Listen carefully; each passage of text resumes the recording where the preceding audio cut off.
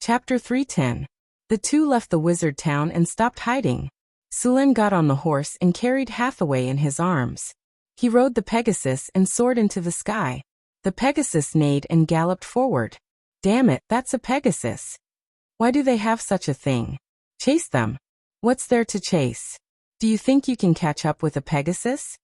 Just as Sulen and Vivian left quickly on the Pegasus, 3 people in black wizard robes suddenly ran out from the woods below and looked at the figures disappearing into the sky. Sulen didn't know that there were a few wizards ambushing him. Even if he knew, he wouldn't care. According to the speed of the Pegasus, the wizard's flying spells were far from being able to catch up with it. Unless they had flying magic items, such as magic carpets or airships. Flying items were not common in this world because wizards preferred to use teleportation spells instead of flying slowly when traveling long distances. The Pegasus carried the 2 of them across the sky like a shooting star. Finally, 2 hours later, they arrived at the northern town city. Letting the Pegasus rest and play by itself, Sulen excitedly carried Hathaway back to the bedroom in the Lord's castle. Then he pulled Phyllis and the 2 little maids over to play a Russian roulette game. Early the next morning, Sulen got up feeling refreshed. Although it cost a lot to attend the auction this time, he got all the things he wanted and bought them. In addition to the elemental crystal cores to build the arcane garden, he also got 7 advanced soul crystals.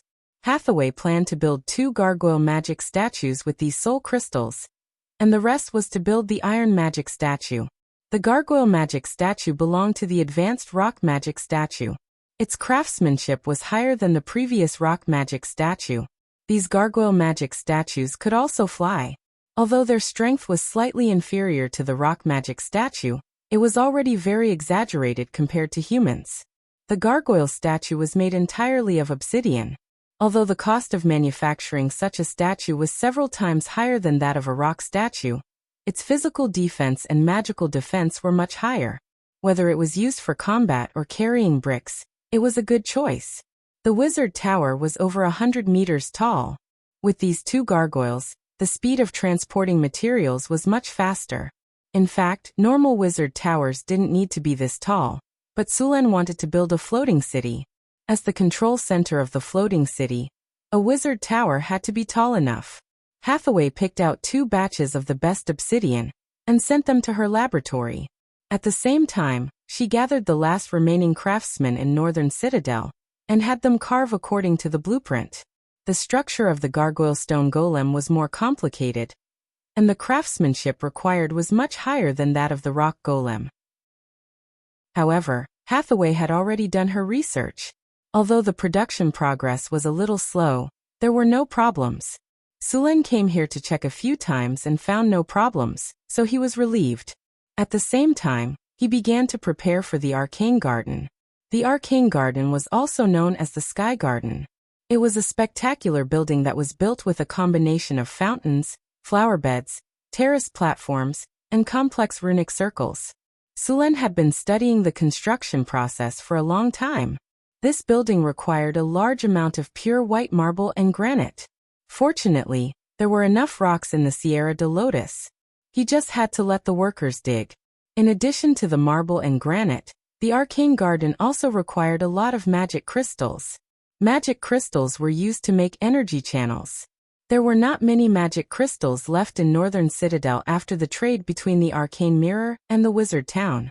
They would have to wait for the Crystal Beast's magic crystals to mature next month. The fountains in the garden were even easier to make. Sullen's Earth Spring was too easy to make. There were a lot of runic circles in the Arcane Garden, and they needed to be made slowly. The only way to build the Arcane Garden was to use Earth Elemental Crystal Cores. Only Earth Elemental Crystal Cores could make the soil suitable for the growth of magic plants. Other fire, water, and wind elements were not suitable. Elemental Crystal Cores were very rare in the main material world. They were only produced in large quantities in the elemental plane. Intermediate and low-level elemental crystal cores could be obtained by killing giant wind elementals. However, not every elemental creature could drop an elemental crystal core. In the 4 major elemental planes, the giant elemental creatures could only be regarded as small fish, and the elemental elders were the mini-bosses. The more powerful ones were the demigod-level elemental jinns like the wind jinn. The wishing spell in the sorcerers was to summon the elemental jinn, and then fulfill it. There were also 4 elemental gods living in the depths of the elemental plane. They were the real big bosses. Before the era of the Arcane Empire, the demons of the bottomless abyss wanted to conquer the multiverse. As a result, as soon as they came out of the abyss, they bumped into the oldest elemental gods. Then, these elemental gods brought a large number of elemental creatures, and directly smashed the demon army. No one knew how many elemental creatures there were in the elemental plane. It was said that after elemental creatures died in other planes, they would be resurrected in the elemental plane. However, their past memories would certainly not be retained. Unless they were at the level of the elemental elders, they would not have any memories. Sulen took the earth elemental crystal core and studied it. It was a piece of earthy yellow crystal. The core was not circular. Its surface had many flat surfaces, and the overall appearance was close to a circle. This thing had many uses. It could affect the size of the gravity within a range, and it could make the land in an area fertile. At the same time, the energy consumed in the earth elemental crystal core would slowly be absorbed from the surrounding air. In theory, as long as the consumption was not excessive, the energy of this earth elemental crystal core would not be exhausted. In the future, if he wanted to build a floating space city, he must use earth elemental crystal cores above the legendary level to create gravity for the floating space city. This way, after the floating space city entered the astral plane, the things inside would not float up.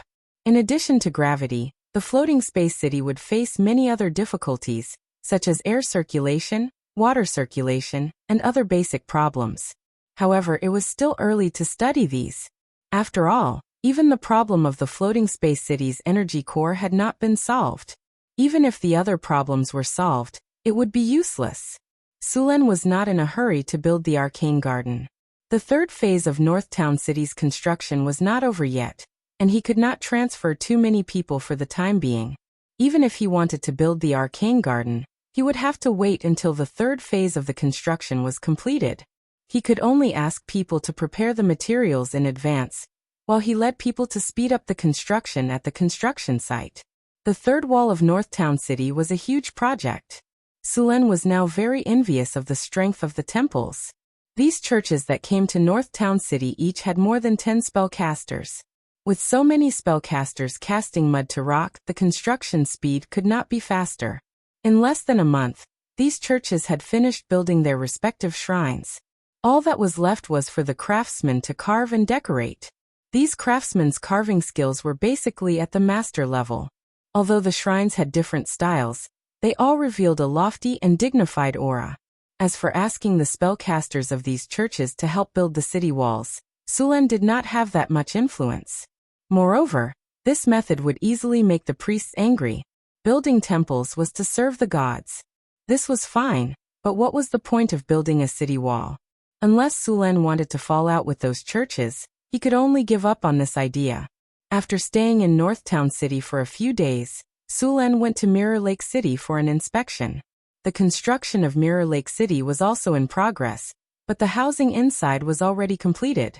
The planning of Mirror Lake City was in fact a replica of Northtown City. The city was divided into markets, and these markets were for residential housing. Now there were more than 20,000 people living here. In addition to the housing, the market, business district, production district, city square, and city hall of Mirror Lake City had not been built yet. The original order was to build the housing first to solve the housing problem. As for food, Mirror Lake City still needed Northtown City's support for food. Of course, meat was not needed. This place was close to Mirror Lake, so there was an abundance of fish. Occam, the city lord of Mirror Lake City, had done a good job. Next, Mirror Lake City would need to build roads, city hall, business district, production district, and other areas. At the same time, they would need to cultivate more land outside the city. Mirror Lake City needed to feed itself as soon as possible. Sulen did not develop Mirror Lake City to create a burden for himself. There were still many kobolds, gnomes, gnolls, and other monsters around Mirror Lake City, so the army would clear them out every day. At the same time, they would capture the slaves to build the city. Compared to North Town City, Occam was much crueler to the monsters. Some monster slaves died almost every day. Knock, knock, knock. There was a series of hurried knocks on the door. Come in.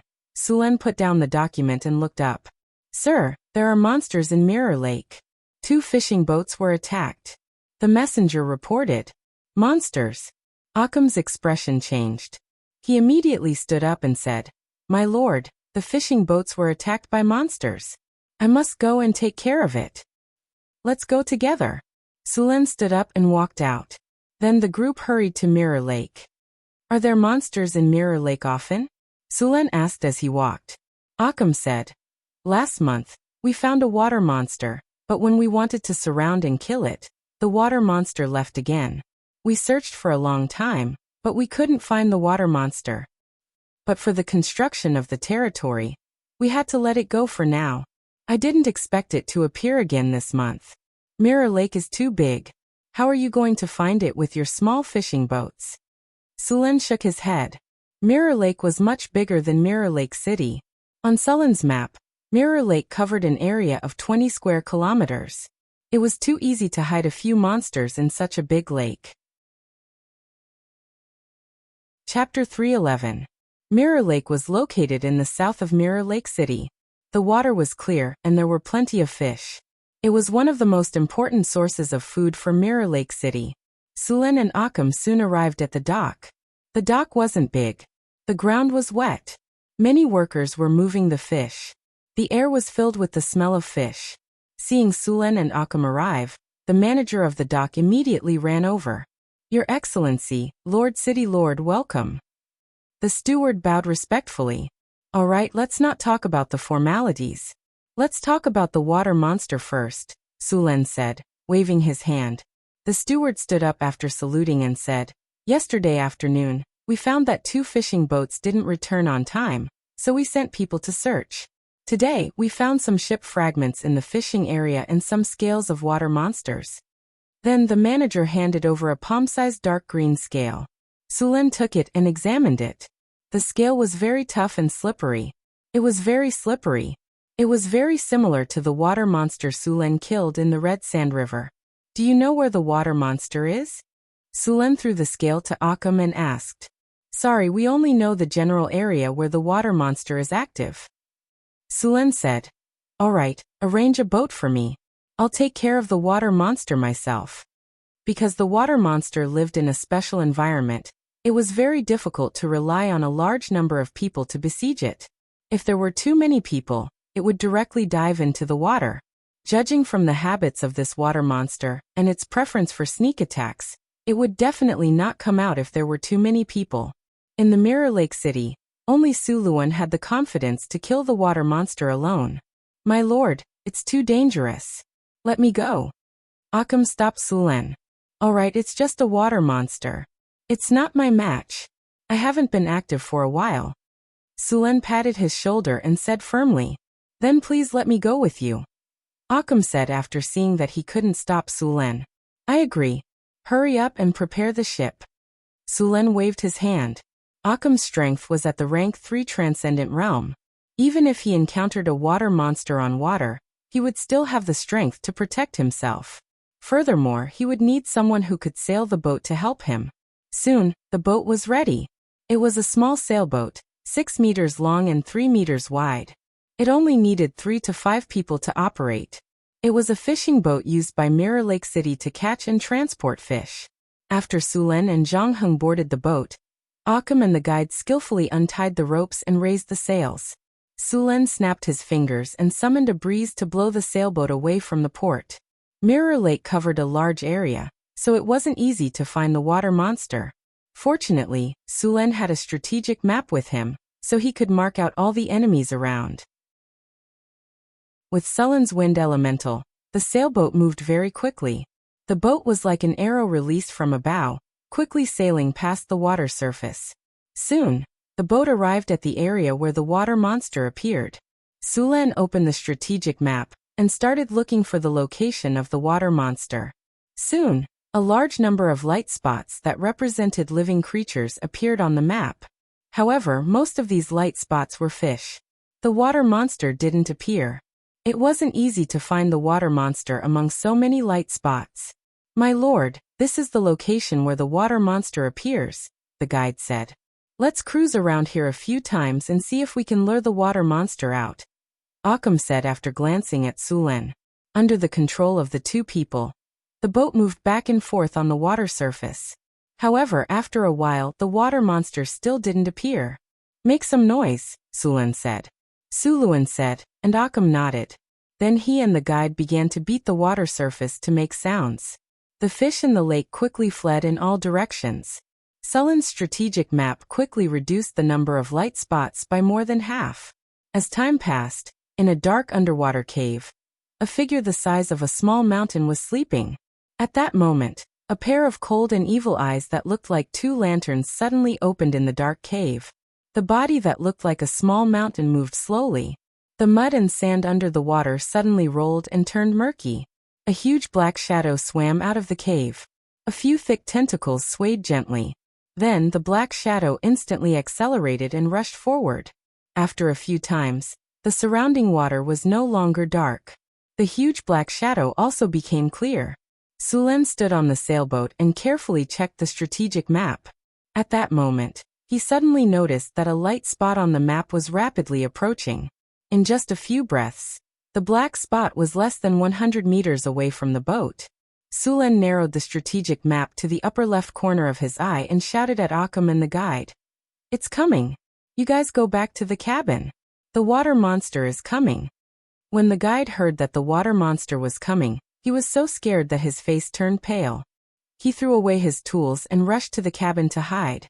Occam, on the other hand, took out his weapon and was eager to fight. "Don't attack on the boat. Don't let the water monster crash the boat. If that happens, we'll have to swim back," Sulen warned Occam. At the same time, Sulen circulated the energy in his body. Suddenly, an undercurrent appeared under the water surface. Then, the undercurrent suddenly exploded and pushed the water monster that couldn't dodge in time out of the water surface. A water monster that was more than 10 meters tall like a small mountain appeared on the surface of the water. The body of the water monster was similar to a human, and had 4 limbs like a human.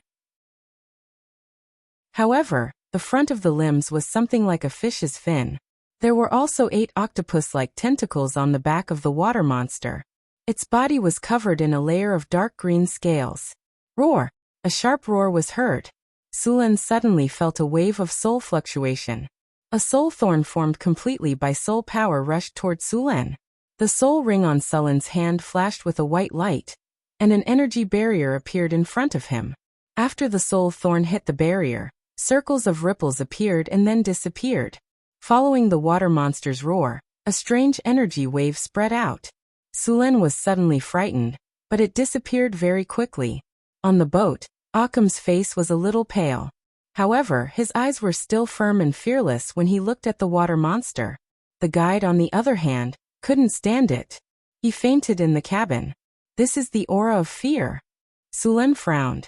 This water monster had a domain-type ability. This ability was very similar to the dragon's aura. It didn't consume any energy, and there was no limit to the number of times it could be used. With this ability, there was basically no need to worry about being surrounded by an army. As long as the aura of fear was activated, those who weren't strong enough and didn't have a strong will wouldn't even have the courage to face it. Of course, this water monster's aura of fear was a little weaker than an adult dragon's aura. However, it was enough to deal with ordinary people. A legendary level water monster. Sulen took a deep breath. He looked at the water monster with a much more serious expression. Mystic Ice Slash.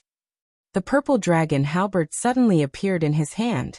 In the next second, 3 cold ice blades flew out from his weapon. Wherever the ice blades passed, the water instantly froze. In the blink of an eye, they were in front of the water monster. The tentacles on the back of the water monster waved. A powerful water column suddenly appeared and hit the 3 ice blades. The ice blades collided with the water column and were frozen into ice pillars. Water walking. Underwater breathing. 2 beams of light flashed past Sulen's body. After using water breathing, Sulen directly jumped off the ship and rushed toward the water monster. Roar! A sharp roar sounded. The water monster floating on the water roared and quickly waved its fin-like arms. At the same time, it opened its mouth and spat out a dark green water arrow. The surrounding air was filled with a rotten and sour smell.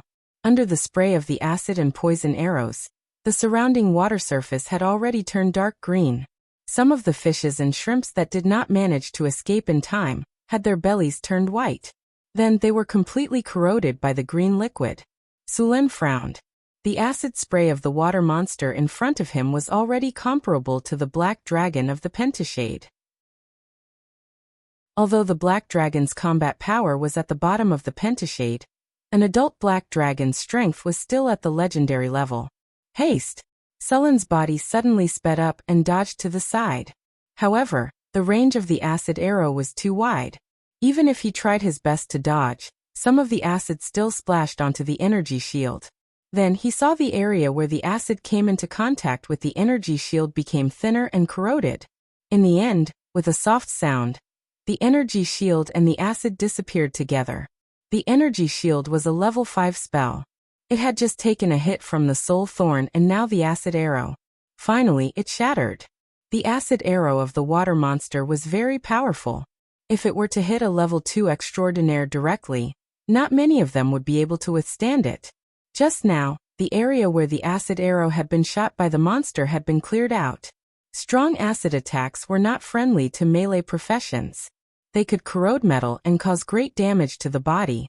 Even if one could pass the constitution test, there would be terrible scars after the wound was healed. Only melee professions with more than 20 constitution and advanced tenacity and regeneration could ignore this kind of attack. Seeing that Sulen had dodged the acid arrow, the water monster turned its huge body and quickly rushed up. Although it was a little surprised by Sulen's escape, as the strongest overlord in the water, it didn't think that the little human would be a match for it. As a water monster, the lake was its home ground. It was like a fish in water here.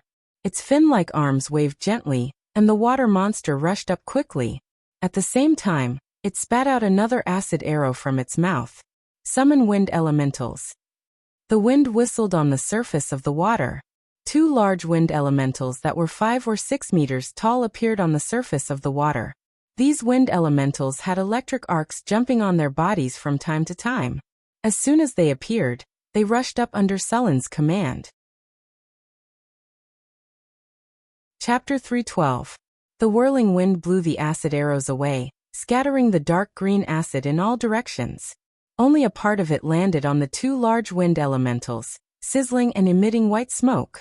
However, compared to the wind elemental's height of 5 to 6 meters, the consumption was not even worth mentioning. The 2 wind elementals stirred up a gust of wind and rushed towards the water monster. The huge tentacles on the back of the water monster waved quickly, whipping the wind elementals. The huge body of the wind elementals only lasted for a few seconds before they exploded into a cloud of smoke. Thunderstorm. A rolling thundercloud suddenly appeared, followed by a blue lightning bolt as thick as a water bucket, striking the water monster. The powerful electric current directly shocked the water monster, causing its body to convulse and its tentacles to sway disorderly. However, the damage was not as great as Sulen had imagined. More electric current was channeled into the surrounding lake water. Blue electric arcs jumped on the surface of the water, and soon disappeared without a trace. 2/3 of the power of the thunderstorm spell dissipated into the surrounding lake water. As a legendary creature, the water monster had high magic resistance, and the greatly reduced thunderstorm spell did not cause any serious damage to it. At most, it made it feel a little uncomfortable, and its body became numb. If this was on land, such a powerful thunderstorm would have at least charred the water monster black. Unfortunately, this was the enemy's home ground. After seeing that the thunderstorm was not as effective, Sulen decisively cancelled the thunderstorm. The huge power of thunder and lightning filled the purple dragon halberd. Although the damage of the thunder and lightning was not good, the additional numbing effect was not reduced at all. After adding the water walk buff, Sulen could walk on water as if it was flat ground. After seeing that the effect of the thunderstorm was greatly reduced, Sulen tapped the ground with the tip of his foot, and quickly rushed towards the water monster. Silver Dragon Inverse Scales Spear. As the purple dragon halberd was waved quickly, a silver dragon appeared. The dragon's body flashed with lightning, and in the next second, it directly rushed towards the water monster. The water monster that had just recovered from the numbing effect did not have time to dodge. Bang! The water monster's massive body was sent flying nearly 30 meters away. Its originally streamlined body was now riddled with bone-deep wounds. A large amount of blood gushed out from the wounds. Although the water monster looked miserable, its injuries weren't as severe as one would imagine. However, this water monster was unlucky enough to be paralyzed once again. This made using lightning attacks very annoying. Every attack would go through a test of paralysis. Once it failed, it would enter a state of paralysis. Lightning attacks had a very high chance of paralysis. Half Moon Slash. A crescent-shaped light blade flashing with lightning suddenly appeared. Then, it quickly rushed towards the water monster, while sticking close to the surface of the water. After recovering from its paralysis state, the water monster immediately summoned a huge water shield. The light blade slammed into the water shield, splitting it in half. Then, it turned into countless water droplets and fell into the water. Although the light blade had broken through the water shield, it had consumed most of its energy. Then, it collided with one of the water monster's tentacles. After leaving a scar on the tentacle, the light blade completely dissipated. Sullen's body quickly glided across the water. In a breath's time, he had crossed a distance of 30 meters and arrived beside the water monster. In front of him, the water monster that looked like a mountain of flesh had just finished casting a spell. At this time, the water monster was in a state of exhaustion and had yet to recover its strength. Sullen's target was its chest and abdomen. From here, he could directly attack the water monster's internal organs. Although he didn't know where the water monster's heart was, and the water monster's body was too big, Sulen wasn't confident that he could hit its heart in one hit. So his goal was to open its chest. Dark green scales covered its body. Sulen waved the purple dragon halberd, and at this time, the water monster forcefully dodged. At the same time, the tentacles on its back swept towards Sulen. Sulen quickly twisted his body and easily dodged the attack. At the same time, the purple dragon halberd in his hand stabbed towards the scales on the water monster's abdomen. Slash! It felt like a knife cutting through cowhide. Although there was a lot of resistance, the purple dragon halberd still quickly pierced through the scales, cut open the water monster's tough skin, and stabbed into the water monster's muscle layer. After piercing into the muscle layer, the purple dragon halberd was like a scalpel, quickly sliding upwards along the muscle texture. After Sullen's halberd broke through the water monster's defense and left a 1-meter-long wound on its abdomen, the water monster's tentacles frantically whipped towards Sulen. Sulen didn't take it head-on. His body flashed, and he pulled out the purple dragon halberd and quickly retreated. When the purple dragon halberd was pulled out, it also brought out a large piece of flesh, and the water monster's wound became even more serious. Dark green blood splattered, and some of it landed on Sullen's body. The water monster's blood was like a strong acid, and it had a strong corrosive effect. However, this kind of corrosive effect didn't have much effect on Sulen. With his legendary tenacity and 38 points of constitution, the blood only corroded a few black spots on his skin, and he quickly recovered. After dodging the water monster's swipe again, Sullen's purple dragon halberd drew an arc in the air, and then swept towards the water monster again. Flurry. The purple dragon halberd instantly split into countless afterimages, and these afterimages all pierced towards the water monster. Dark green flowers bloomed on the water monster's body, and for a moment, the water monster's body was covered in wounds. The intense pain caused the water monster to constantly hiss, and its sharp roars caused Sullen's ears to tingle slightly. It had to be said that the difference in size in a battle was very obvious. Sullen's attack on this water monster was like stabbing an adult with a needle. Although the wounds were bleeding and painful, the damage was not enough to kill it. Faced with the storm-like attacks, the water monster's eyes turned red. The intense pain made it even crazier, and the 8 tentacles behind it attacked wildly. Faced with the water monster's counterattack, Sullen's purple dragon halberd constantly blocked, and his body twisted to dodge, but he was still hit a few times. Fortunately, he reacted quickly, and was not caught by the water monster's tentacles. Faced with the water monster that seemed to have 8 arms, Sulen was also a little tired. Who told him to only have 2 arms? With so many arms attacking at once, this was cheating, ambushing, and not caring about martial arts ethics at all. Thunder Domain. Powerful thunder energy quickly surged out from Sulen's body, and his body was covered in a layer of jumping thunder and lightning. The purple dragon halberd was completely covered in thunder and lightning, as if it was a weapon made of countless thunder and lightning. After activating the Thunder Domain, a 30-meter area around Sulen was completely covered in thunder and lightning. Within this area, except for Sulen, all the enemies would be attacked by the thunder and lightning in the air every second. Every thunder and lightning attack would cause some damage, and they would also be paralyzed.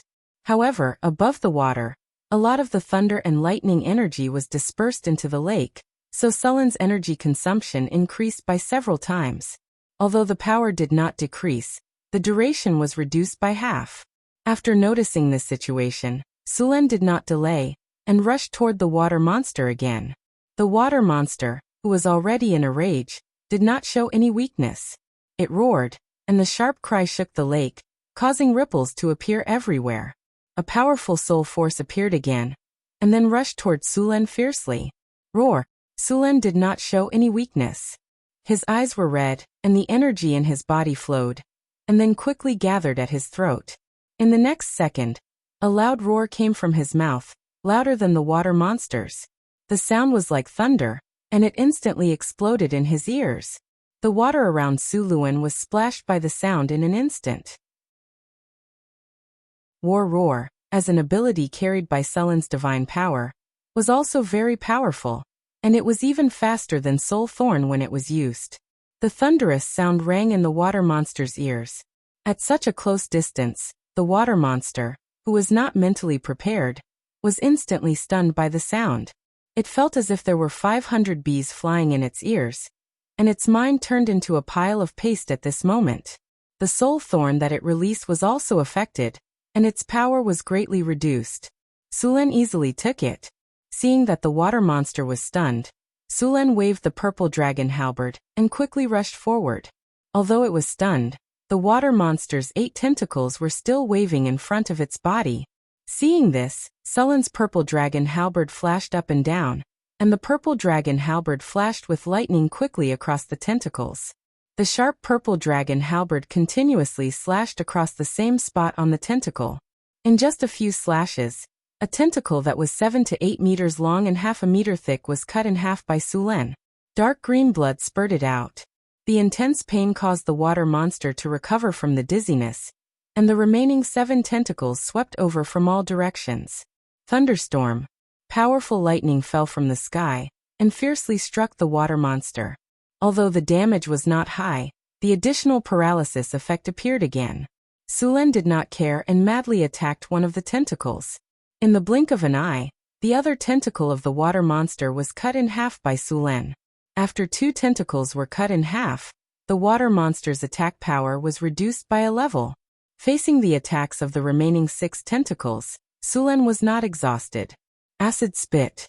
Seeing that Sulen was tangling with the tentacles and was beginning to gain the upper hand, the water monster once again spat acid at Sulen. However, Sulen, who had activated his Thunder Domain, did not dodge this time. The distance was too close, and the water monster's acid had a wide range. The effect of dodging was not good.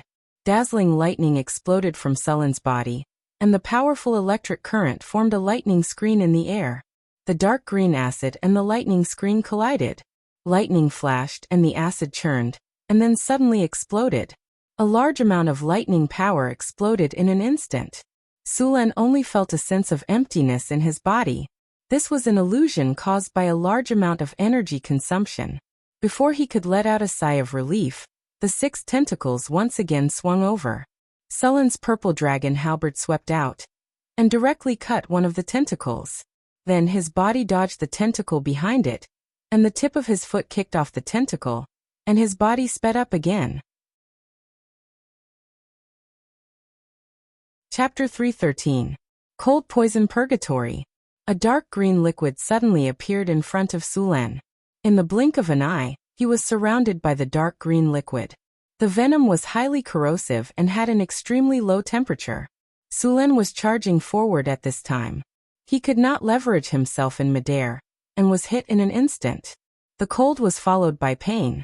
Sulen's body was frozen in an instant. The venom and corrosive power were constantly trying to destroy Sulen's body. However, as soon as they entered Sulen's body, they were directly destroyed by the lightning power in his body. The water monster paid a great price and finally killed Sulen. The few remaining tentacles rolled up the dark green ice around Sulen, preparing to kill Sulen completely. Crack. At this moment, the sound of ice breaking came from the ice. Before the water monster could react, a large number of ice cubes suddenly shattered. Sulen's body was wrapped in lightning. A terrifying lightning power gathered around him. Entanglement. 6 tentacles suddenly rushed over, wanting to completely strangle Sulen. However, as soon as they came within 3 meters of Sulen, the explosive lightning power paralyzed all the tentacles. Lightning flashed all over the sky.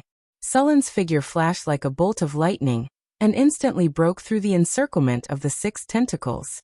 He crossed a distance of more than 10 meters, and appeared near the water monster's body.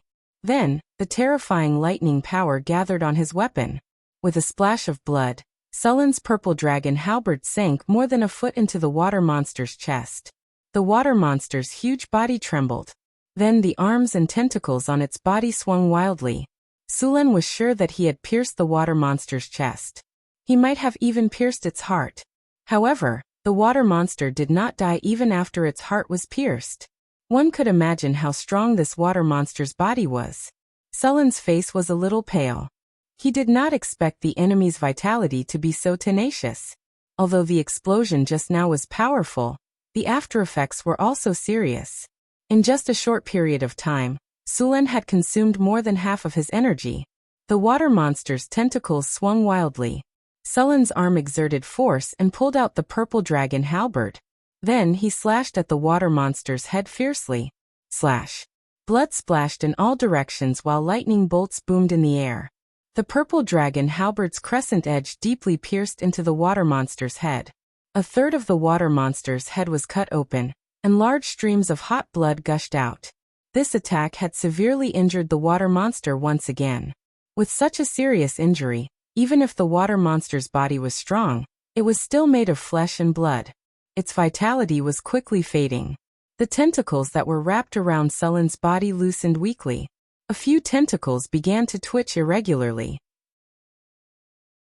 Finally, with a bang, they fell into the lake.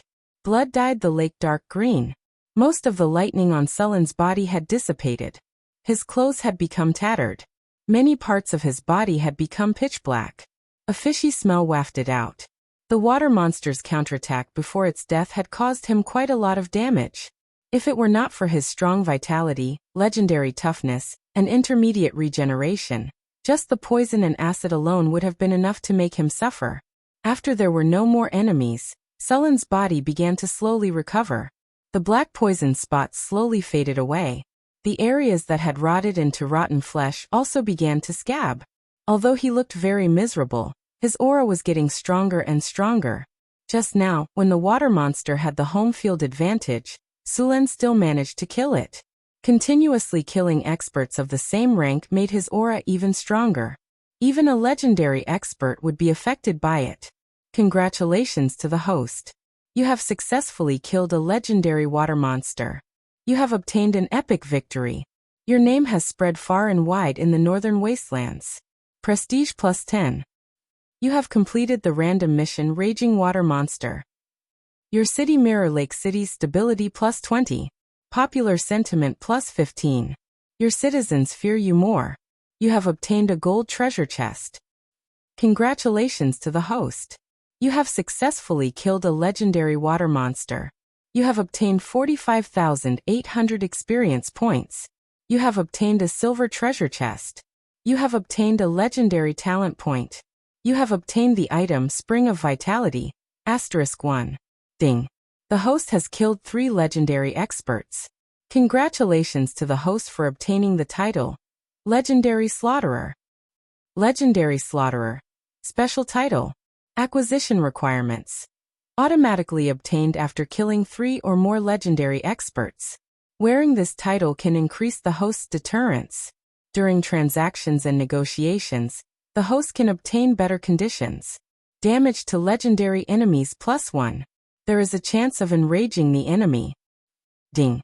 After arduous training, you have mastered weak poison resistance. Weak poison resistance. During the battle with the legendary water monster, you have been eroded by poison multiple times. Moreover, with your strong physique and regenerative ability, your poison resistance has increased. From now on, you will be immune to poison damage up to 5 points. When receiving magic or physical attacks, any damage with poison effects will be reduced by 5 points. Ability requirements.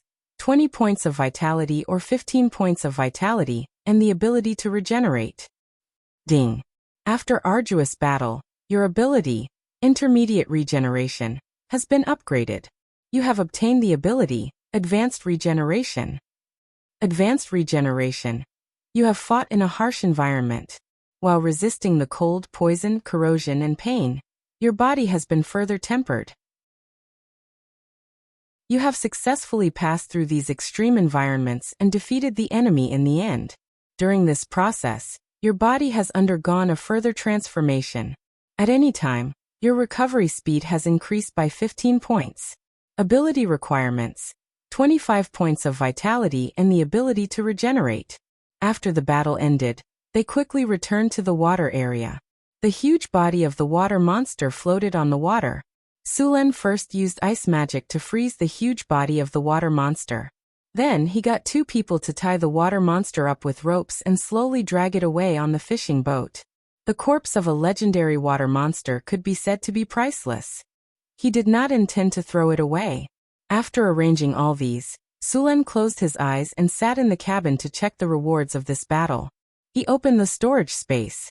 At this time, there were 2 treasure chests in the storage space. Sulen took a deep breath and chose to open them. A beautiful special effect flashed, and the cold voice of the system rang in his ears. Congratulations, host, you have opened the platinum treasure chest. You have obtained 1 storage space upgrade voucher. Storage space upgrade voucher? Sulen's eyes lit up. He then asked the system, how big will the storage space become after each upgrade? After the upgrade, the storage space will increase from the current 10 cubic meters to 50 cubic meters. Do you need anything else? What is the success rate? Sulen asked with a happy face. Because the host has obtained the storage space upgrade voucher, you don't need anything else for this upgrade. The success rate is 100%.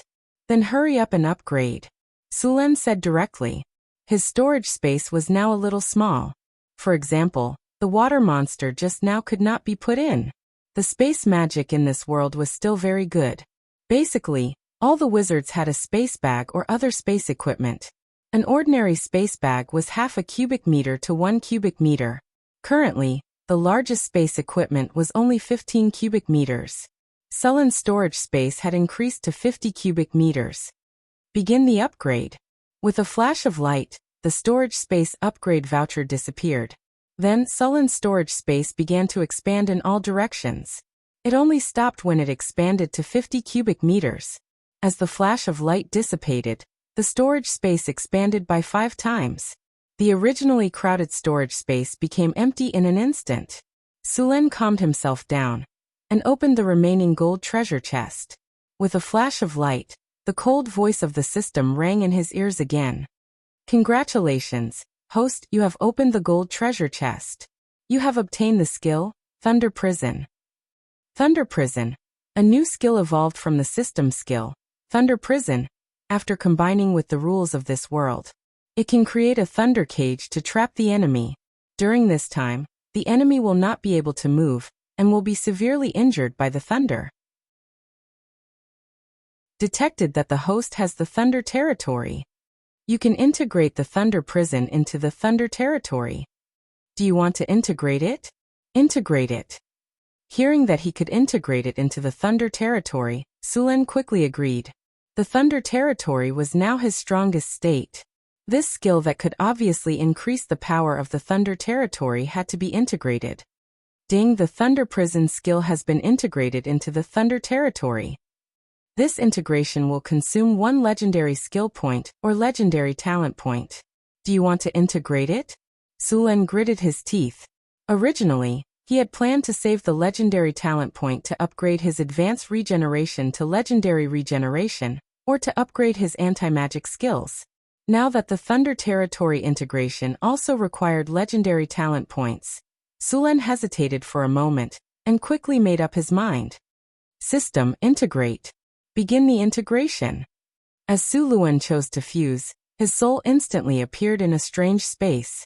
It was not the first time he had entered this space. His soul began to expand rapidly, and endless power surrounded him. The faint lightning symbol in his soul began to flicker with dazzling light, and at the same time, the lightning symbol became more solid. At this moment, he seemed to have understood a lot, but also seemed to have understood nothing. It felt like only a second had passed, but it also felt like countless years. At this moment, a strong sense of repulsion appeared, and Su Luan's soul instantly left that space.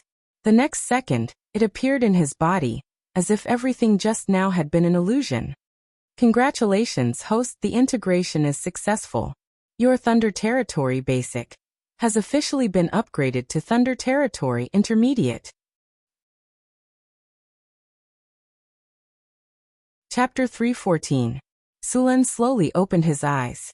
After a tough battle, his empty body was once again filled with energy. Traces of lightning energy scattered from his body, and the wounds on his body had already healed. If it were not for the color of the wounds, it would be as if he had never been injured. Even the places on his body that had been corroded by acid and poison were quickly recovering. The poison had completely disappeared, and the black rotting areas were quickly scabbing and then shedding. In less than 10 minutes, these areas had returned to their original state. The advanced regeneration talent was indeed very powerful.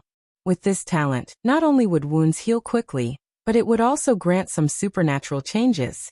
For example, as long as a broken limb was reattached to the body's regeneration ability would regenerate the limb and the body. It was said that with the legendary regeneration talent, even if a broken limb was completely destroyed, the body would grow again after a period of time.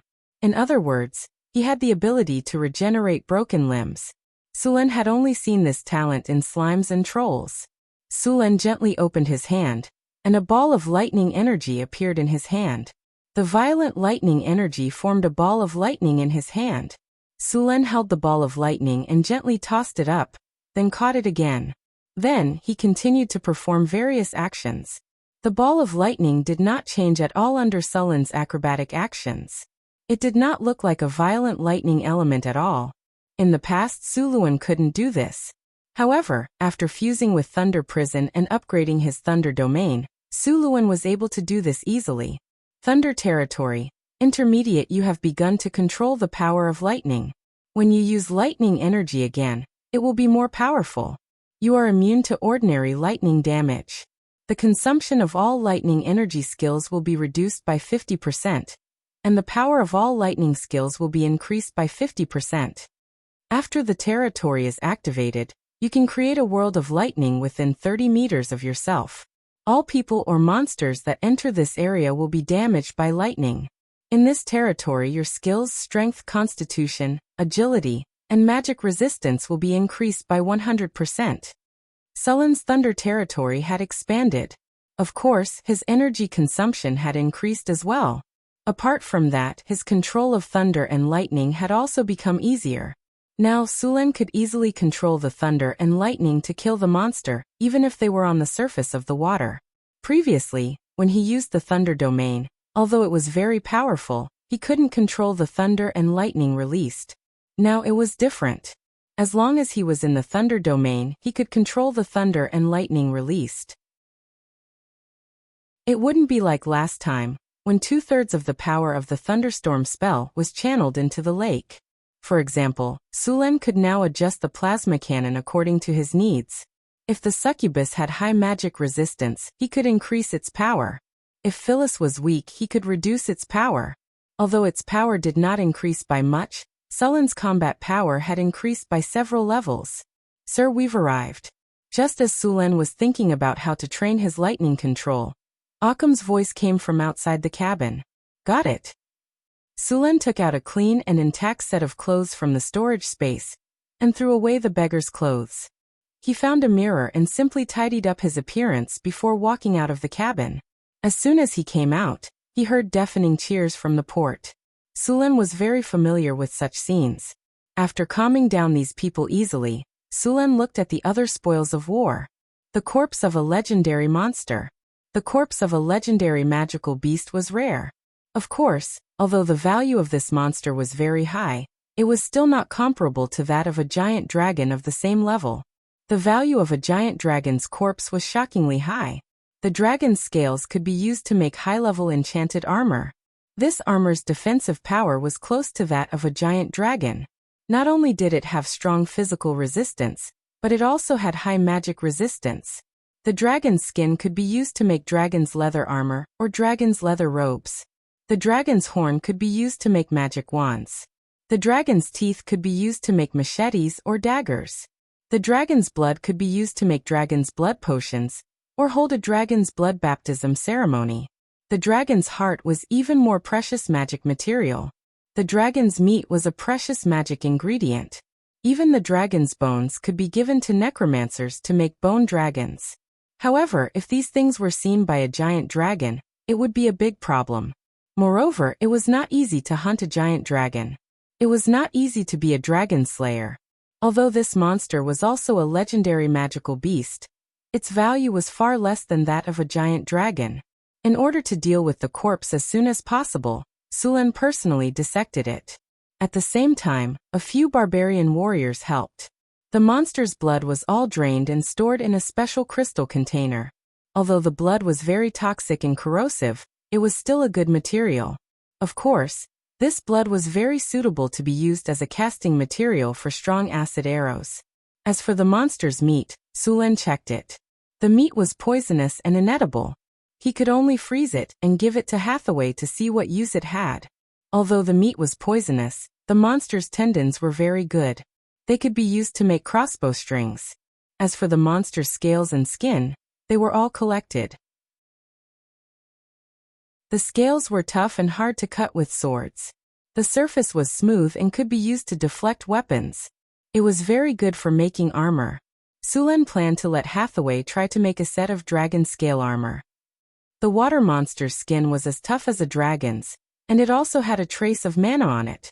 It was a very good magic material, perfect for making wizard robes. As for the water monster's 8 tentacles, they were huge. Each tentacle was more than 10 meters long and 1 meter in diameter. How was he going to make such a big squid leg? Coating it with seasoning and barbecuing it? How big would the barbecue grill be? However, thinking about how delicious the squid leg was, Sulen decided to bring it back and let Frodo, the head chef of Northern Town City, try it. A huge water monster was quickly cut up. As for the magic core, he couldn't find it even after searching for a long time.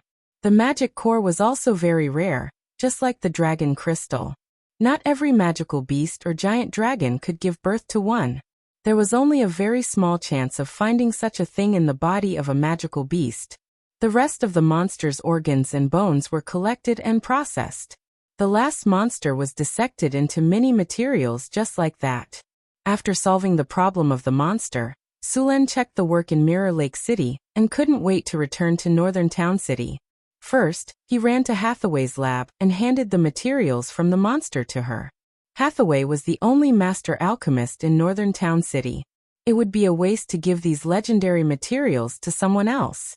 After seeing so many legendary materials, Hathaway was so surprised that she couldn't close her mouth. She put down her work and took the materials directly to the lab to study. Sulen shook his head and left the lab. The construction of Northern Town City was still progressing steadily. When Sulen returned to the Lord's castle, he saw a gargoyle golem working on the wizard tower that was under construction not far away. This golem was powerful, tireless, and could fly. It was the best tool. 996 and 007 were nothing compared to this golem. The golem could work 365 days a year. It didn't need to be paid and could work at any time except for charging. It was perfect. The only downside was that it was expensive to build. After killing the monster, Sulen was still a little tired. After returning to the Lord's castle, he had a simple dinner and found a few ladies to talk about life. In the next few days, Sulen didn't go out again. He wanted to take a good rest and wander around the city every day. On the fourth day, Sulen found some craftsmen to make something. After killing the orc chieftain, he got a crossbow talisman, which could be used to recruit crossbowmen. He also learned how to make crossbows. Compared to bows and arrows, crossbows were much better. It took 2 to 3 years to make a suitable bow, and it also took a long time for the archer to train. Crossbows were different. Although the structure of a crossbow was complicated, it didn't take as long as a bow and arrow. As long as the style and specifications of the crossbow were determined, they could try to standardize the production. Even if some crossbows were damaged, they could be used again with new parts. Crossbowmen didn't need to train for a long time like archers. As long as they had the strength and understood orders, they could line up and shoot. The range of a crossbow was also longer than a bow. The only problem was that it took a long time to load a crossbow. An archer could shoot a few arrows, but a crossbow couldn't shoot 2 arrows. Therefore, crossbowmen had to line up and have enough people. He asked them to line up and shoot in turns according to the 3-stage shooting method. This method could make up for the lack of shooting speed to a certain extent. Sulen found some craftsmen to set up a weapons bureau, and started to research how to make crossbows. The crossbows given by the system were the most basic ones. If the crossbowmen wanted to level up in the future, they could only upgrade by replacing them with better ones. Sulen planned to train the militia in the northern town to use crossbows. The regular army only had a small number of crossbowmen. Since the militia didn't have much time to train and weren't very strong, it was very suitable for them to use crossbows. They only needed to train the commands and formations, and they would continue to work during the rest of the time. When there was a battle, they could immediately equip themselves with crossbows.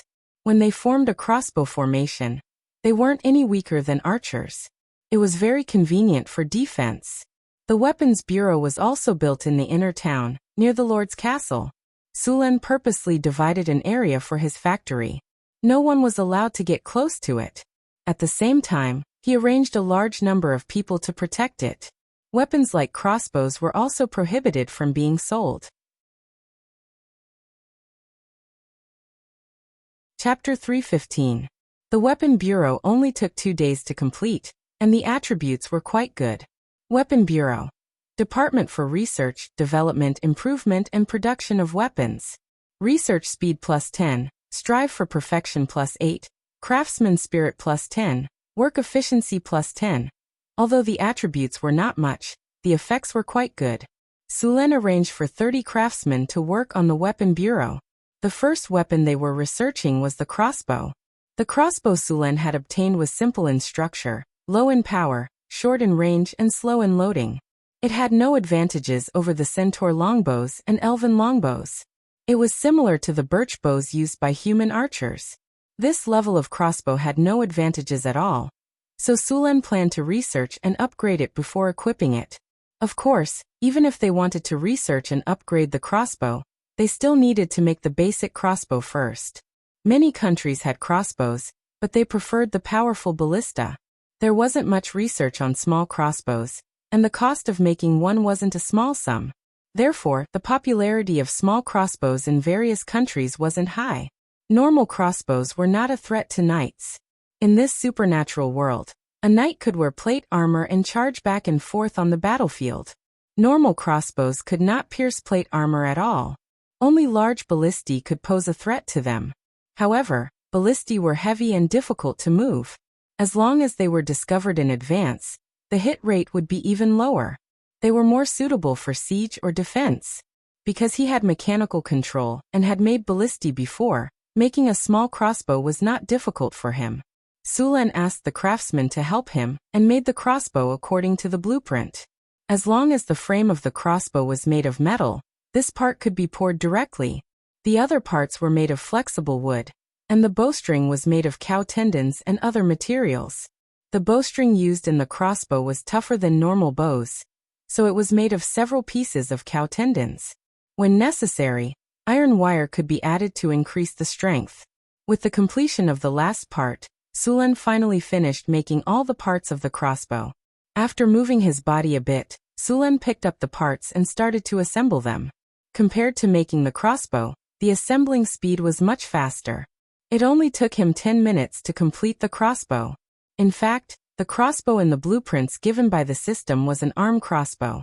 However, the arm crossbow took a long time to load, so Sulen modified it and turned it into a leg crossbow. It was the addition of a pedal at the front of the crossbow. When drawing the crossbow, one foot stepped on the pedal, and both hands pulled the bowstring.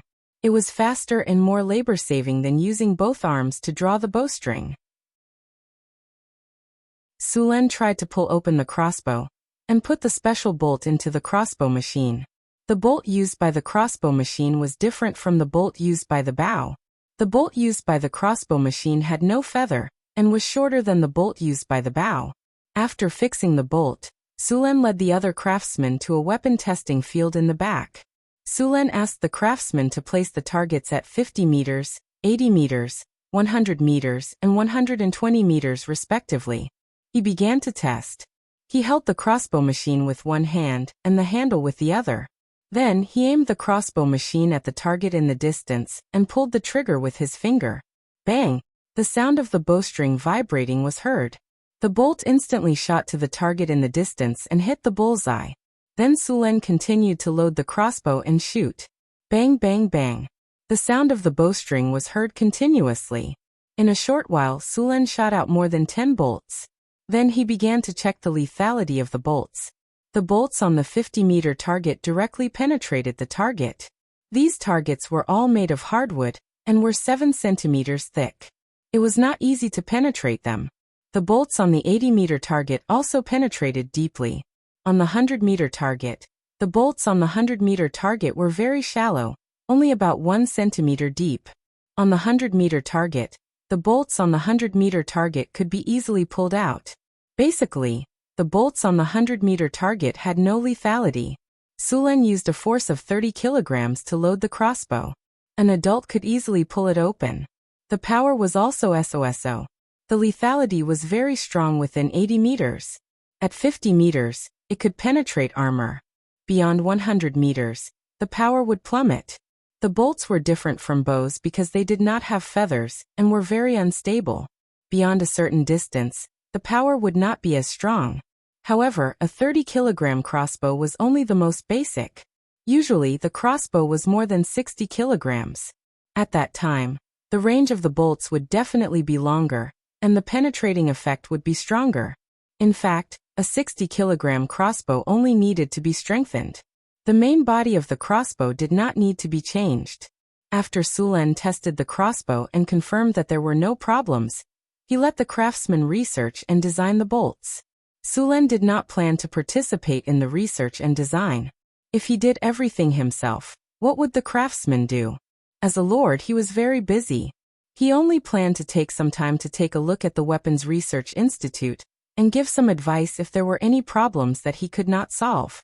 When Sulen established the Weapons Research Institute, the corresponding training in the barracks had already begun. The militia system in North Town was now established. The militia was different from professional soldiers. The militia had a very low salary. They had at least 5 days of training per month. The rest of the time, they worked as usual. The militia's training had also been changed. It was now about formations and getting familiar with all kinds of commands and flags. In fact, military training was mostly about formations. Whether it was spearmen or archers, they all needed to know how to arrange formations. The soldiers in North Town City were currently training the crossbowmen in a phalanx.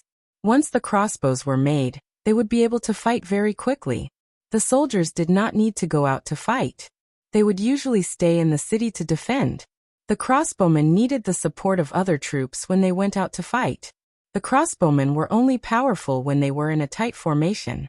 Without a formation, or if the formation was loose, the crossbowmen were like lambs waiting to be slaughtered. At the same time, the crossbowmen needed other troops to protect their flanks. Otherwise, they would be ambushed from the back.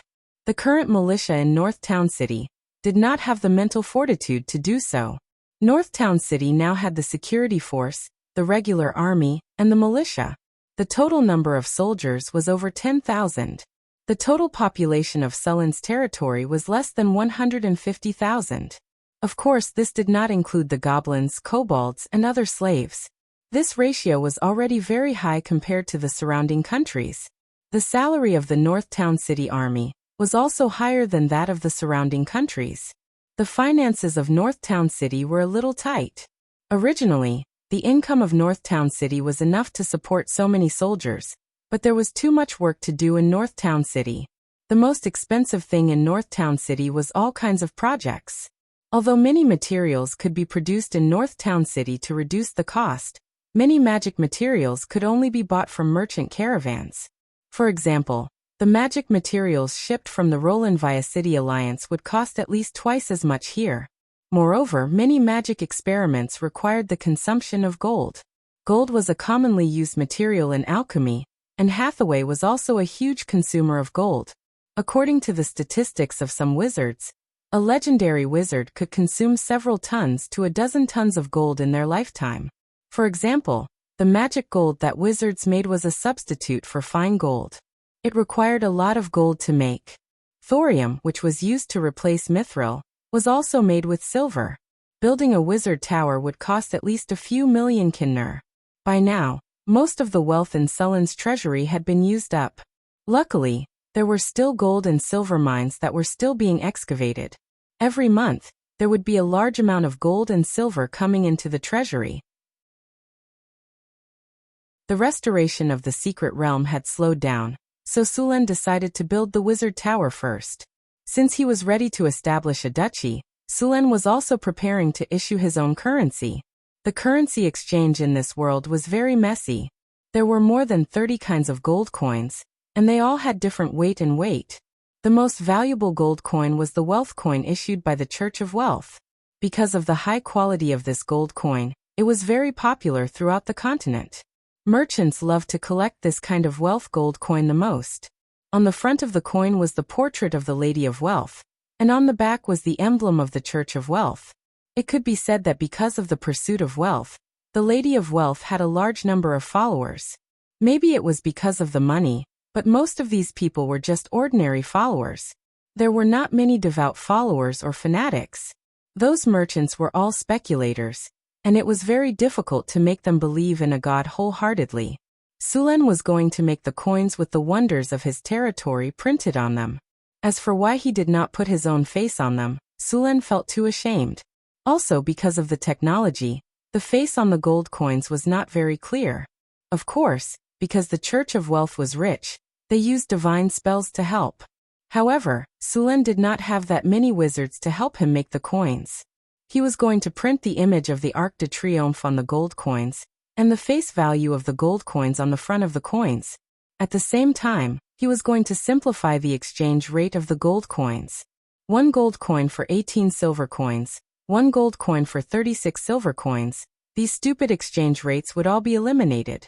He was going to exchange the coins at a rate of 1 to 10, but the weight of the gold coins had to be controlled. He could not lose money.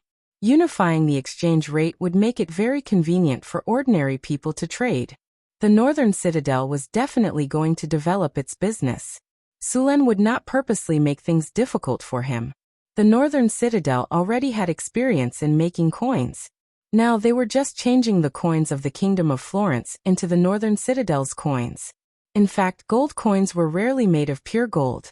Pure gold was too soft and easily deformed. Therefore, some other metals were mixed in to increase the hardness. P.S. Sulin is going to establish a duchy. Asking for the name of the duchy. The Northern Citadel is too out of character.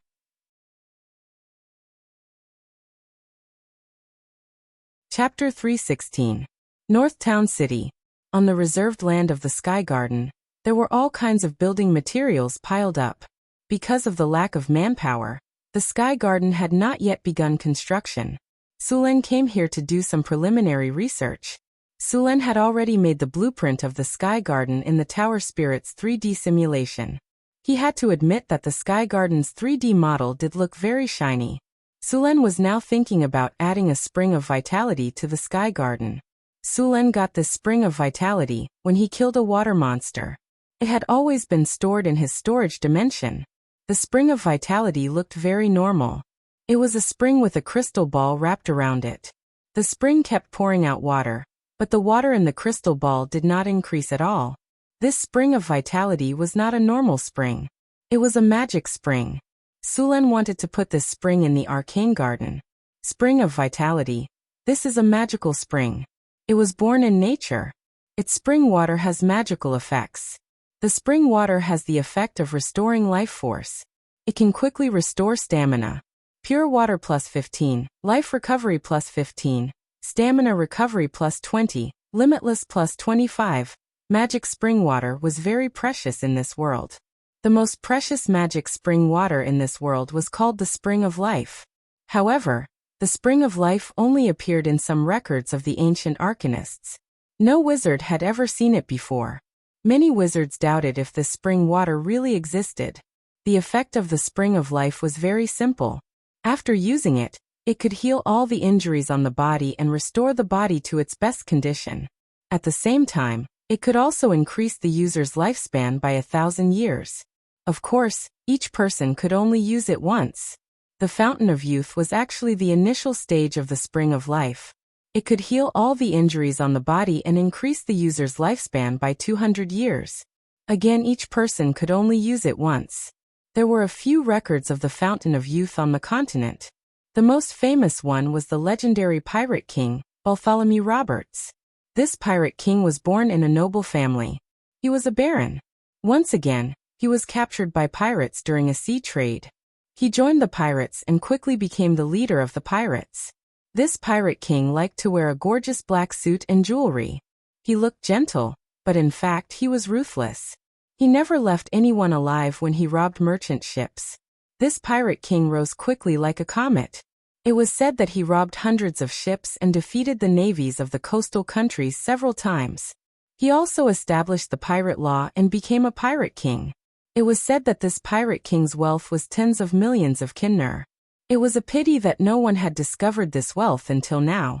This pirate king accidentally entered a sea after a robbery, and finally came to a strange island where he found the Fountain of Youth. Unfortunately, he did not live to be hundreds of years old.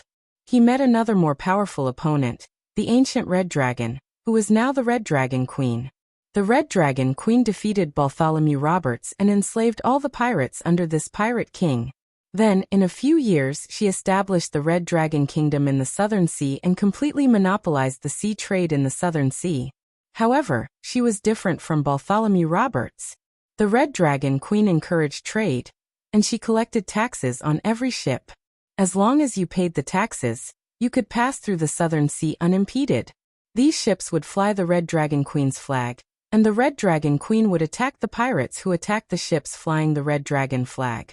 Legend has it that Bartholomew Roberts used the Fountain of Youth to stimulate his life energy, and successfully advanced to the legendary level. Then his rise began. Some people speculated that Bartholomew Roberts hid all the gold, silver, and jewelry he robbed on the island where the Fountain of Youth was found.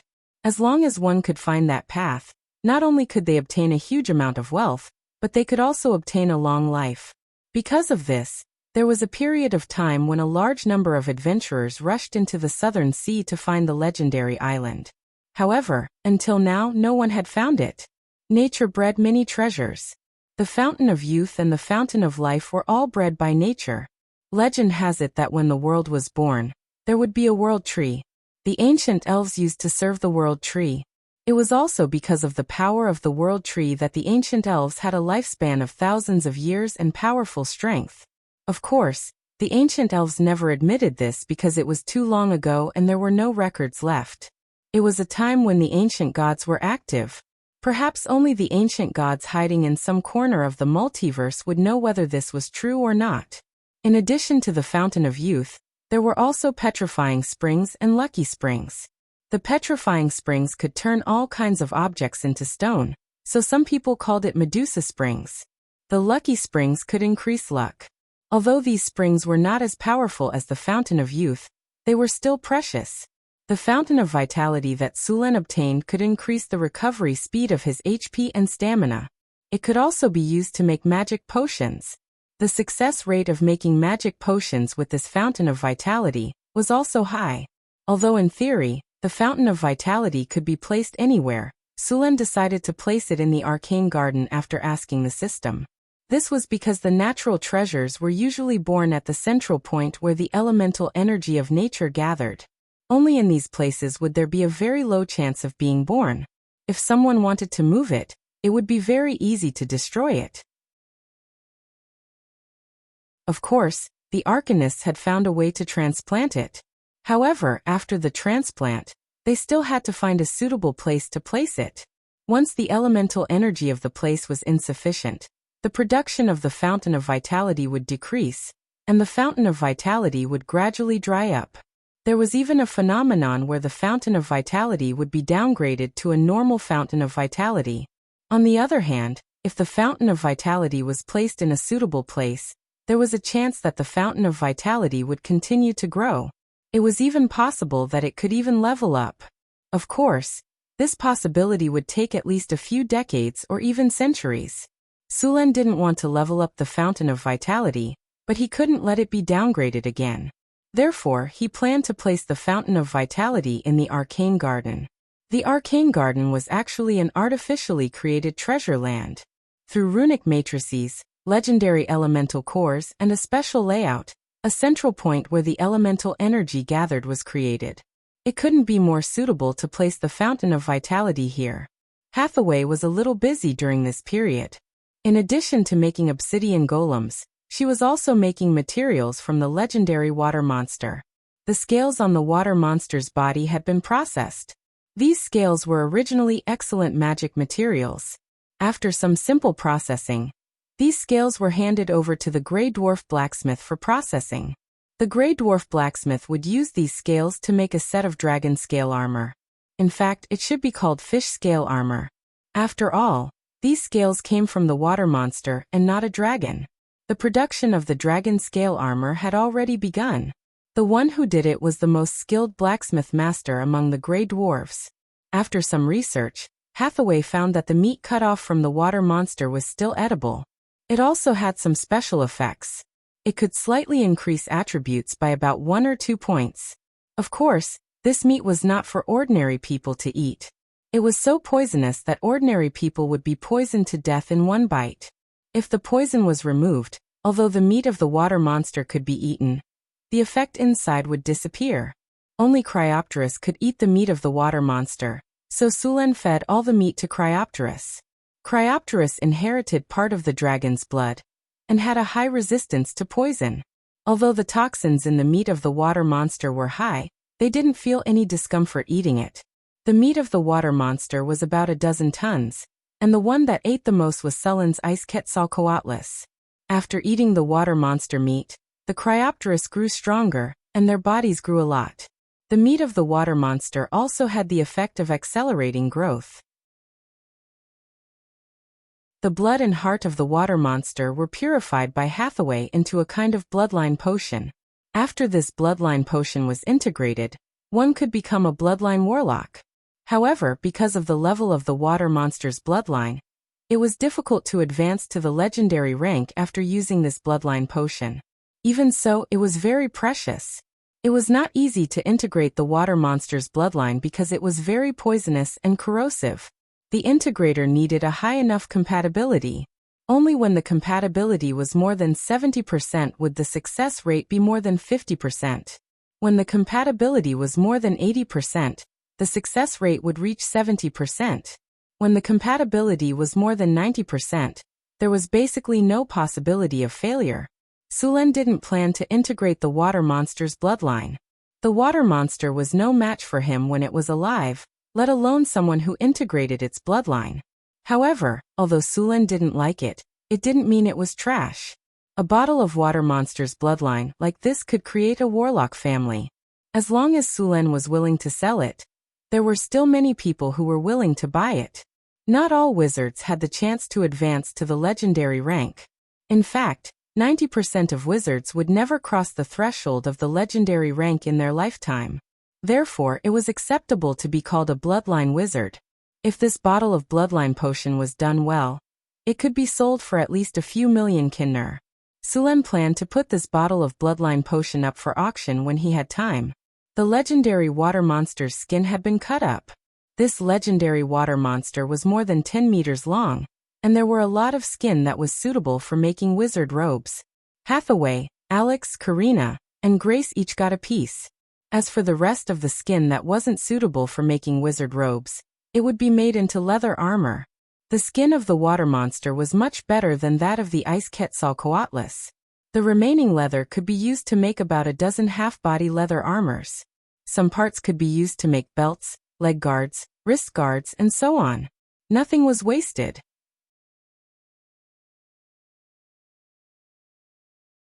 Chapter 317. Hathaway's alchemy shop was doing very well during this period of time. With the wizard apprentices as free labor, and the magic plants in the secret realm beginning to mature, the alchemy shop had a large number of low-level potions. Many merchants saw that the price of the potions was not too high, so they would buy a batch. After the orc invasion, several surrounding countries paid a heavy price and finally drove the orcs back to their hometown. The trade in the North City began to recover. However, in addition to these caravans, Sulen also found that many adventurer teams had also come to the North City. These adventurer teams were preparing to go to the northern wilderness through the city. The northern wilderness was vast, and there were countless monsters and various tribes scattered all over the place. Although it was desolate, barren, and cold, there were still some precious magic plants and high-value magic beasts in many unknown corners. There were still many relics and buildings from the Witch King era, and even the Arcane Empire era left in the northern wilderness. Most of these relics had become ruins, but there were probably many precious things buried in them. Among the adventurers, there would often be some lucky ones who found things left behind by ancient arcanists in the ruins and became rich overnight. Of course, such things did happen, but most of them came up empty-handed. Every year, many adventurers died in the various traps in the ruins. The life of an adventurer was not like the protagonists in the stories sung by bards. There were all kinds of thrilling experiences. Every time, they could turn danger into safety and gain a lot of benefits. Their strength would continue to increase, and finally, they would find the legendary treasure, gain a huge amount of wealth, and become a well-known adventurer on the continent. In fact, the adventurer's life was completely a business of life and death. Some down-and-out adventurers could not even afford to eat. Death was the most common thing among the adventurers. As for the treasure, many people had never experienced it in their lives. There were many adventurers in the North City, which made the city's security a little chaotic. Many adventurers were unwilling to follow the rules of the North City, so they could only let the security army educate these people. Of course, it was not a good idea to chase all of them away. The strength of the adventurers could be said to be uneven, with the weakest being a farmer who had just discovered a hoe, and the strongest being a legendary powerhouse. Moreover, these people were not only capable of causing chaos, but could also be of help if used well. Sulen had the town hall set up an adventurers guild, which specialized in issuing quests and paying rewards for adventurers to complete. For example, clearing monsters, capturing goblins and kobolds as slaves, or purchasing special plants and rare magical plants. Of course, adventurers could also be asked to gather intelligence in the wilderness. On one hand, they were offering quests and rewards. On the other hand, they were cracking down on adventurers who broke the rules. The adventurers of Northern Town City quickly learned to adapt to this city.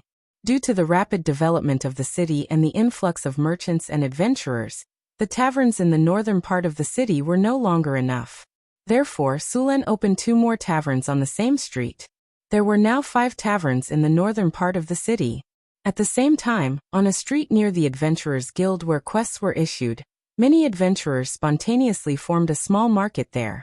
Sulen would occasionally come here for a stroll. There were often some strange things in the market, but of course, most of them were useless trash. "Hey buddy, you're dressed like that. Are you going on an adventure?" Just as Sulen was strolling, a fat man in a dirty linen robe with a wretched face sneaked up to him. Because he was strolling, Sulen did not wear noble clothes. Instead, he was dressed like an adventurer. "Hey, let me finish. Don't be in a hurry to leave." A lot of newcomers like you have come here to try their luck, but most of them returned empty-handed. Some unlucky ones even lost their lives. The northern wastelands are still very dangerous. There are many places that cannot be conquered with brute force. You need more information.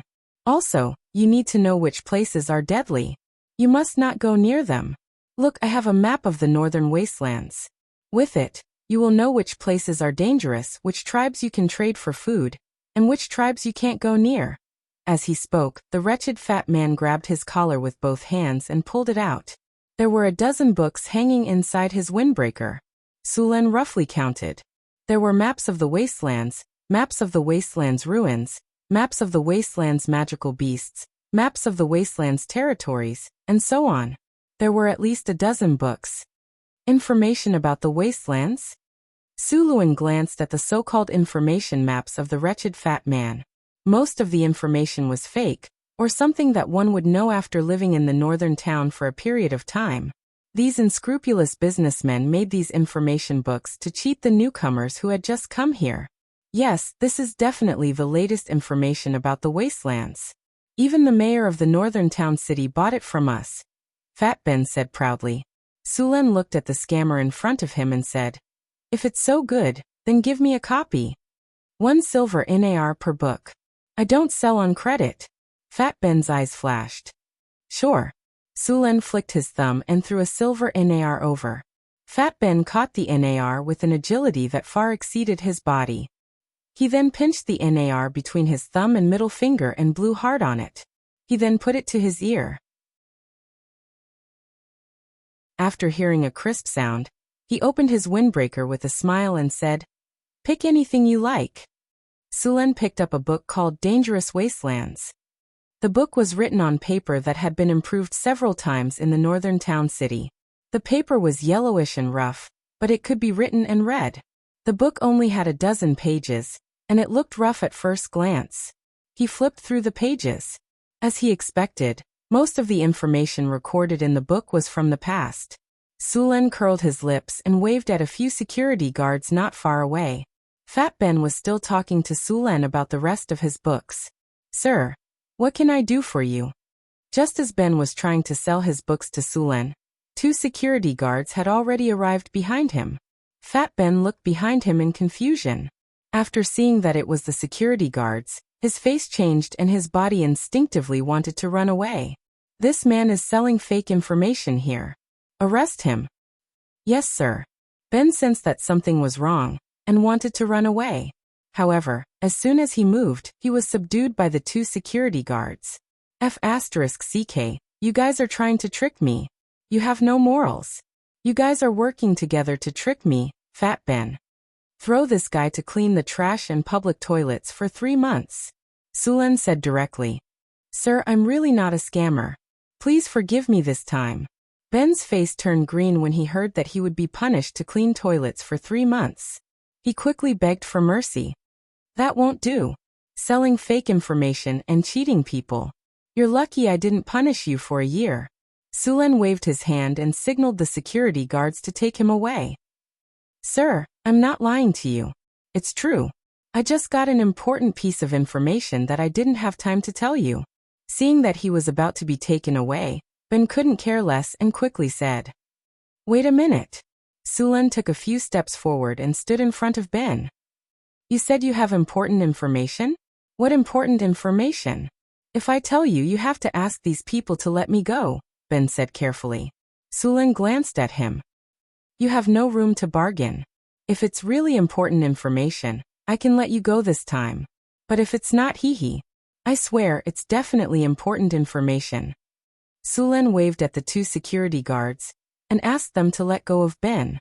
"Speak." Ben moved his sore shoulders and then said, "Sir, this is the information I just got from an adventurer. That adventurer had a small team of 5 people. Except for him, the rest were all left there." Sulen looked at him expressionlessly. Ben forced a smile and said, "When the guy came back, he had a mental breakdown.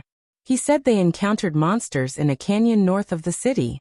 There were a lot of monsters and they were fearless. Go find the survivor." Sulen frowned and said to one of the security guards,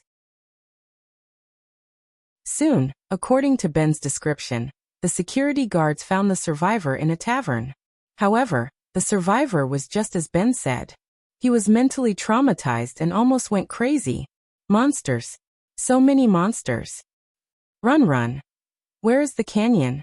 Sulan asked Ben, who was next to him. It's northeast of the city, in the Sierra de Lotus. I named it the Canyon of Despair. There's a map in that book, Ben said quickly. Sulan opened the book in his hand and found the description of the Canyon of Despair. There was a simple map at the bottom. The Canyon of Despair was marked with red paint, and the words, extremely dangerous, were written next to it. Okay, if this information is correct, then you've done a good deed. Your sentence will be reduced to 1 month. You'll only have to clean the streets, not the toilets, Sulan said as he put away the book. Then, as Ben wailed, he signaled the security guards to take him away. Sulan then waved his hand again, and another security guard came forward to greet him. Sir, what are your orders? Go and inform the people in the council hall to gather the basic information about Northern Battlefront City. Let the newcomers know more about Northern Battlefront City, so that they won't be tricked. Yes, sir.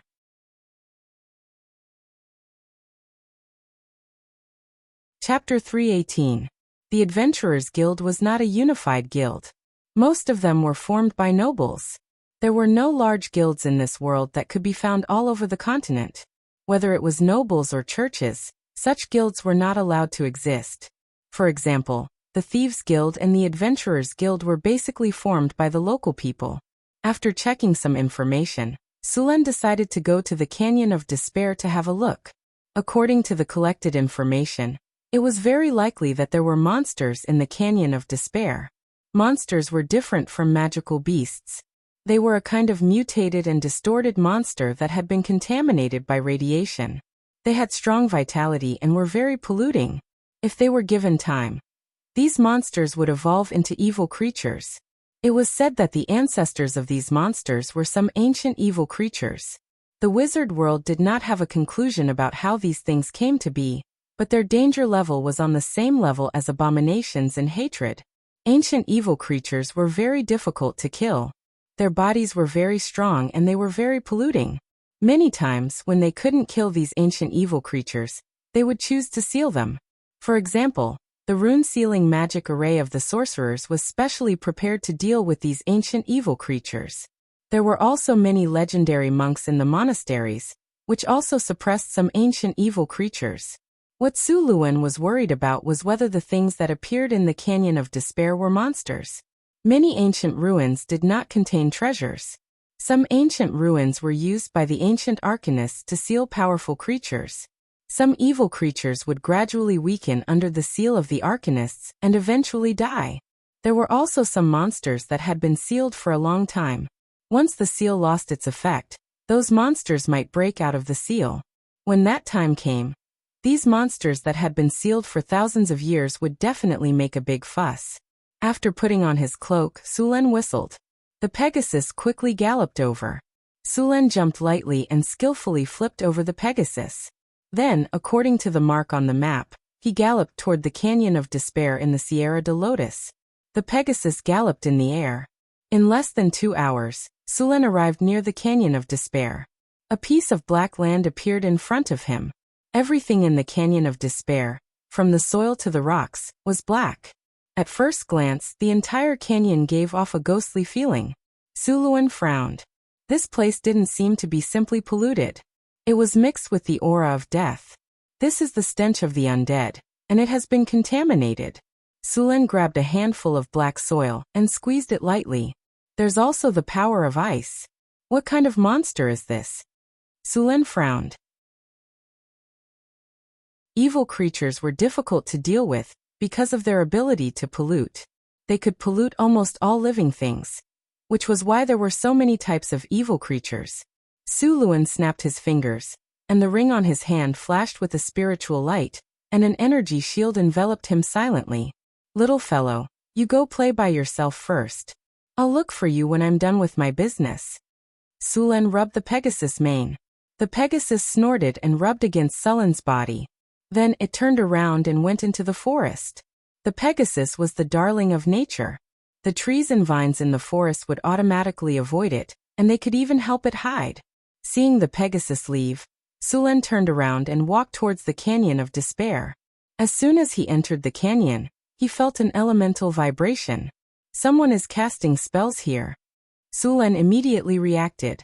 Then he saw that not far from the entrance of the canyon, a man dressed as a wizard was fighting with two strange-looking corpses. A fireball the size of a soccer ball flew out. One of the corpses was directly blown into pieces. The other corpse was also blown away.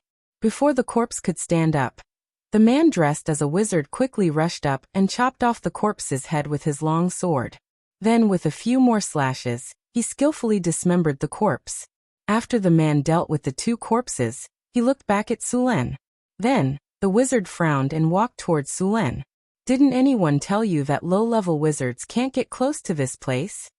When you came out to explore the continent, didn't your teacher tell you? The middle-aged wizard seemed to treat Sulen as a low-level wizard. Indeed, if one only looked at the wizard's level, Sulen could only be considered a low-level wizard. The mana wave on his body couldn't lie unless he learned how to hide it. Sulen didn't know how to answer. He couldn't tell the wizard that he wasn't a wizard, but a warrior. In the wild, not many people would take the initiative to reveal their trump card, let alone a stranger. So he just smiled at the wizard and didn't answer.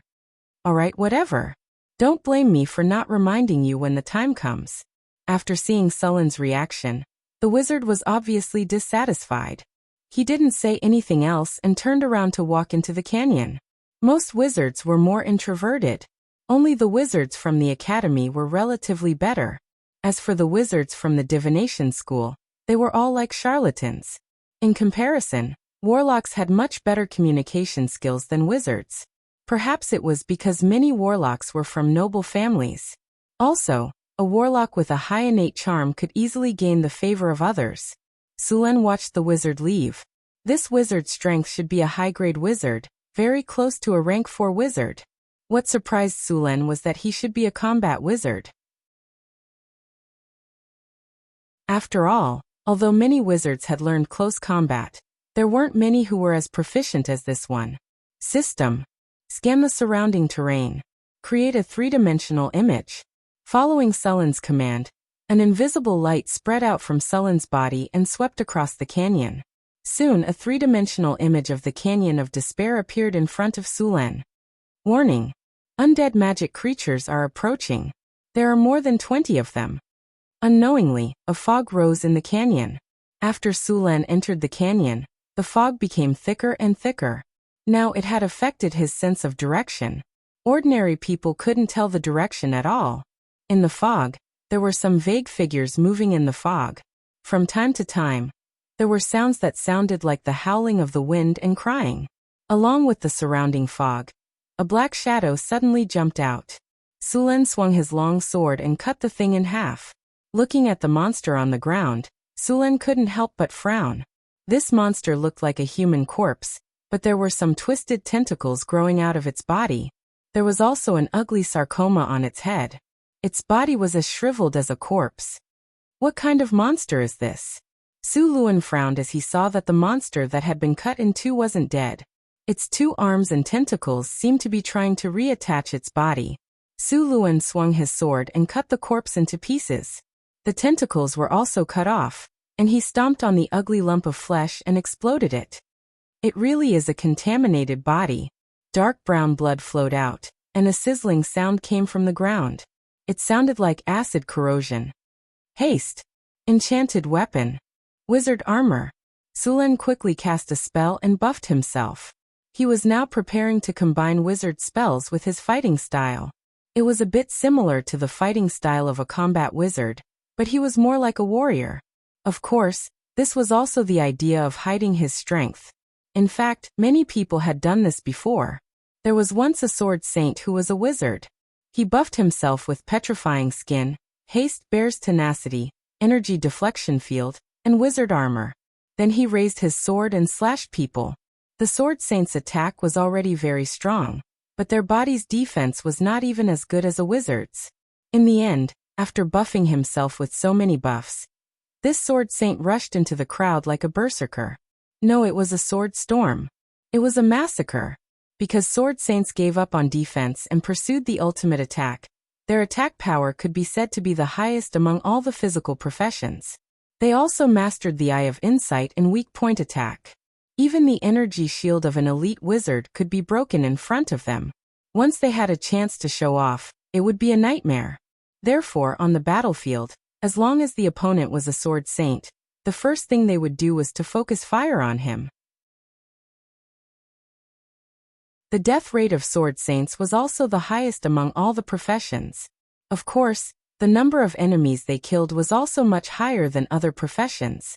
Most sword saints died before reaching the legendary level, which was why legendary level sword saints were so rare.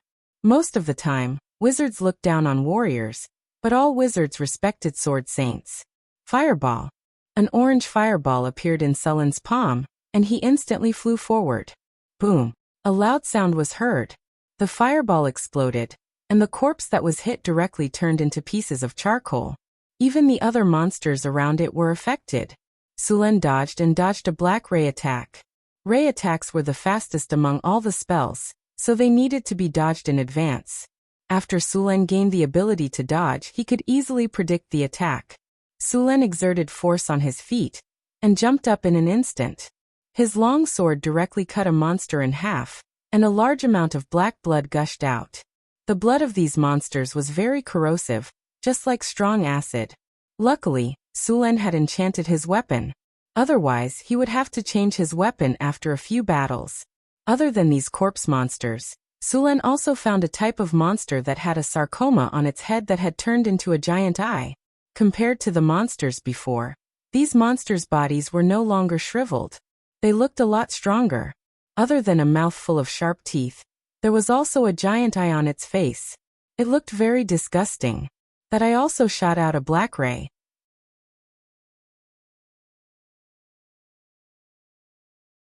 Chapter 319. In the era of the Arcane Kingdom, the ancient evils belonged to the most dangerous type of enemy. What was more dangerous than them were the abominations and the ancient abominations. The abominations were simply the children of the gods who died prematurely. The more powerful the life, the more difficult it was to have children. The children of the gods were born as gods, so it was more difficult to be born. The abominations were the children of the gods who died before they were born. There were also some abominations that were born from the corpses of the gods, but no matter which kind, they were very dangerous. Because they died prematurely, these abominations hated all life, and even hated the whole world. Every abomination had endless hatred. Although the abominations were not gods, they still had many godlike powers, which made all the abominations very powerful. As for the Archean abominations, these monsters lived in the same period as the ancient gods. In the knowledge of wizards, there was a special database for each Archean abomination. Of course, that database only recorded the Archean abominations that had been discovered. The most famous one was the Abomination Dragon. In the information of the Dragon of Hatred, there was a description. The abominations left over from the ancient times. They are the general name of a group of powerful creatures left over from the era ruled by the dragons. The Dragon of Hatred is the strongest among them. The oldest Dragon of Hatred can easily destroy everything, including the gods. Even other creatures of hatred are afraid of them.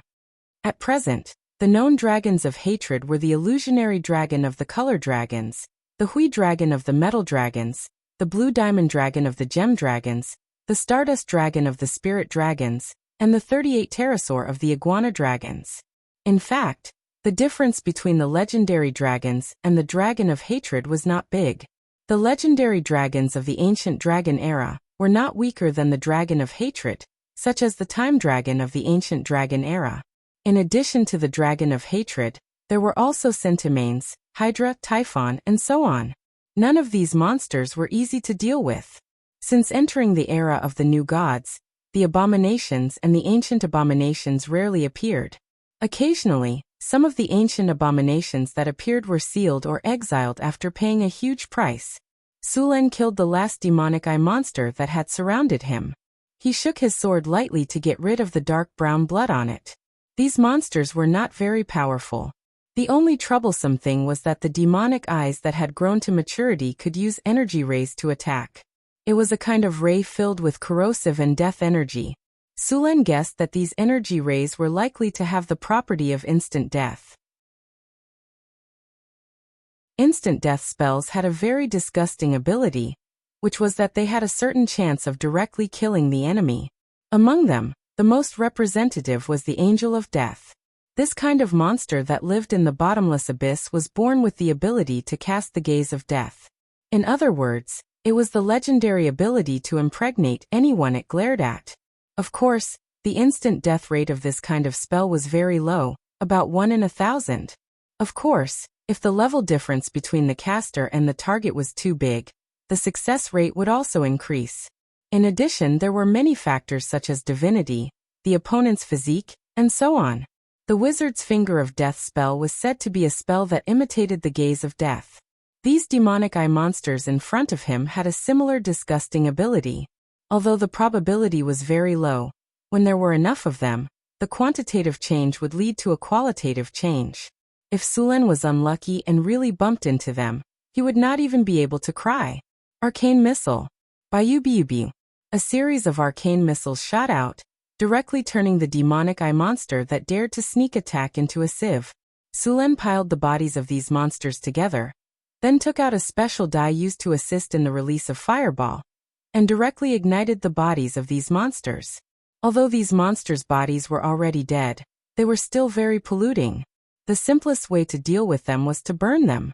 After cleaning up these monsters, Sulen continued to move deeper into the canyon. Soon he found a lot of human remains. These corpses were badly damaged, and there were many badly damaged swords and equipment scattered around.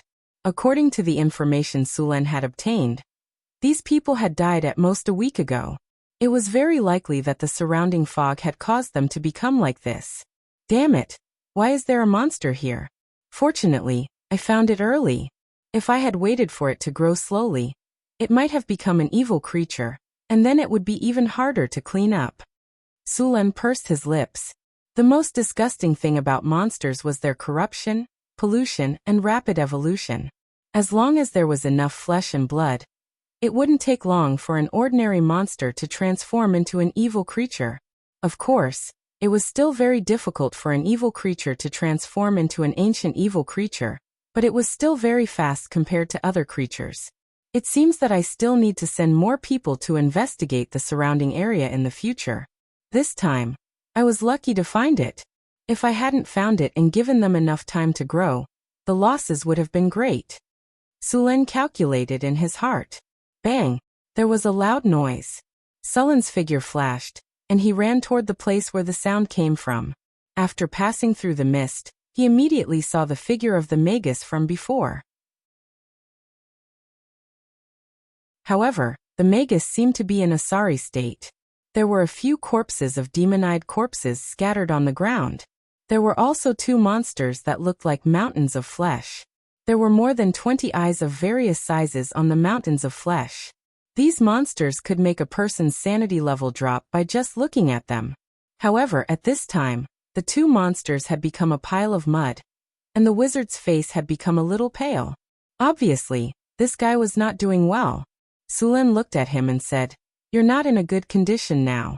It's better to leave this place as soon as possible." The wizard did not answer.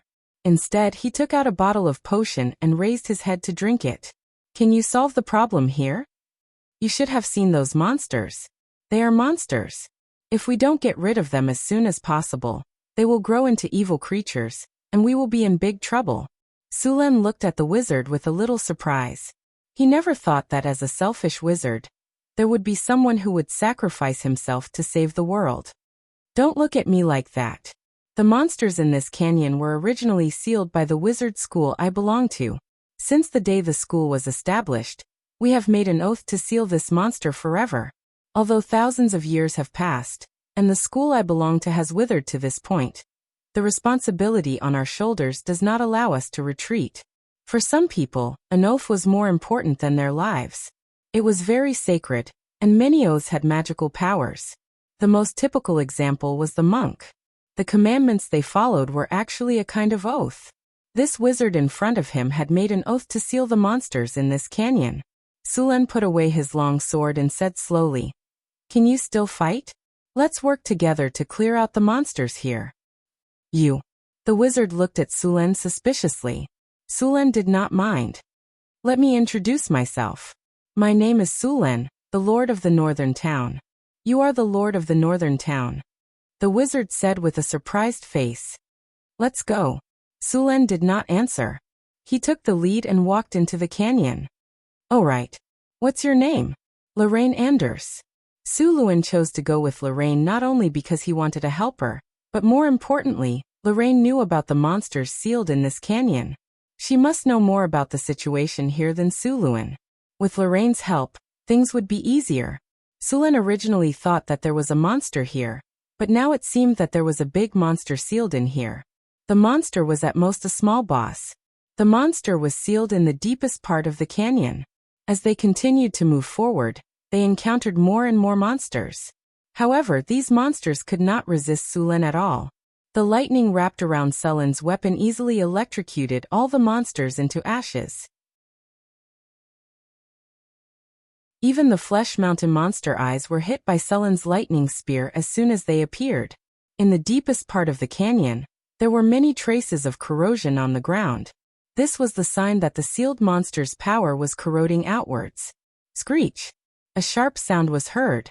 The energy barrier in front of Sulen flickered a few times, and then with a bang, it shattered like glass. Sulen felt a sharp pain in his brain. Soul howl. At this moment, sharp spikes suddenly shot out from the ground, trying to pierce through Sulen. Sulen suddenly felt a sense of danger. Although his brain was in pain, his body instinctively dodged, and he just happened to dodge the spikes. At the same time, he summoned a lightning spear and threw it at the ground. The ground shook, and then a large amount of black blood gushed out. "Be careful, this is a corrupted prowler." Sulen's brain quickly recovered from the pain, and he did not stop. He quickly threw out a few lightning spears. Seeing that Sulen was fine, Lorraine breathed a sigh of relief and said, "The soul howl just now must have been caused by that evil creature. We made a mistake in our judgment. That monster has transformed into an evil creature." The main target of the soul howl just now was not him, but he was also affected. Sulen was unharmed, but Lorraine's wizard robe was pierced, and his body was injured. "Evil creature? That's even better." Sulen grinned, and then took out the purple dragon halberd. In the depths of the canyon was a huge crypt, filled with chaotic, corrupt energy. As soon as the two of them stepped into the cave, a large number of devil-eyed corpses and demonic eyes of flesh appeared before them. Next, they furiously attacked the two of them. Tens of negative energy beams shot out in an instant. Suluan's face sank, and he instantly stuck close to the wall to hide behind a protruding rock. Lorraine's reaction was just as fast. With a flash of light, Lorraine's figure disappeared from the prime material world and entered a crack in the dimensional space. A large number of negative energy beams hit the rock, but it was a pity that the rock was not alive, and only some fragments fell off.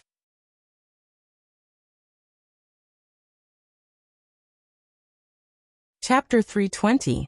Sulen didn't dare to take the risk of being killed by dozens of negative energy rays. He could only dodge for a while, but he soon came up with a solution. Roar! War roar!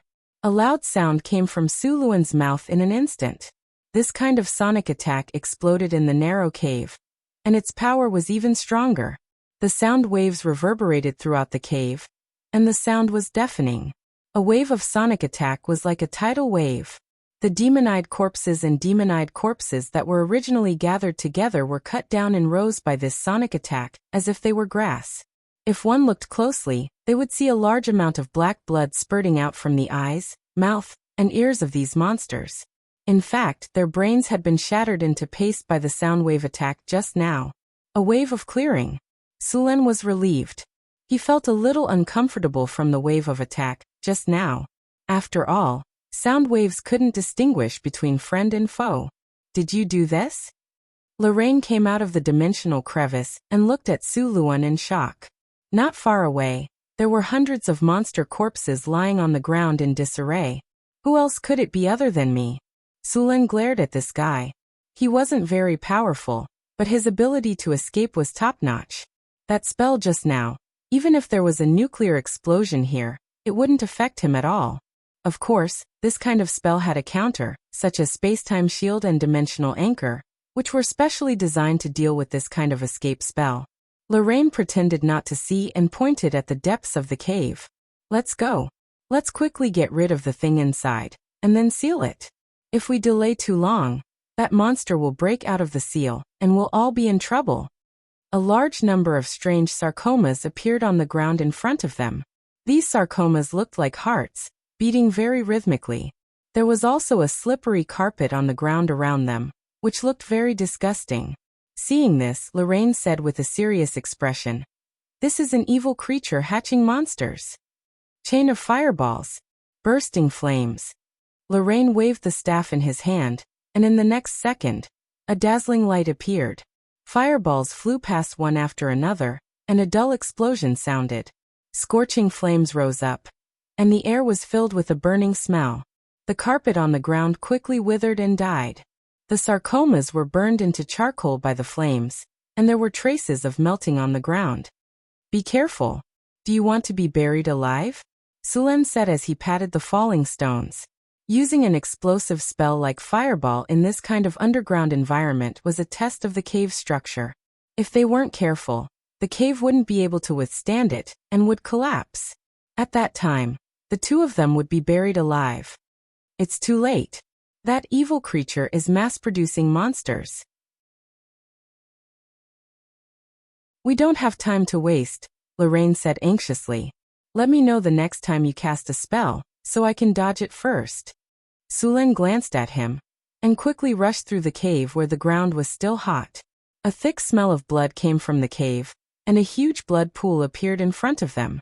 It was about the size of a basketball court, filled with a viscous liquid that looked like fresh blood. In the middle of the blood pool, a huge meatball with a diameter of 3 meters was beating rhythmically. Tentacles like blood vessels went deep into the blood pool, transferring all kinds of energy to the meatball. Purple veins bulged on the meatball, and in the middle of the meatball, a humanoid creature was rapidly growing. This was an evil creature that was evolving. This kind of evil creature would create all kinds of monsters, and then use these monsters to collect all kinds of nutrients for itself. Finally, after receiving a lot of nutrients, the evil creature would continue to evolve into an ancient evil creature.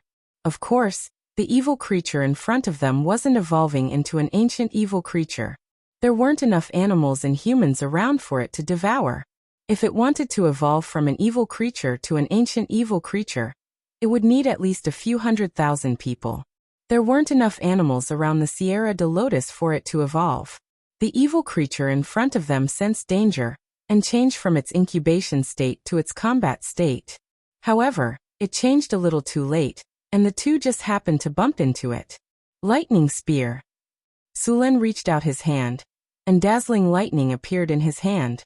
A spear made completely of lightning energy appeared in his hand. Compared to the lightning spear before, Sulen's was more powerful this time. A huge amount of lightning energy was compressed into the spear. The spear emitted a violent aura, as if it was going to explode in the next second. Even the meatball in the middle of the blood pool sensed danger. A large amount of energy was quickly extracted from the blood pool, and the meatball shook even more violently. Go! The lightning spear turned into a ray of light, and instantly hit the meatball in the middle of the blood pool. Boom! Dazzling lightning instantly exploded, and the entire blood pool was shrouded in lightning energy. The flesh and blood turned into charcoal in an instant, and a large amount of blood evaporated. The original meatball exploded under this attack. However, such a serious attack didn't kill the transforming evil creature. After the meatball exploded, the half-transformed evil creature gave up on its perfect state, and ended its evolution prematurely. The lightning energy wreaked havoc on its body, and the evil creature's body was charred black. However, the charred areas were quickly covered by new flesh and blood, and the evil creature's injuries began to recover quickly. What tenacious vitality! Seeing this, Sulen flipped his hand, and the purple dragon halberd appeared. In the next second, his body was shrouded in dazzling lightning, and countless lightning energy appeared around him. Sulen was like the god of thunder, and directly rushed toward the evil creature. The flesh and blood around the evil creature was quickly withering, and its body was quickly recovering. Sulen's body was like lightning, and he instantly passed through the blood pool. The purple dragon halberd stabbed out with endless lightning. Puff! A dull sound was heard, as if a balloon had been pierced. The purple dragon halberd and the crescent halberd next to it stabbed into the evil creature's body.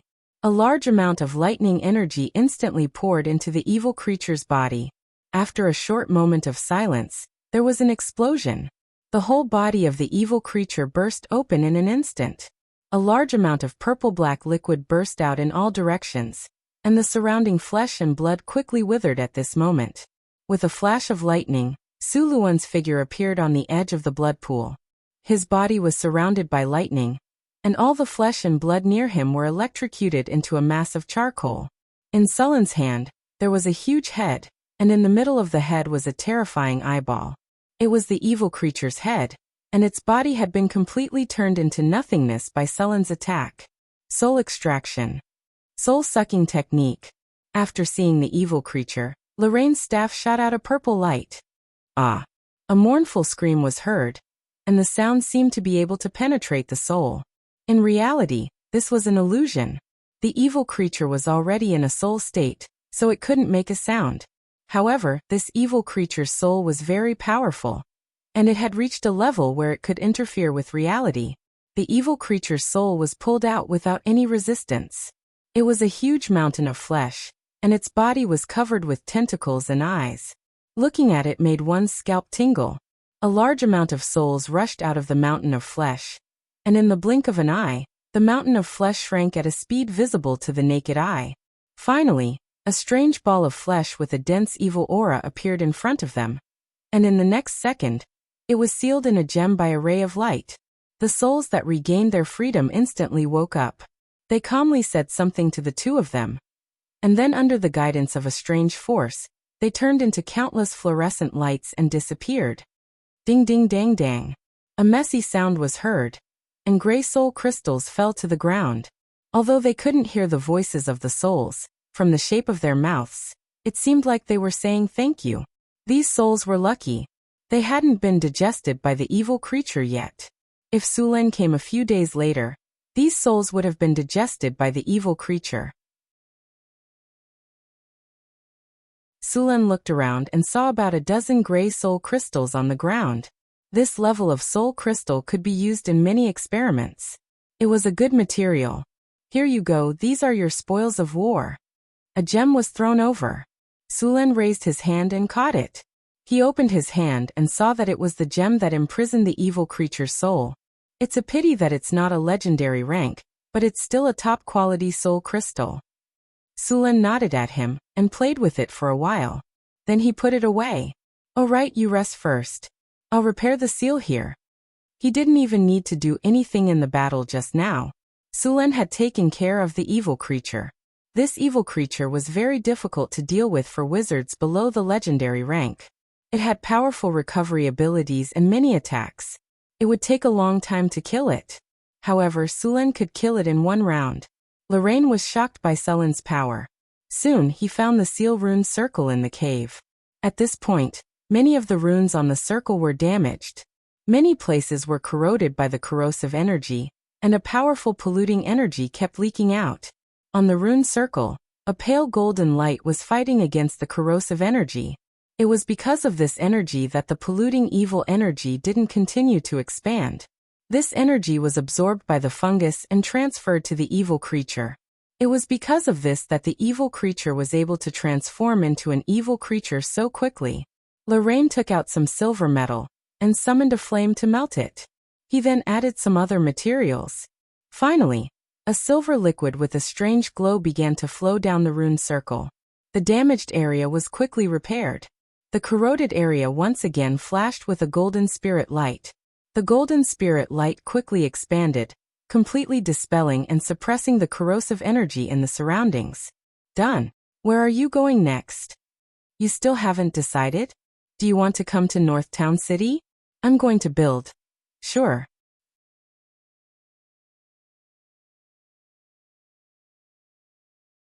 Chapter 321. Seeing that Lorraine agreed, Su Luan felt that things seemed to be going too smoothly. What? Are you surprised that I agreed so easily? Lorraine laughed. Indeed, Su Luan said. Lorraine shrugged and said helplessly, Sir, wizards also need to eat. The materials to strengthen the seal cost about 300,000 kinner. I'm broke now. Another wizard who doesn't know how to manage money. Congratulations, host. You have successfully recruited a hero. Lorraine Anders, loyalty, 78 profession, wizard alchemist rank. High-grade wizard strength, 12 agility, 10 will, 26 vitality, 17 charm. 15 characteristics, talent elemental affinity, strengthened will, spellcasting exemption, focus calm, talent for magic, lightning reflex skills, magic trick, mage hand, illuminate, hypnosis charm person, arcane missile grease, shield featherfall, web, burning hand acid arrow, invisibility, scorching ray, protective arrow, bull's strength cat's grace bears, endurance chain lightning rune craft abilities, proficient spellcasting, silent spellcasting, magic penetration, talent for magic, spell proficiency, spell enhancement, battle spellcasting weapon proficiency, sword weapon 80, staff technique 103 employment salary, 20,000 kinner per month. He looked at Lorraine's attributes. She was a grade 3 wizard. Her attributes weren't outstanding, but they weren't bad either. However, wizards were a rare profession, so 20,000 kinner per month wasn't cheap. The battle is over. You have successfully killed the evil creature. Magic Eye Aberration. You have won a glorious victory. You have completed the random mission Broken Seal. You have successfully avoided a city destruction. You have received a buff, Blessing of the God of Craftsmen. You have received a golden chest. Congratulations, host. You have successfully killed the evil creature, Magic Eye Aberration. You have received 11,200 EXP. You have received a golden chest. You have received Flesh Essence X2. Blessing of the Smith God. Special buff. Increases the construction speed of the city after use. Buildings have a chance to acquire better attributes. Effect lasts for 1 month. Construction speed increased by 200%.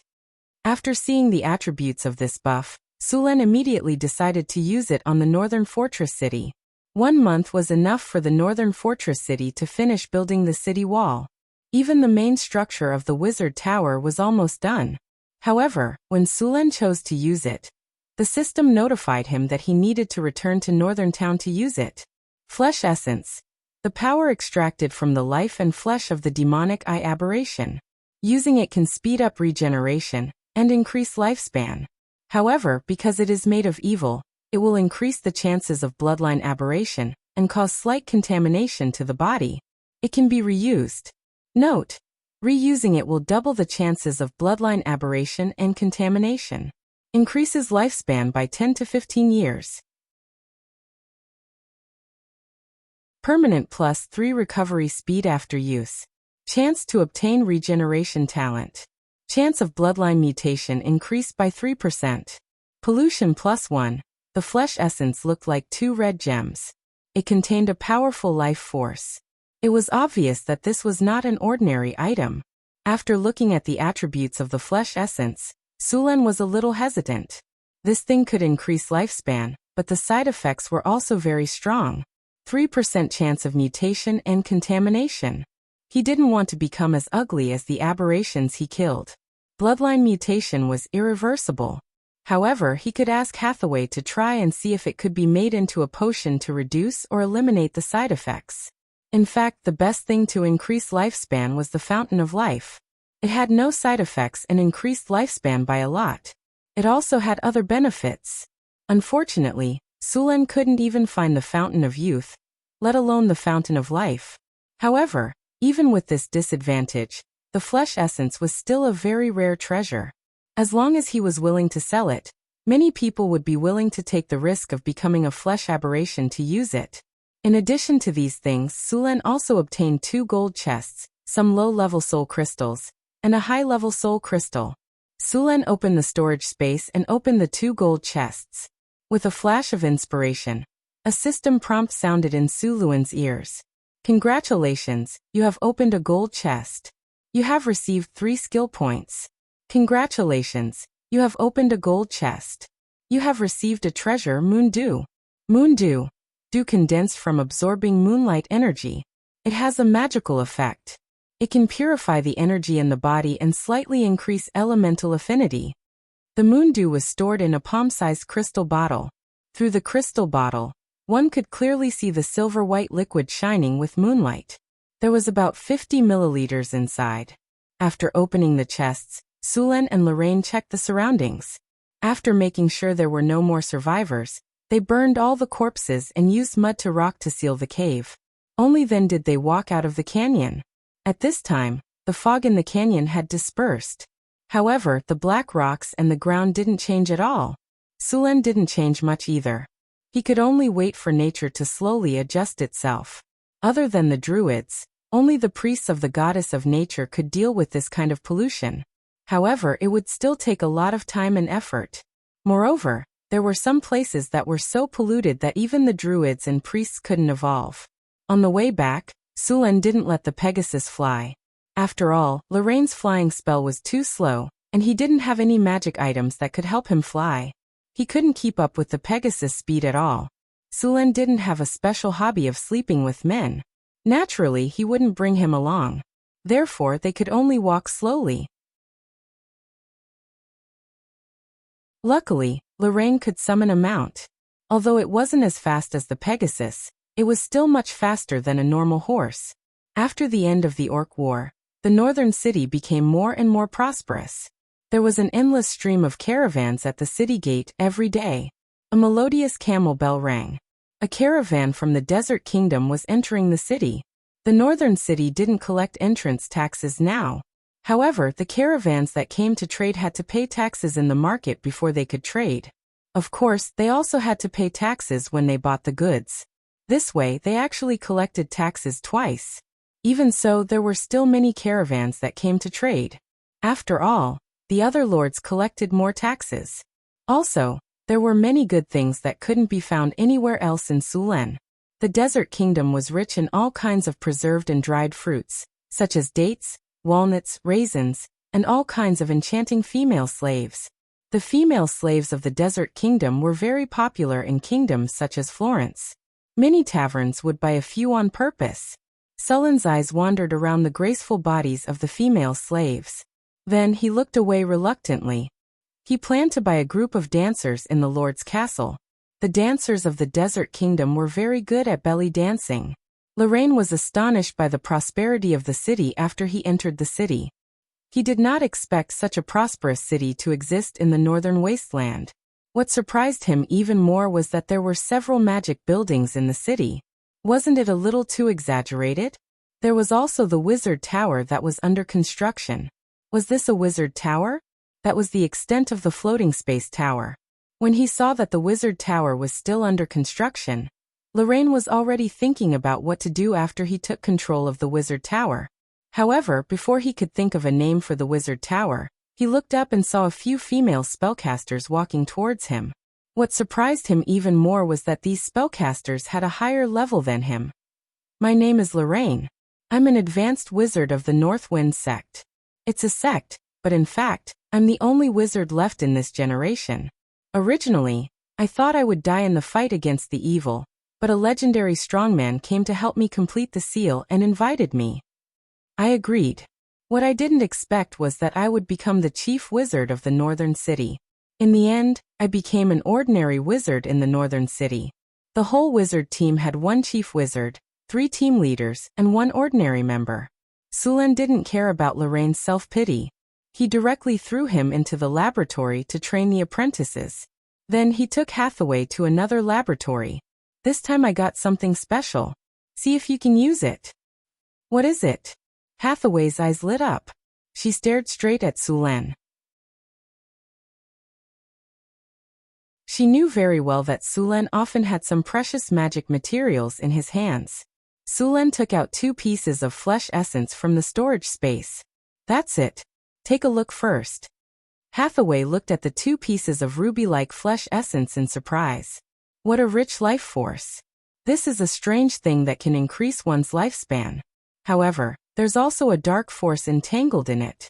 The side effects should be severe if you use it directly. Yes, this is flesh essence. It's obtained from killing the magic eye aberration. It can increase one's lifespan by 10 to 15 years. However, there's a chance that it will cause the flesh to be aberrated. And this kind of thing is contaminated. See if you can make it into a potion to remove the side effects. If you can't remove it, then try to minimize the side effects as much as possible. Hathaway picked up the flesh essence. A light flashed on her finger. After a while, she slowly exhaled. The dark force isn't too serious. I'll give it a try. Oh right. There's also this. Sulen handed Moondew to Hathaway. This is Moondew. Yes. Great. Hathaway took the crystal bottle and said, if I only had a 30% chance of success before, now I have at least a 70% chance. Moondew has such a great effect? Moondew is said to be a gift from the Silver Moon Lady. It's a rare material specially used to purify the dark force. Hathaway shook the crystal bottle and said, the Silver Moon Lady and the Dark Lady are sworn enemies. The power of the Silver Moon can purify the dark force.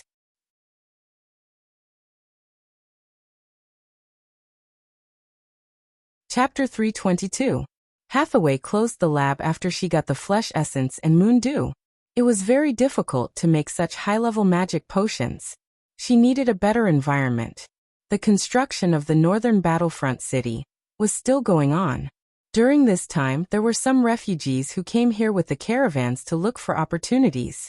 The population of the northern battlefront city had been slowly increasing.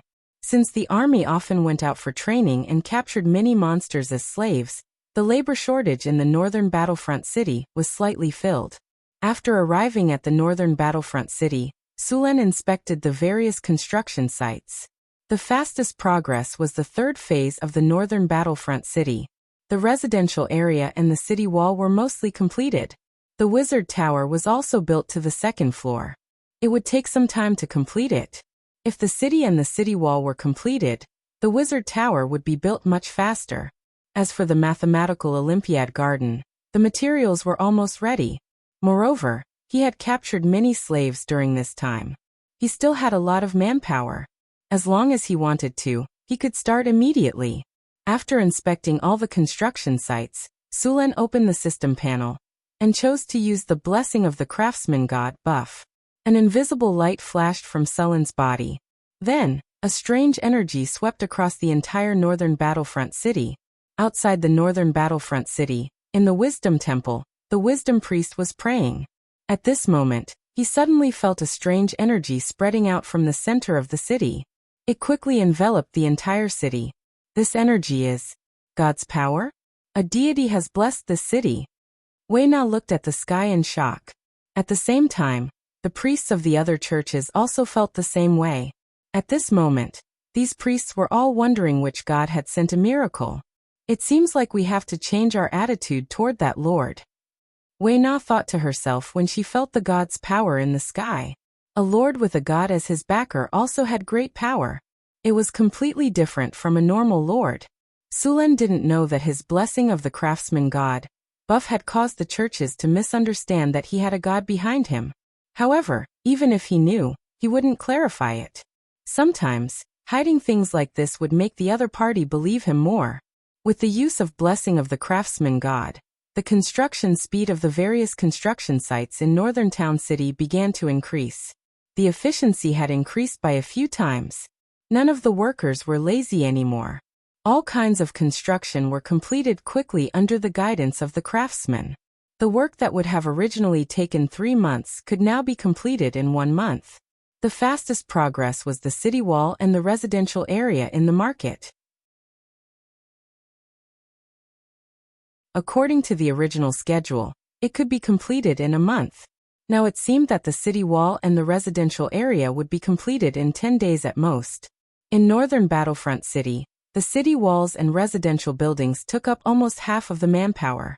If these people were freed up, the construction of other buildings in northern Battlefront City would progress even faster.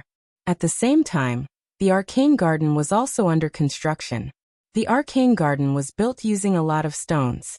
There were all kinds of fountains, flower beds, and statues in the garden.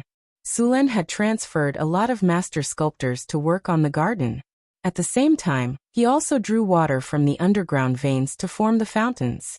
While the construction of the arcane garden was going on, the third phase of the northern citadel was finally completed. Sturdy city wall. This is a sturdy city wall. It has high resistance to all kinds of attacks. Despair when faced with a city wall like this. Sturdy plus 40, defense bonus plus 38, attack range plus 35, impregnable plus 37, tall and majestic plus 36, stability plus 38. Comfortable residential house. Clean and tidy houses make people happy and can provide a sense of belonging to the people. Comfort plus 21, indestructible plus 26, tidy plus 24, people's allegiance plus 25, peaceful living plus 25, population growth plus 20, security plus 23. Sulen was very satisfied with the attributes of the city wall and residential buildings. After the construction was completed, a lot of manpower was released. Sulen assigned half of them to the construction of the Wizard Tower, and the other half to the construction site of the Arcane Garden. The Arcane Garden required a lot of stones to be built. According to the blueprint of the Arcane Garden, this building was supposed to be 30 meters above the ground. There were all kinds of canals on top of it to transport water from the fountain to various places. Sulen planned to place the Fountain of Vitality at the very top of the Arcane Garden. It had not been built yet. All kinds of materials were quickly transported over from the northern citadel. The foundation of the garden was completed in just a few days. Apart from the foundation, the Arcane Garden also needed to bury many energy channels. Fortunately, the crystals on the crystal beasts in the Arcane Garden had matured. These magic crystals would all be used to create energy channels. At the same time, a large runic array was also being constructed. Apart from Hathaway, the other adepts came to the Arcane Garden to help with the construction.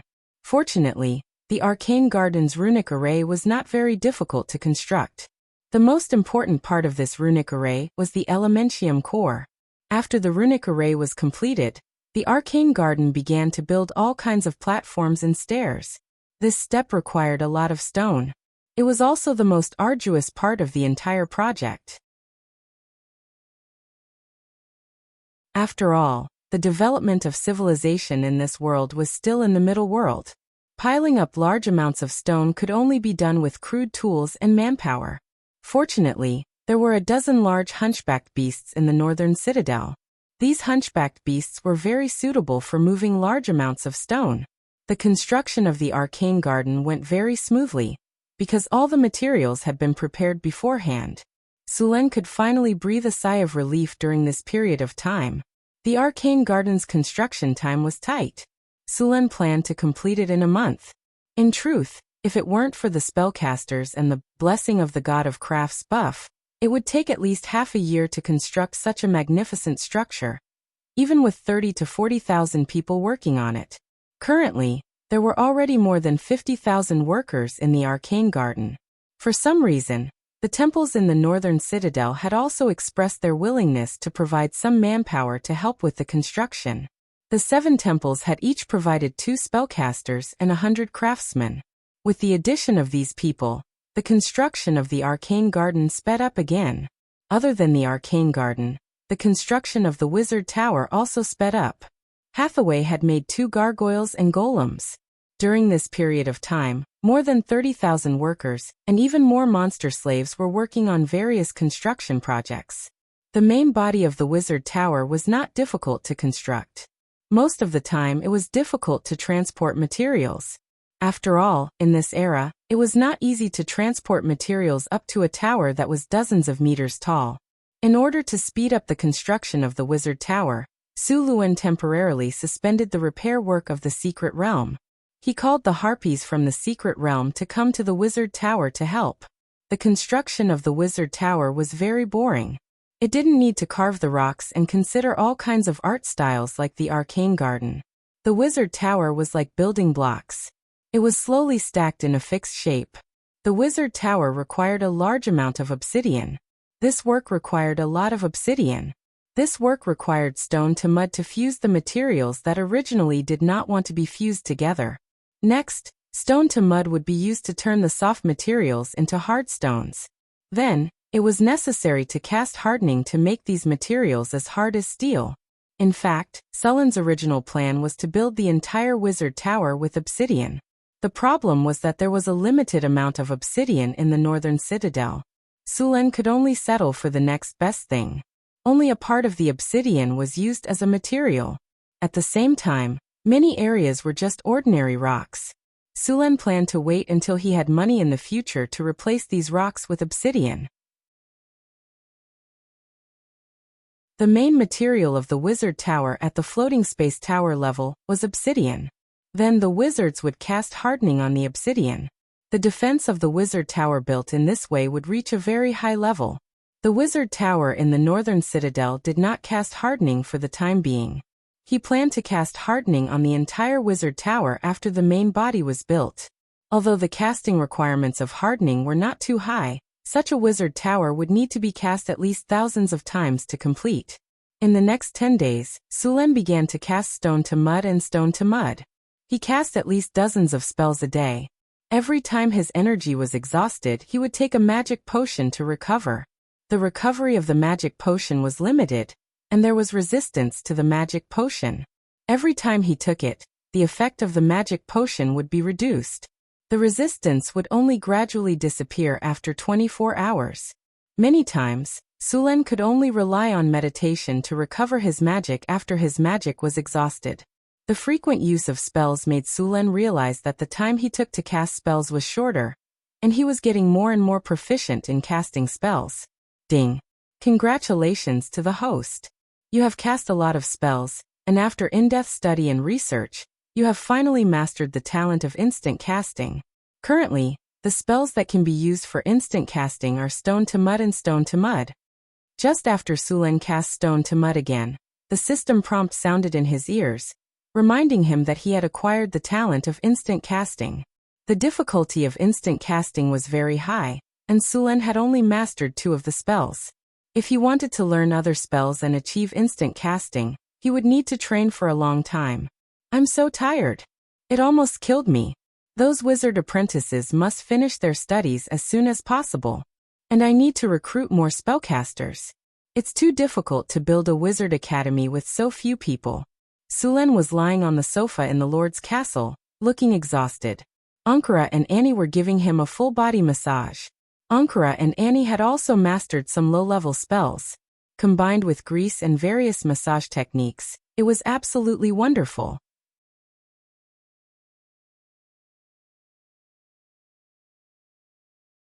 Chapter 323. The construction of the arcane garden progressed quickly. Tens of thousands of people were busy, but not in a mess. Under the effect of the blessing of the god of crafts, Buff, the workers, slaves, and the management system of the entire northern town seemed to have become more efficient. The tens of thousands of refugees and monster slaves on the construction site were like a colony of ants. All the work was carried out in an orderly manner. Although the effect of the blessing of the god of crafts was extraordinary, it was not perfect. For example, the consumption of food had increased by 5 times. However, it was still a good deal to trade food for efficiency. The main construction of the arcane garden was almost completed. Sulan came to the platform at the top of the arcane garden. From this position, he could see the entire arcane garden. The arcane garden looked like a hexagram.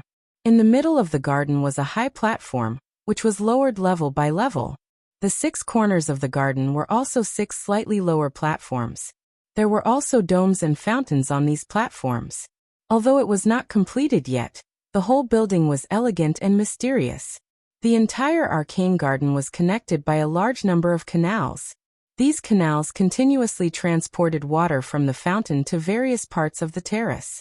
The terrace of the garden was built in a 3-dimensional manner. Solid rocks and stone pillars were stacked up layer by layer. Each layer was supported by a marble pillar. Every layer was built with palaces and lofts.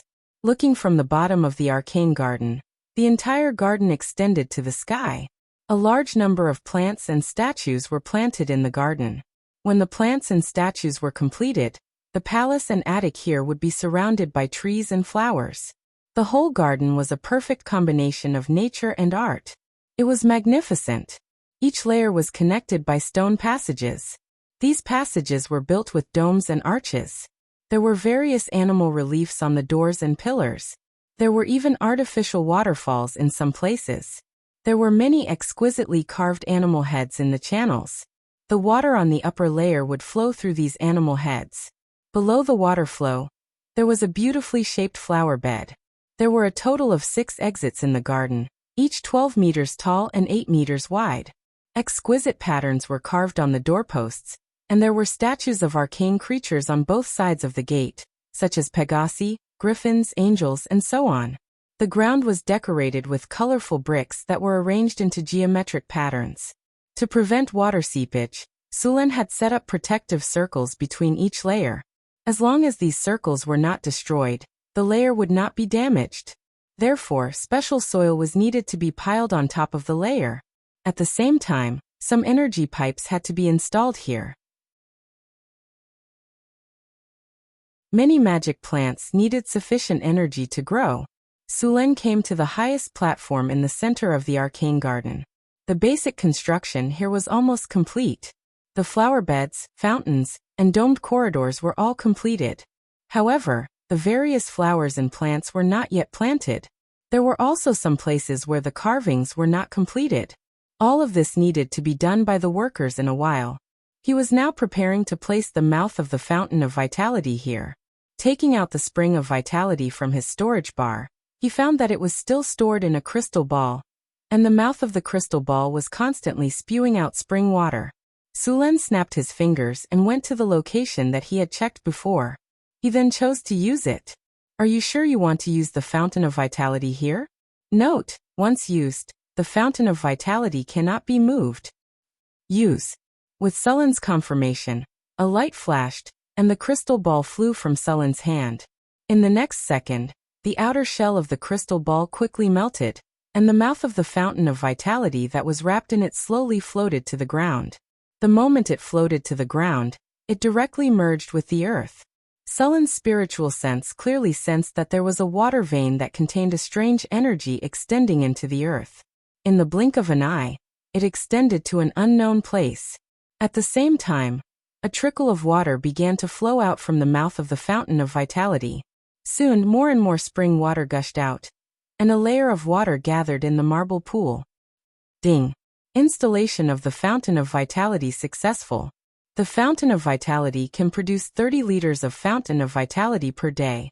After hearing the system's prompt, Sulen nodded with satisfaction. 30 liters of fountain of vitality sounded like a lot, but in fact, it was equivalent to less than 2 barrels of water in his previous life. However, it should be enough to make potions. Activating the protective circle of the fountain of vitality, an invisible energy barrier instantly appeared, enveloping the entire spring water and the pool, and then disappeared. After installing the fountain of vitality, Sulen began to use the underground spring to create other fountains. Unlike the fountain of vitality, the purpose of these fountains was to irrigate and beautify. Half squatting on the ground, Sulen stretched out his hand and pressed on the bottom of the marble pool. A wave of energy instantly ignited from his hand, and in the next second, a strong stream of water gushed out from the ground. The clear stream of water rushed into the sky, and then exploded into countless water droplets. For a moment, the sky was filled with mist, and a rainbow appeared above the fountain. Then Sulen began to summon fountains in the arcane garden. In addition to the fountain of vitality, there were more than 100 fountains of various sizes in the arcane garden. Sulen spent 2 days to finally guide all the fountains out. At the same time, the construction of the arcane garden was coming to an end. The basic building was all completed, and only some carvings were not completed. These parts needed time to be carefully sculpted, and the arcane garden was also preparing to plant magical plants. Now there was not a single magical plant in the arcane garden. Sulen came to the center of the arcane garden. This was an inconspicuous palace. In the palace, there was a runic circle, and the runic circle exuded a mysterious aura. At this time, Sulen was standing in the center of the runic circle, and there was a fist-sized gap. He took out the legendary earth elemental stone from his storage space, and a wave of energy flowed from his hand into it. The entire stone emitted an earthy yellow light, and a heavy aura like the earth spread out. Then the stone gently flew up, and then slowly spun a few times in the air, and then quickly fell. With a soft pop, it was perfectly embedded in the runic circle. As the stone fell, the entire runic circle was instantly activated, and a surge of elemental energy gushed out from the earth. The energy of the earth veins gathered, and the entire runic circle emitted a dazzling brilliance.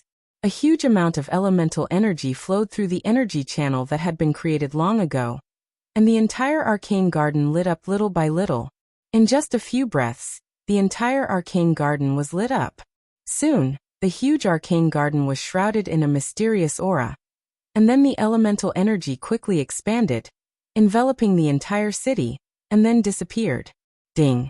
Congratulations to the host, the arcane garden has been completed. Arcane garden, sky garden. This is a beautiful garden that is exquisitely made, filled with a mysterious aura and power. With this garden, the chances of a spellcaster hero being recruited will be increased to 1% within 30 miles of the city. At the same time, all magical plants will have a +4 production rate, and all spellcasters in the same faction will have a 200% mana recovery rate within the city. Elemental land +35, arcane aura +35, indestructible +37, delicacy +35, rapid growth +33, mana pool +20. Ding! Congratulations to the host. Due to the influence of the arcane garden, the elemental energy around the spring of vitality is abundant, and the production rate of the spring of vitality has increased by 20 liters. What a good thing! Sulen was a little surprised when he heard the system notification. With the help of the arcane garden, the spring of vitality could produce 50 liters of spring water every day. The other attributes of the arcane garden were also very good, especially the one that Sulen cared about the most. It could increase the chances of a newborn becoming a wizard after birth. In other places, the chances of a newborn becoming a wizard were between 1 in 3,000 to 1 in 1,000, but here in the northern town, it had increased by 10 times. In a few years, there would be a lot of children with wizard potential in the northern town. These children would be the apprentices of Sulen's building wizard academy. The strange phenomenon of the arcane garden naturally attracted the attention of several churches. After seeing the beautiful arcane garden, they were also secretly surprised. They could clearly feel the huge elemental energy around this beautiful and magnificent building, but they all tacitly agreed not to peek. Su Luan had proved his strength, and there was a god behind him. They didn't want to cause Su Luan to dislike their church because of these things and make enemies out of nothing. They also felt that after the arcane garden was built, the elemental energy around it had become a lot denser, which was a good thing. After the arcane garden was built, Sulen began to arrange for people to plant all kinds of magic plants. At the same time, he also announced that he would be buying magic plants at a high price in the Adventurers Union. Although there were many magic plants in the arcane garden, there weren't many types. Sulen could easily get a lot of them by spending some money. Sulen planned to give some of the production of the arcane garden to the northern town's spellcasting team as a benefit. Sulen planned to give each spellcaster an area, and the harvest of this area would belong to the spellcasters. As for how they would grow it, that was their own business. The plants in the arcane garden grew much faster than in other places. It was almost the same as the planting area in the arcane garden, but the land in the arcane garden was limited. It was far smaller than the arcane garden in the arcane garden. However, other than planting, the arcane garden could increase the spellcaster's mana recovery speed by a few times. It could also increase the chances of summoning a spellcaster hero. If Sulen wanted to build a wizard academy, it would be too slow if he only relied on Hathaway and the others.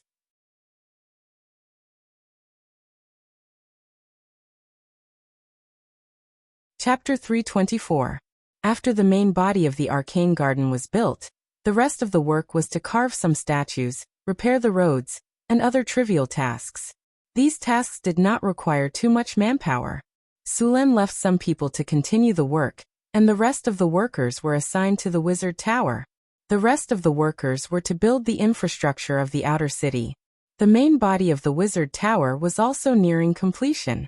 As for the various facilities inside the Wizard Tower, they could only be built slowly in the future. After all, ordinary people could not participate in these things. Sulen checked the progress of the construction and made sure that the construction could be completed before the buff of the blessing of the craftsman god ended. Hathaway sent a message that the 2 pieces of flesh essence he gave her had been made into potions. Sulen was ready to go and take a look. When he came to the lab, the new teacher, Lorraine, was teaching the apprentices. Sulen did not disturb the class and went to Hathaway's lab from the side aisle. "This is the potion you made?" Sulen said as he held a crystal bottle. The crystal bottle was filled with red liquid. As the crystal bottle shook, the liquid inside kept flashing. "The potion in your hand is actually a defective product," Hathaway said as she took off a pair of special glasses. "Defective product? What do you mean?" Sulen asked curiously. Hathaway moved her shoulders, and the loose wizard robe in front of her chest was pushed up. "That's the first time I made a potion. The side effects of the flesh essence were not completely removed. Look, the color of the potion is still dark red. I used identification. This potion can increase one's lifespan by 10 years, but the side effect is a certain chance of mutating into an aberration. It's just that the contamination has been removed." Sulen put down the crystal bottle. "Have you made any successful potions?" Hathaway flipped her hair, and Sulen's heart skipped a beat. "Of course, and I made 3 bottles." Hathaway said as she handed the 3 crystal bottles to Sulen. Compared to the crystal bottle just now, the liquid in the 3 crystal bottles was light blue. The liquid shone like the stars in the moon. "This is the potion that completely removes the side effects?" Sulen was a little surprised. "That's right.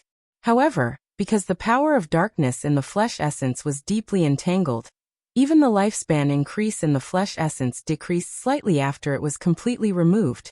Therefore, the lifespan increase of these potions was not as much as the previous one. 1 bottle can increase one's lifespan by 7 years. Sulen smiled. "That's already very good." He then picked up the potion and let the system identify it. Unnamed potion. Precious. The user's lifespan increase in the user's lifespan increase the user's lifespan, and increase the user's lifespan. Unnamed potion. Precious.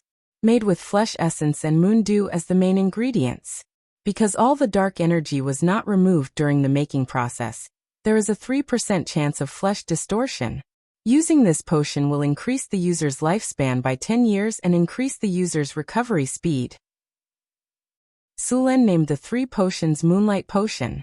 As for the failed potion, he named it Life Potion. Actually, it was not a failure since it could increase one's lifespan by 10 years, although there were some small side effects. Sulen planned to trade this life potion with the oddities.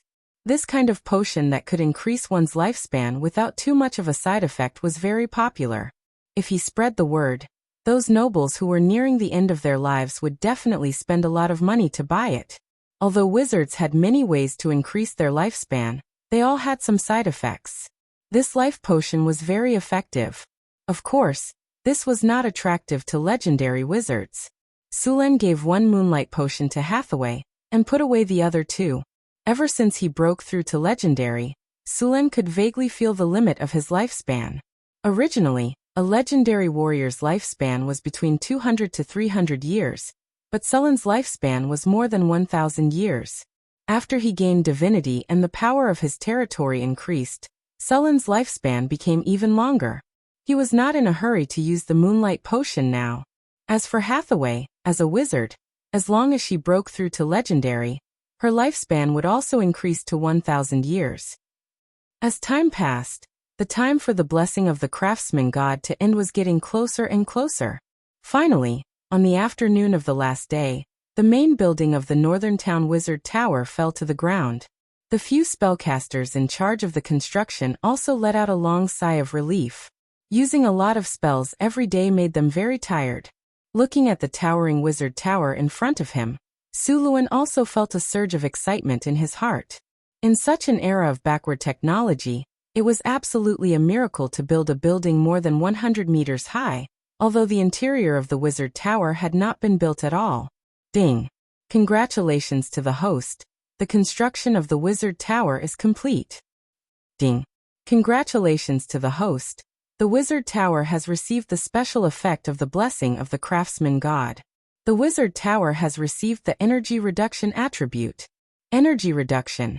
The energy consumption of the wizard tower with this attribute is reduced by 50%.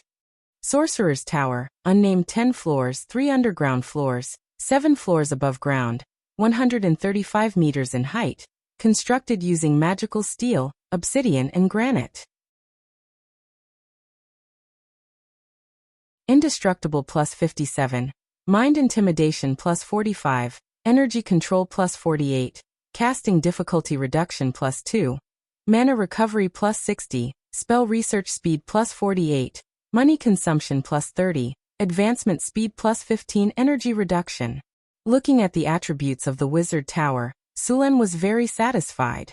The next thing to do was to build the interior of the wizard tower. The elemental pool should be put on the agenda. Only with the elemental pool could the wizard tower be considered a real wizard tower. Otherwise, this wizard tower would at most be a sturdy tower. In addition to the elemental pool, the wizard tower also needed a large number of fully constructed puppets. At the same time, it also needed to install various attack systems, and most importantly, the tower spirit. The tower spirit of this wizard tower was at least a legendary tower spirit. However, Hathaway had not advanced to legendary yet. Although Sulen had a legendary soul crystal, he still could not make a legendary tower spirit. A wizard tower with a tower spirit and various fully constructed puppets had to be prepared. Even if there was no one in charge, the challenge level of this wizard tower was at least level 21. In other words, at least a standard adventure team with 5 legendary members would be required to try to attack. Of course, most of the wizard towers were extremely challenging. Legendary wizards had a long lifespan. Although they preferred to study all kinds of spells and the nature of the world, the defense of the wizard tower would never be sloppy. In a few hundred years, even the most lazy legendary wizard would have accumulated a ridiculous number of all kinds of advanced golems. 200 steel golem legions, 1,000 rock golem legions, and even a few legendary golems. Under the command of the tower spirit, the challenge level of such a wizard tower was likely to be above level 26. In Sulen's wizard tower, he was also preparing to build a golem legion. Obsidian golems, steel golems, and other legendary construct golems were necessary. If there was a chance, Sulen would definitely build them. The information of legendary construct golems was still very precious. Hathaway's original wizard school did not have such legendary construct golems. However, because of the successful construction of the wizard tower in Sulen's system store, some products were unlocked. Among them, there were a few legendary construct golems for sale. The price was also very high. The cheapest one was the diamond golem. The price of the diamond golem was 1 million kinner. The diamond golem was not made of diamond. This kind of golem was made of a special kind of crystal. The hardness of this crystal was very high, close to the hardness of diamond. Its appearance also looked similar, so this kind of golem was called the diamond golem. In fact, it was not diamond. A diamond golem was 5 meters tall and weighed up to 10 tons. Such a behemoth was not so easy to deal with. Although the diamond golem could not fly, its strength was very high. Moreover, the diamond golem had strong defense and magic resistance. Ordinary weapons could not cause damage to it, and spells below level 5 were ineffective. Compared to the diamond golem, the mithril golem, and the adamantine golem were slightly better. These two types of golems were mixed with some mithril and adamantine when they were built, which made them more powerful than the diamond golem. The mithril golem was characterized by its fast speed. It had far more speed than ordinary golems, and its defense and magic resistance were no worse than the diamond golem. The adamantine golem was much slower, but its strength, defense, and magic resistance were stronger than the mithril golem. In fact, in Sulen's view, these legendary golems were basically not much different from Gundam mechs except that they could not fly. In addition to these golems, there were several other types of legendary golems in the system shop, such as arcane guards, magic breakers, and magic constructs. These golems made Sulen's jaw drop. These golems had the ability to fly. Among them, the arcane guards could cast spells. The magic breakers were not only terrifyingly fast, but also had high magic resistance. They had the ability to fly, and their weapons had the ability to break magic. They were definitely difficult to deal with for wizards. As for the last magic construct, Sulen preferred to call it the magic mech. This kind of golem had to be piloted by a human. Its functions were no worse than the Gundam in various anime and manga in his previous life. This was because the magic mech's challenge level was as high as level 35. If there was a pilot, the challenge level would be even higher. P.S. Everyone give a name to the Wizard Tower, and by the way, give a name to the Wizard Academy. I think the Northern Wizard Tower is too casual.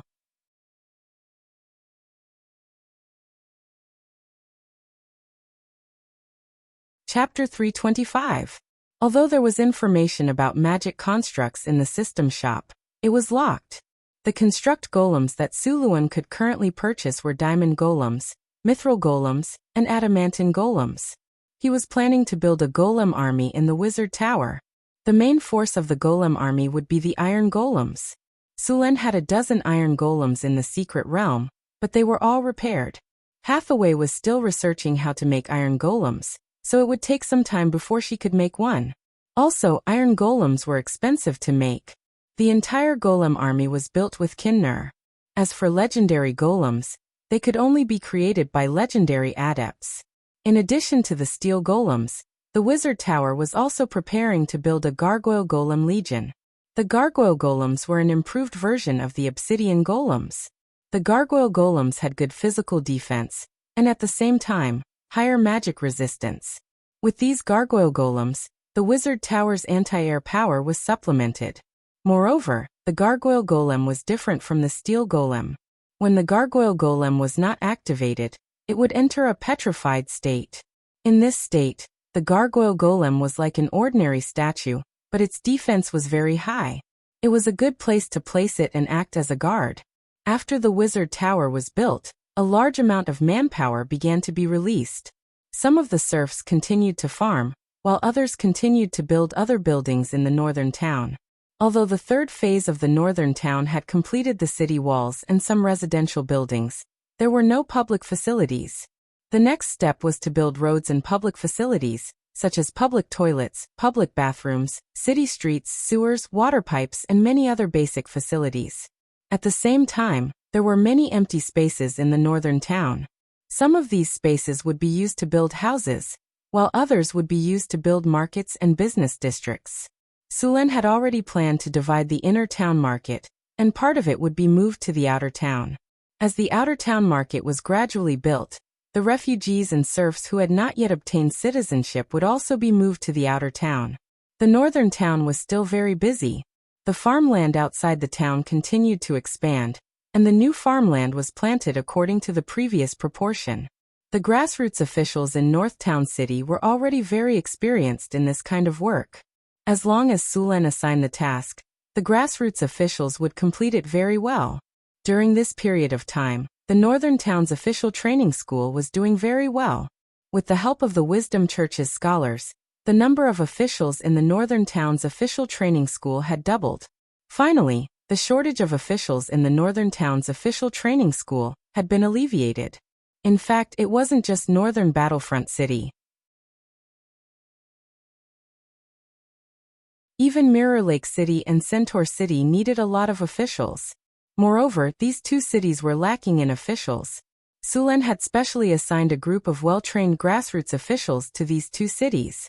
During this period of time, Sulen had also asked his men to keep an eye on the tavern to see if there were any visitors.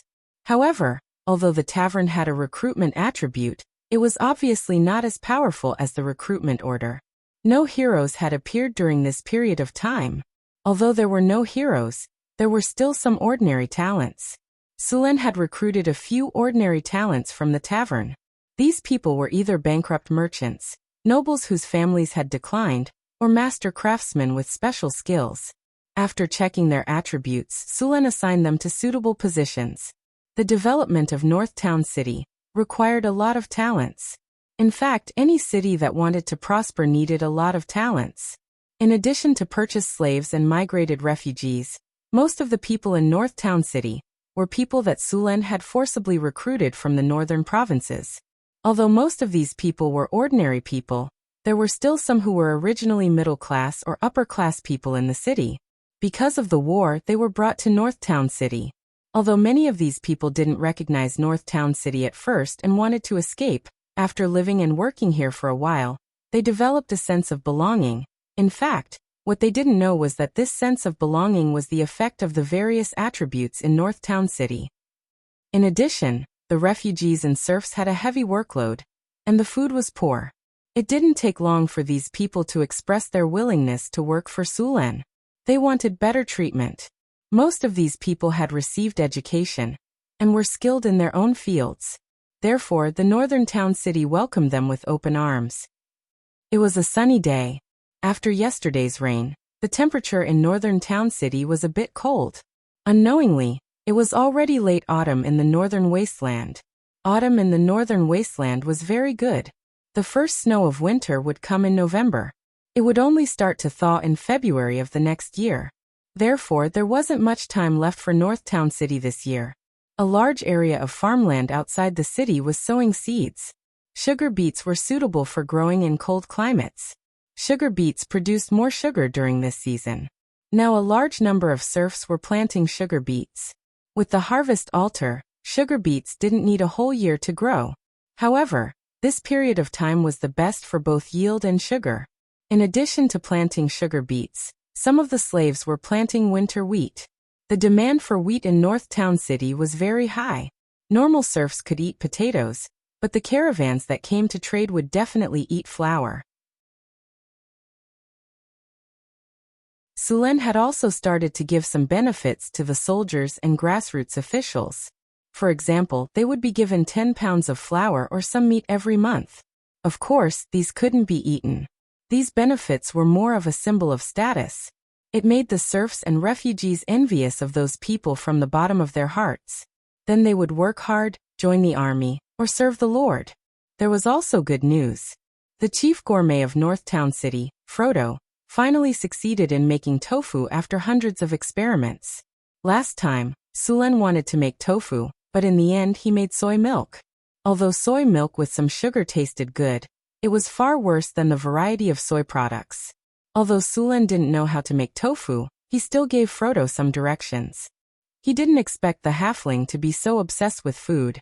It took him a few months to finally make tofu. Frodo used a brown salty water, and the tofu he made tasted good. Therefore, tofu was added to the list of delicacies in North Town City.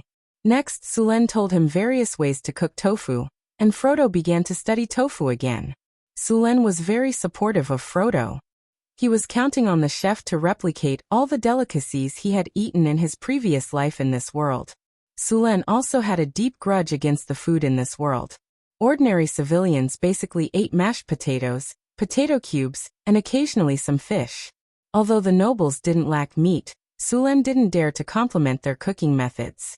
Roasting, boiling, and frying were basically the same. Stargazy pie from his previous life was probably a delicacy in this world. Fortunately, there were halflings, these little guys who liked to enjoy life and eat good food. Otherwise, the food in this world would be even worse.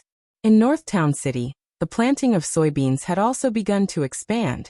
Soybeans were one of the few crops in North Town City that could provide oil.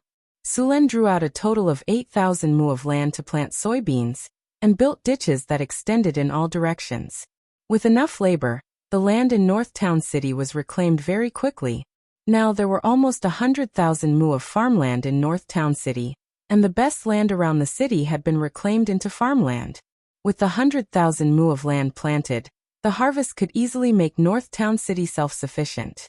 At the same time, there was also a large amount of surplus food to be used for brewing wine, developing the breeding industry, and supplying Mirror Lake City and Centaur City. After being self-sufficient in food, North Town City would have a firm foothold in the northern wasteland. Food, land, and population were all very precious at any time. Although gold was precious, it was far less important to Sulen. As long as he had food, land, and population, it would be easy to accumulate wealth. After the arcane garden was completed, several churches had already withdrawn their people. During this time, the temple of the goddess of wealth showed Sulen what it meant to be rich and willful. Compared to most temples that were built with granite and other rocks, such as the Temple of War, which was entirely built with granite, who asked the Temple of War to be poor. The Temple of Wealth was built with pure white marble. The entire temple was built with marble. Even Sulen could not help but be shocked by the cost. In North Town City, other than the Arc de Triomphe, which was completely built with marble, only the Temple of Wealth was built with marble. Although other churches also used marble, they were not as crazy as the Temple of Wealth. There were thousands of churches on the continent, among which there were thousands of cities that could afford to build temples. If they were built with ordinary stone, one could imagine how much money it would cost to build so many temples. Moreover, the Temple of Wealth was not only built with marble. They also used a lot of gold to decorate the temple. Many carvings, walls, pillars, and many other places were inlaid with gold. These people were not afraid that the gold would be stolen. Sulen could not help but feel envious. If he had not washed his hands of gold for many years, he could not help but go to the Temple of Wealth to steal some things. The high-grade priest of the goddess of wealth even blinded Sulen's eyes. The priest's robe was made of high-quality silk with a lot of golden thread sewn on it. It was completely different from the style of the priests of the Temple of Wisdom. The priest of the goddess of wealth had 8 rings on his hand. Did he not feel that it was inconvenient to carry things?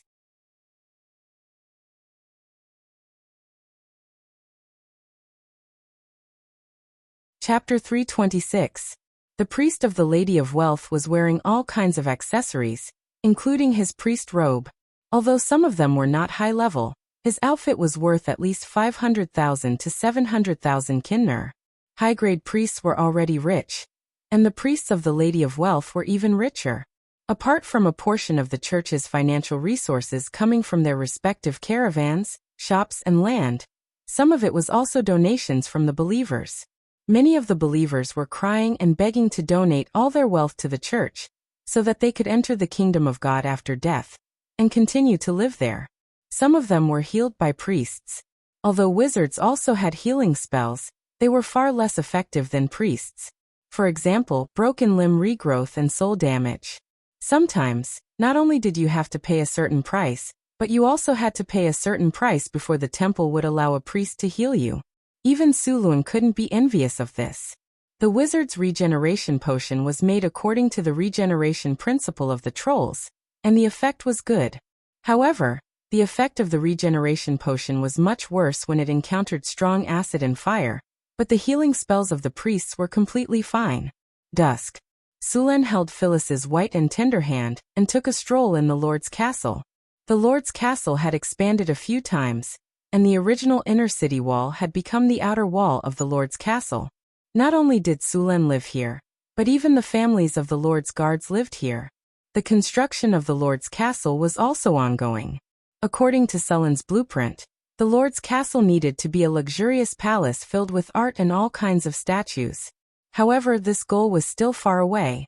Perhaps in a few years, this place would become a luxurious palace complex. In fact, Sulen planned to build a Chinese garden outside the city when his territory was more developed. He liked that kind of garden-style residence. As the princess of the Kingdom of Florence, Phyllis had seen many beautiful manors. Sulen saw that she was bored here, so he found something for her to do. It was to design a luxurious palace complex for the Lord's castle. Phyllis was very happy to accept the palace design, so she agreed without hesitation. This was the happiest period of Phyllis's life. As for Sulen's many women, she was already prepared before she came to the northern town. As a princess, she had seen the debauchery of the upper nobles. Compared to those, Sulen's was already considered good. Besides, Sulen was a legendary figure with a huge territory. It was expected that he had many partners. She did not have to maintain the palace etiquette all the time, nor did she have a strict nanny to remind her. Her sisters also took good care of her, so she could completely let herself go. Sulen was very happy to accept this situation. Of course, in some formal occasions, Phyllis still paid attention to etiquette. She was a very good partner. Nightfall. The gorgeous magic crystal lamps were lit up, and the luxurious hall was ablaze with lights. An exquisite and sumptuous dinner was served on the long table. Under the bright lights, Chris, Hathaway, Alex, Phyllis and the two half-elf maids were all sitting quietly at the long table. The charming faces of the several beauties were tender and alluring. Chris was seductive. Hathaway was intellectual. Alex was wild and hot. Phyllis was elegant. And the half-elf maids were youthful and energetic. Suluan couldn't stop himself from looking at all these beauties. Although they were all wearing silk dresses, their styles were different. The ladies had good figures, which were measured by Sulan himself. They had full breasts, slender waists, and beautiful fishtail dresses that outlined the perfect curve of their round buttocks. Their eyes were moving, as if there was an invisible temptation. A fresh roast suckling pig was served on the table. The rich aroma was mouth-watering. It was all prepared by Frodo himself. At the surrounding tables, many generals and officials of the northern city were sitting upright. There were also representatives of the temples and churches. In addition, there were also some merchants who had deep ties with the northern city. Sulan sat at the head of the table, which was at the top of the banquet.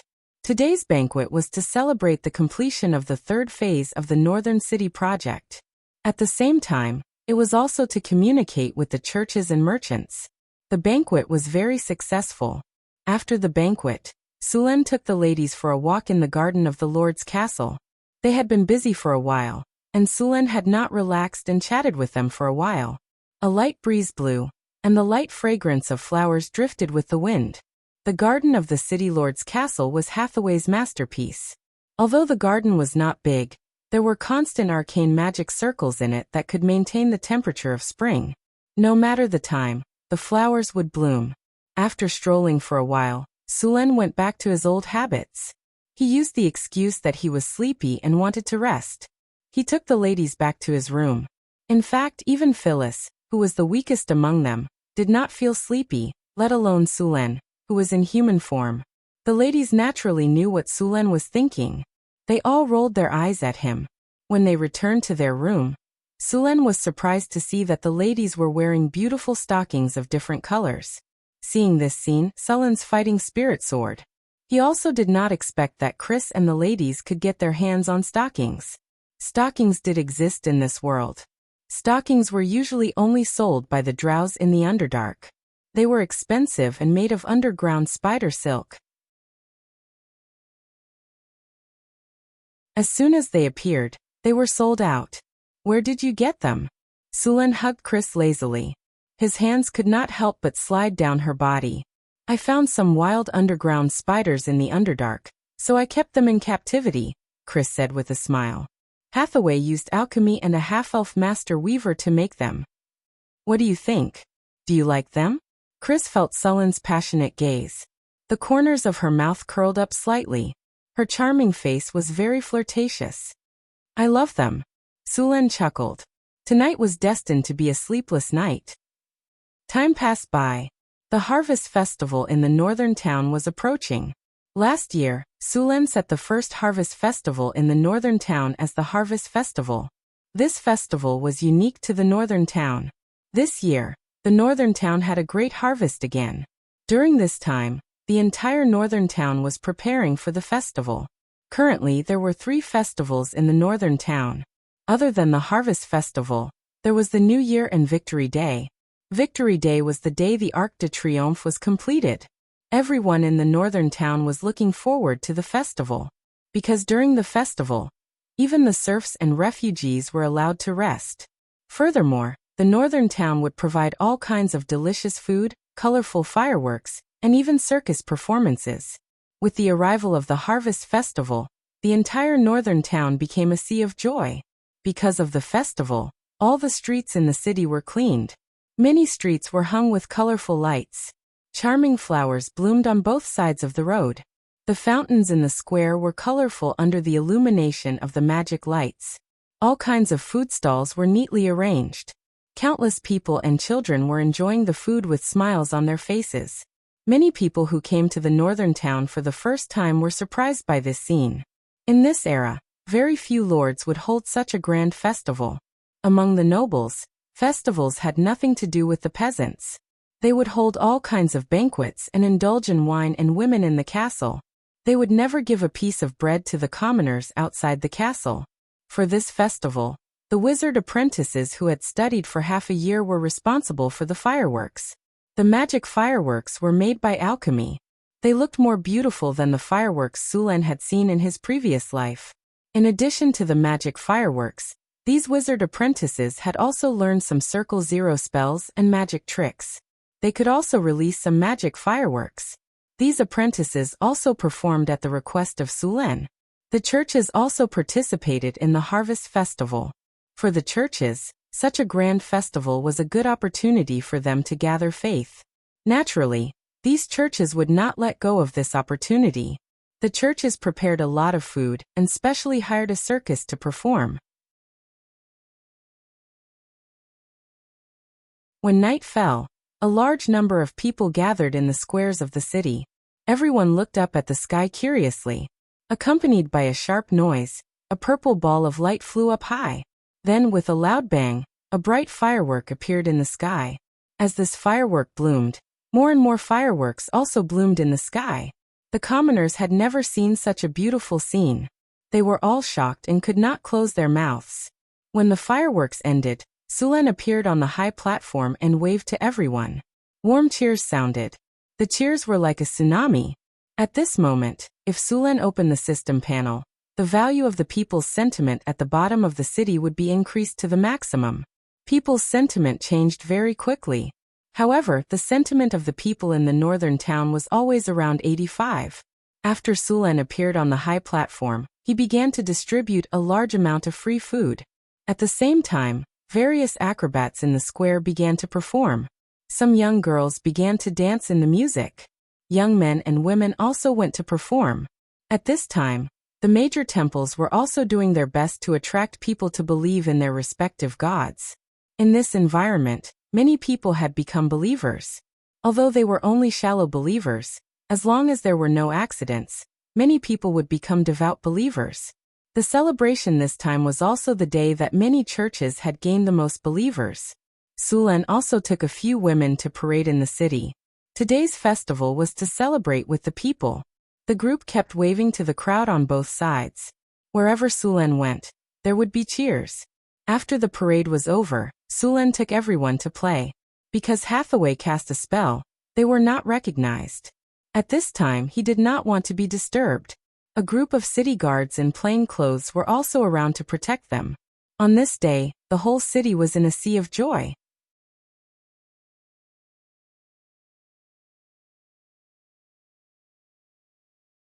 Chapter 327. The grand festival had come to an end, and Northern Town was once again bustling with activity. Sulen followed Chris to the underground world. He was going to try to breed underground spiders. It was not easy to weave stockings with the silk of underground spiders, and alchemy was also involved. The price of each pair of stockings sold in the Underdark was more than 50 kinner. Even so, the demand still exceeded the supply. The main reason was that the quality was not good, and it was basically disposable. Sulen planned to divide an area in the underground world to breed underground spiders, and the silk produced could be used to weave stockings. The drows were very experienced in breeding spiders.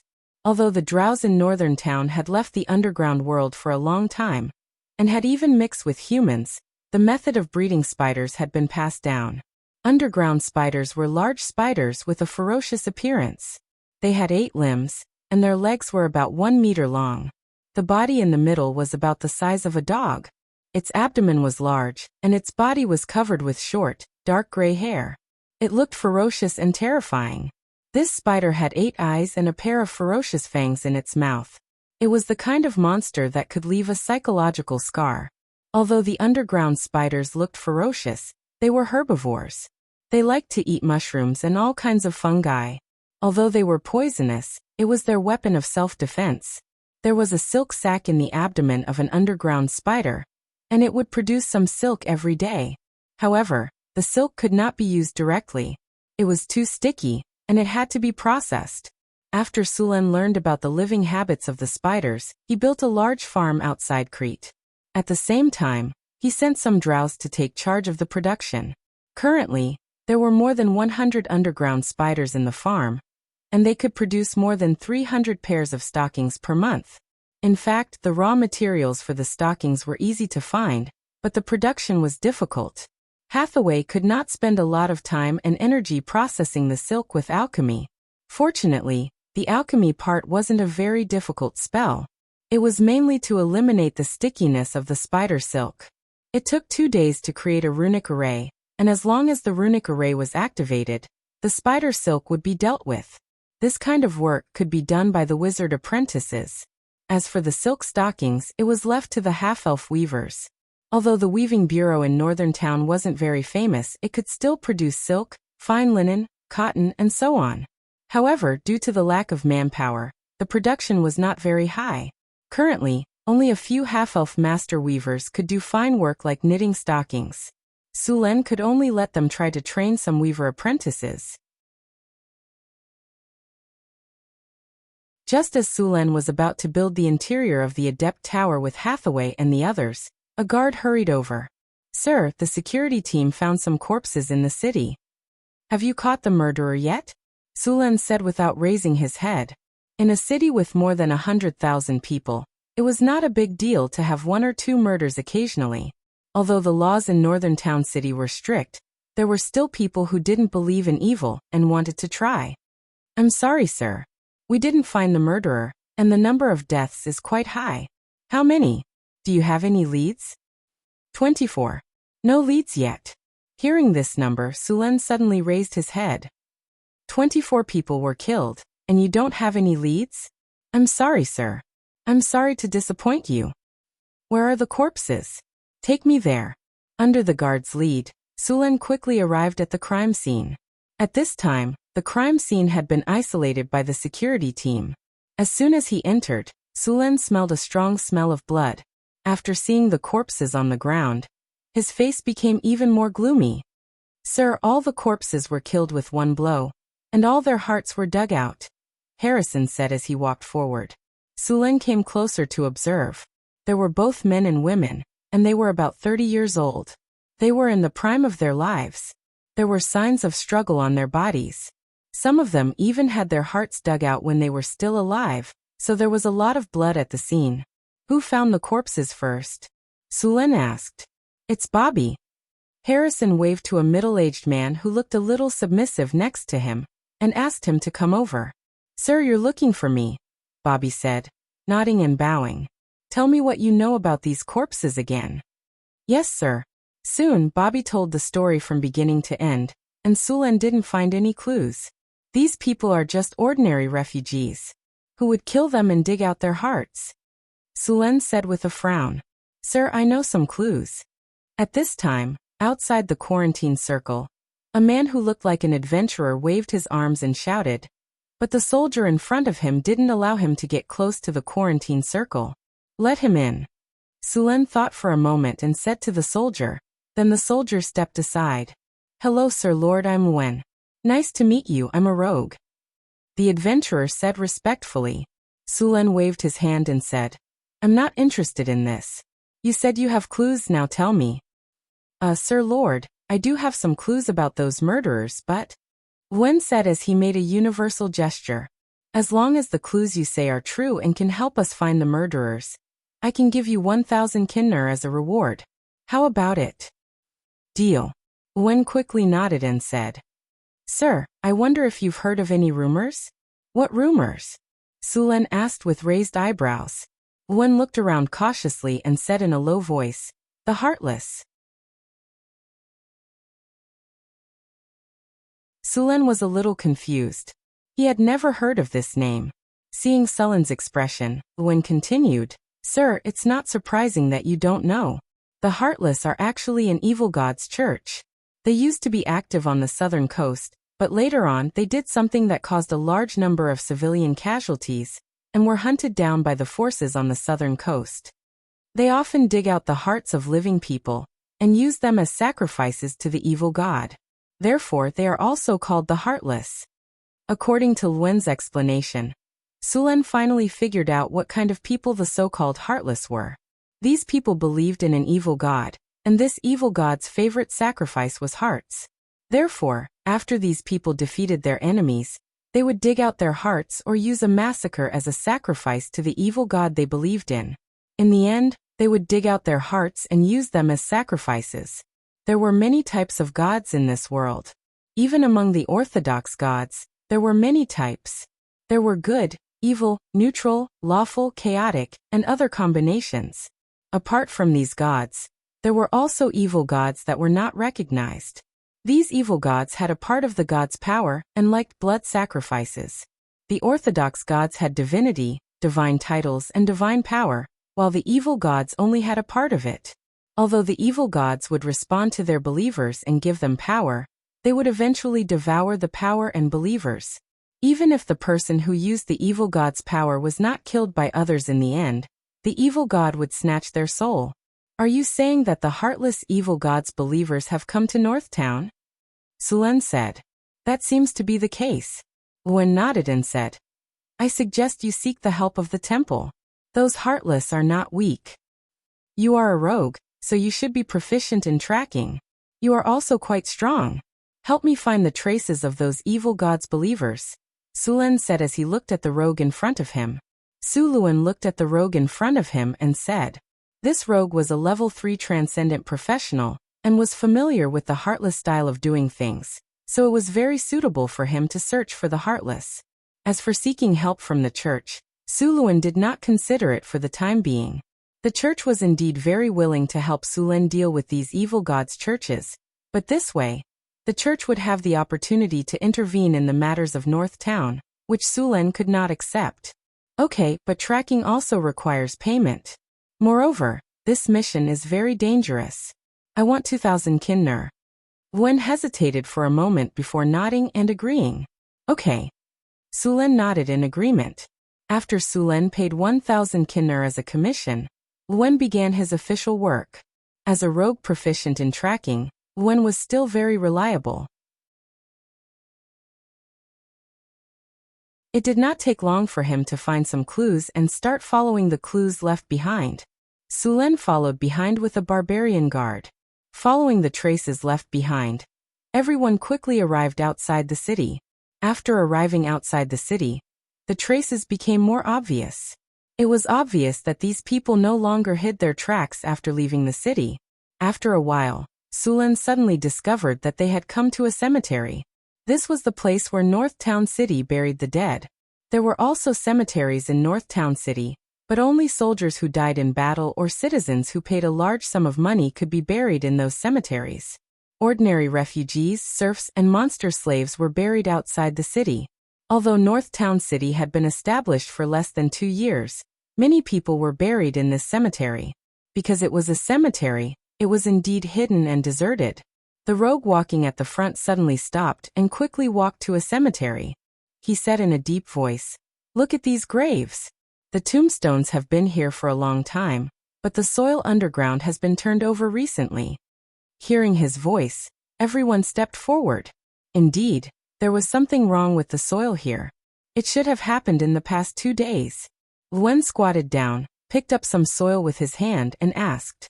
Then he pushed away the weeds in front of the tombstone. There were obvious traces of movement under the tombstone. Someone opened this grave 3 days ago at most.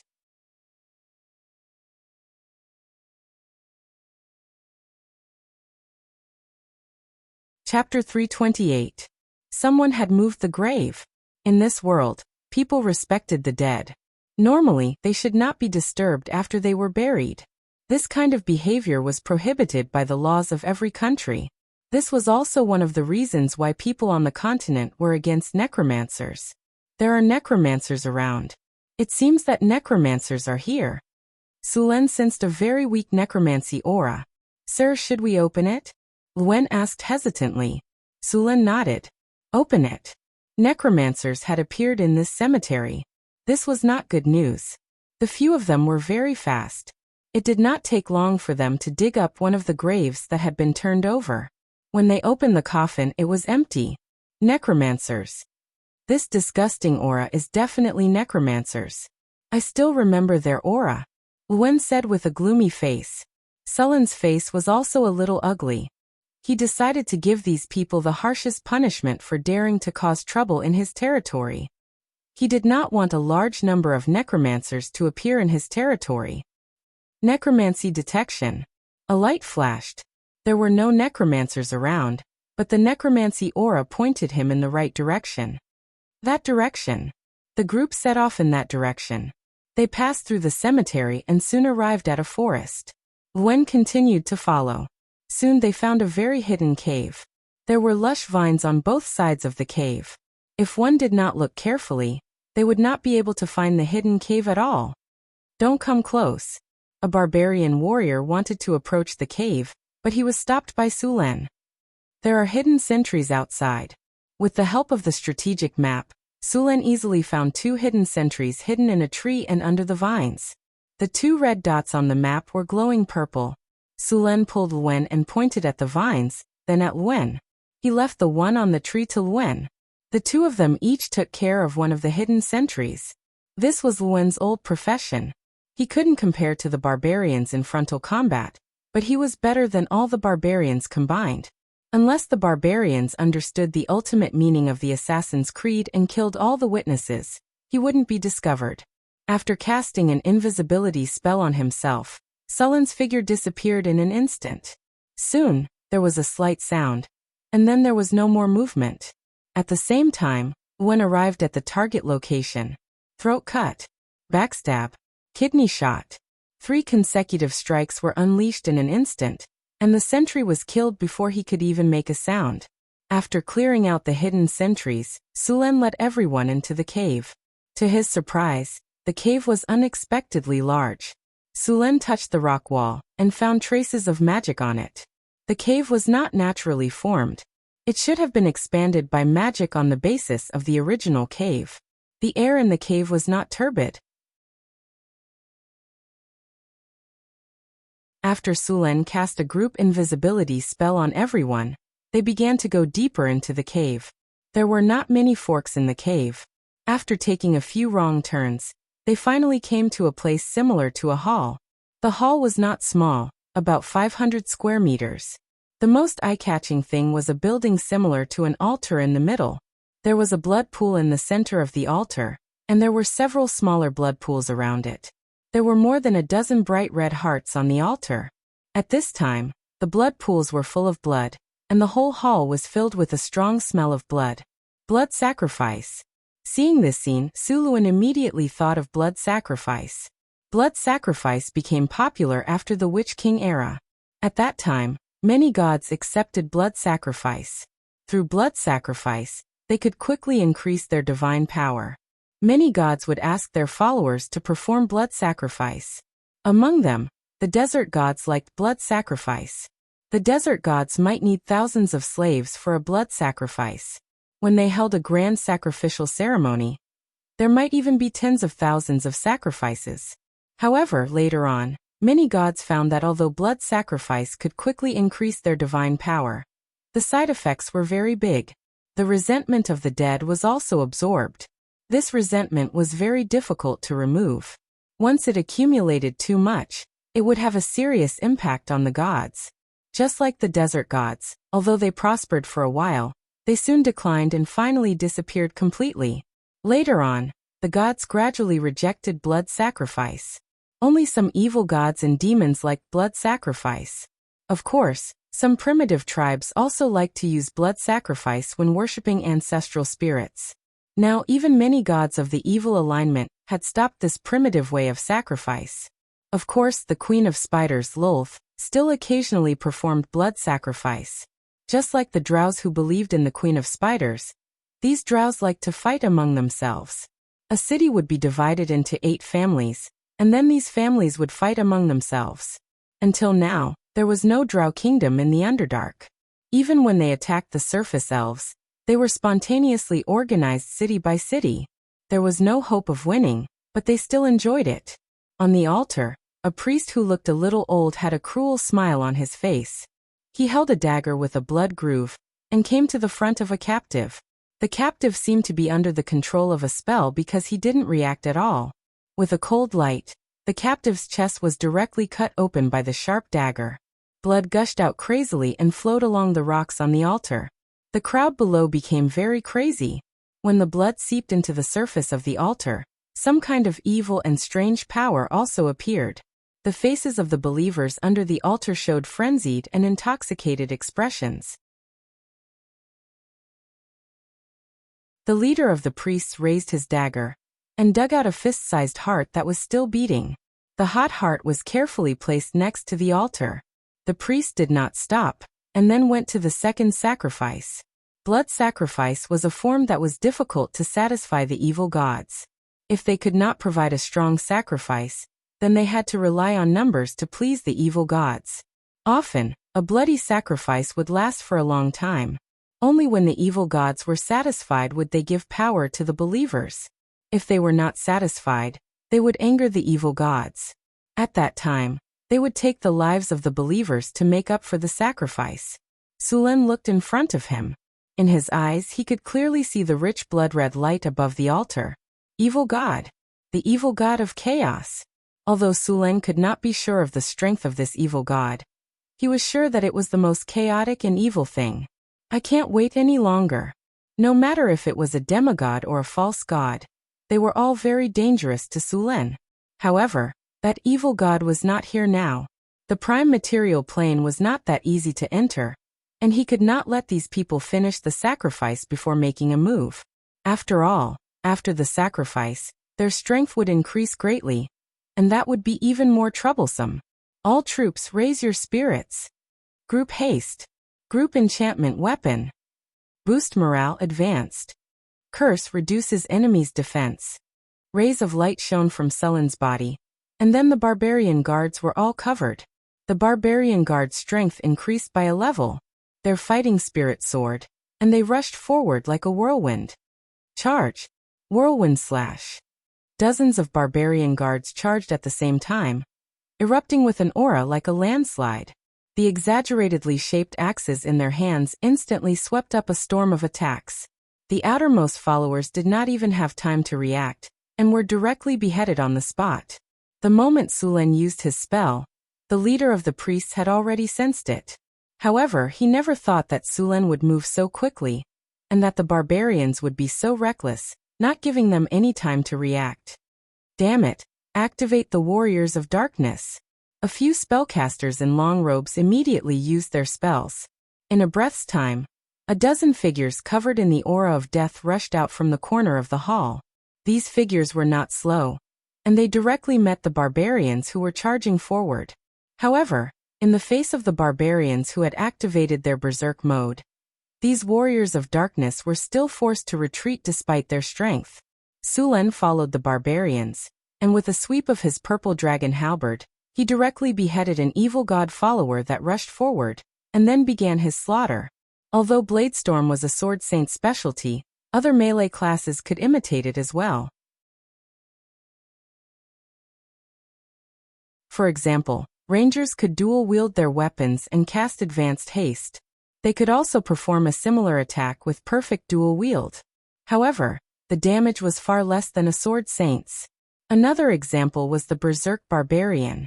They had about 50% of the power of Bladestorm, but it was not too difficult for Sulen. With his blitz talent, greater haste, and his proficiency in spears, as well as his powerful stamina, Sulen could easily achieve this state. Sulen's body was wrapped in lightning, and in the next second, he appeared in front of a priest. That priest did not even have time to cast a spell before he was killed by Sulen. The purple dragon halberd swept back and forth, quickly clearing out the surrounding warriors, and then directly pouncing on another priest wearing a mask. These priests had a strong negative aura, as well as some strange chaotic energy, which made Sulen very vigilant. They were the biggest threat to the barbarian guards. Corpses fell one after another like grass being cut down, and the evil god followers who had already reacted began to frantically counterattack. War roar! Roar! A deafening roar suddenly exploded. The space in the underground hall was limited, and in this environment, the power of war roar was even greater. Everyone felt their minds go blank for a moment. The barbarians were fine, as their constitution was high enough, and they quickly recovered, but the evil god followers were not so lucky. Half of them were killed by the roar just now.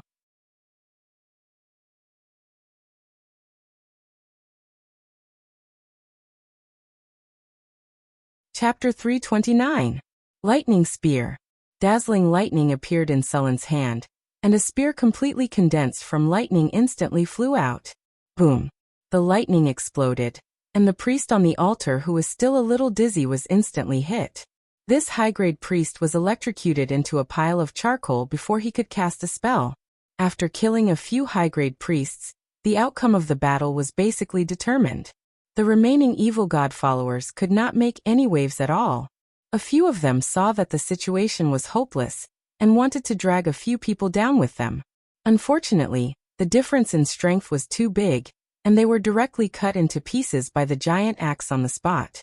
The battle ended quickly. Johnson, go check if anyone is still alive. Kill all of them. Don't take these evil god followers as prisoners. By the way, don't touch anything that looks strange. Record it down and someone will deal with it. After the battle, Sulen ordered people to start cleaning up the battlefield. As for getting information from these fanatics, Sulen did not have this idea at all. These people had been brainwashed, and it was not easy to pry open their mouths. At least Sulen could not do it for the time being. Some of the things in the evil god's church were very strange. Many of them carried the power of the evil god. These things slowly seduced you. Whispers in your dreams were common, so the best way to deal with these things was to destroy them together. Wen stared at Sulen, dumbfounded. 2 Tier 4 priests, more than a dozen Tier 3 warriors, and dozens of Tier 1 and Tier 2 evil god followers. Such a powerful stronghold of the evil god's church was wiped out so easily. Was this still the evil god's church that stirred up trouble in the Southern Sea? Although many rumors and poems of bards proclaimed the strength of Northtown City, Wen heard more of it as a story. Who the hell would have thought that exaggeration in poems was not basic? Wen, go untie these people. Sulen saw that the rogue was still in a daze and directly called him over. Your Excellency, are you calling me? Wen, who came back to his senses, looked at Sulen with eyes full of awe. Is there anyone else called Wen? Go untie these people, and ask them where they are from, and how they were captured. Rogues were very good at this kind of interrogation, so it was very suitable for him to do this kind of thing. As for those straightforward barbarians, forget it. Okay. Wen went forward to rescue the humans who had been used as sacrifices. Just as Sulen and the others were cleaning up the battlefield, an evil force was gathering near the altar. In the hall, blood was flowing slowly like a stream. It was not only the blood of the sacrifices, but also the blood of the followers of the evil god that had been killed by Sulen and the others. The thick blood in the blood pool gradually condensed into a 3-meter-high blood cocoon. Such a big movement soon attracted Su Luan's attention. In the blood pool, something like a sludge monster was constantly wriggling, and a vague human silhouette could be seen in the huge egg in the middle. What is this? Sulen looked at the monster in front of him. There were too many types of monsters in this world, and many of them were not even recorded in the wizard's records. Thunderstorm. Seeing the blood cocoon in front of him, Sulen directly summoned a ball of thunder and lightning and threw it over. Lightning flashed, and a lot of blood splattered, but the blood cocoon in the blood pool did not change at all. After the blood was blown up, it quickly recovered, just like the surface of the water. Immune to magic attacks? No, it was because there was too much blood at the scene. As long as the blood was not completely depleted, it would recover quickly. Looking at the blood pool, Su Luan immediately understood. Then he used his weapon to attack. Similarly, the purple dragon halberd was like cutting through jelly. There was no resistance at all. Even when he attacked, a few blood arrows suddenly shot out from the blood pool to counterattack him. Sulen waved the purple dragon halberd gently and cut off the blood arrows. After some probing, he already knew that it was impossible to end the battle before it hatched. He could only wait for it to be completely born, and then kill it. The blood cocoon grew very quickly. In just a few minutes, the entire blood pool was swallowed up by it. Soon the blood cocoon hatched. Like a slime monster, The blood cocoon stretched out its hands, legs, and head. In the blink of an eye, it became a 3-meter-tall giant. The giant's entire body seemed to be made of blood. On its head, the facial features were very blurry. Only its mouth looked ferocious and terrifying. As soon as the blood giant appeared, it directly swung its fist at Sulen. Just by looking at the size of its fist, Sulen did not doubt its power at all. Evil God Avatar, Blood Demon Form, Level. Ability. Transformation, Divine Spell Attribute. Divinity, Divine Power Infusion. Sulen stepped lightly on the ground and instantly jumped back, dodging the attack. He also used the system to identify the monster in front of him. Boom. It looked like a ball of liquid, but when it hit the ground, spiderweb-like cracks appeared. Sulen retreated while checking the system's identification results. When he saw the system's information, Sulen's expression became much more serious. He never thought that this evil god would actually use divine power infusion to forcibly change its form and create an evil god avatar. Chaos Hammer. A divine spell flew directly at Sulen. Suluen's body flashed with lightning, and the next second, he appeared behind the evil avatar. This kind of teleportation-like ability was the result of his explosiveness with the power of thunder and lightning. In fact, it was not a spatial skill. After dodging the attack, Sulen's purple dragon halberd carried powerful lightning and stabbed directly at the evil god avatar's back. Along with the dazzling lightning, the evil god avatar's body was directly penetrated by the purple dragon halberd.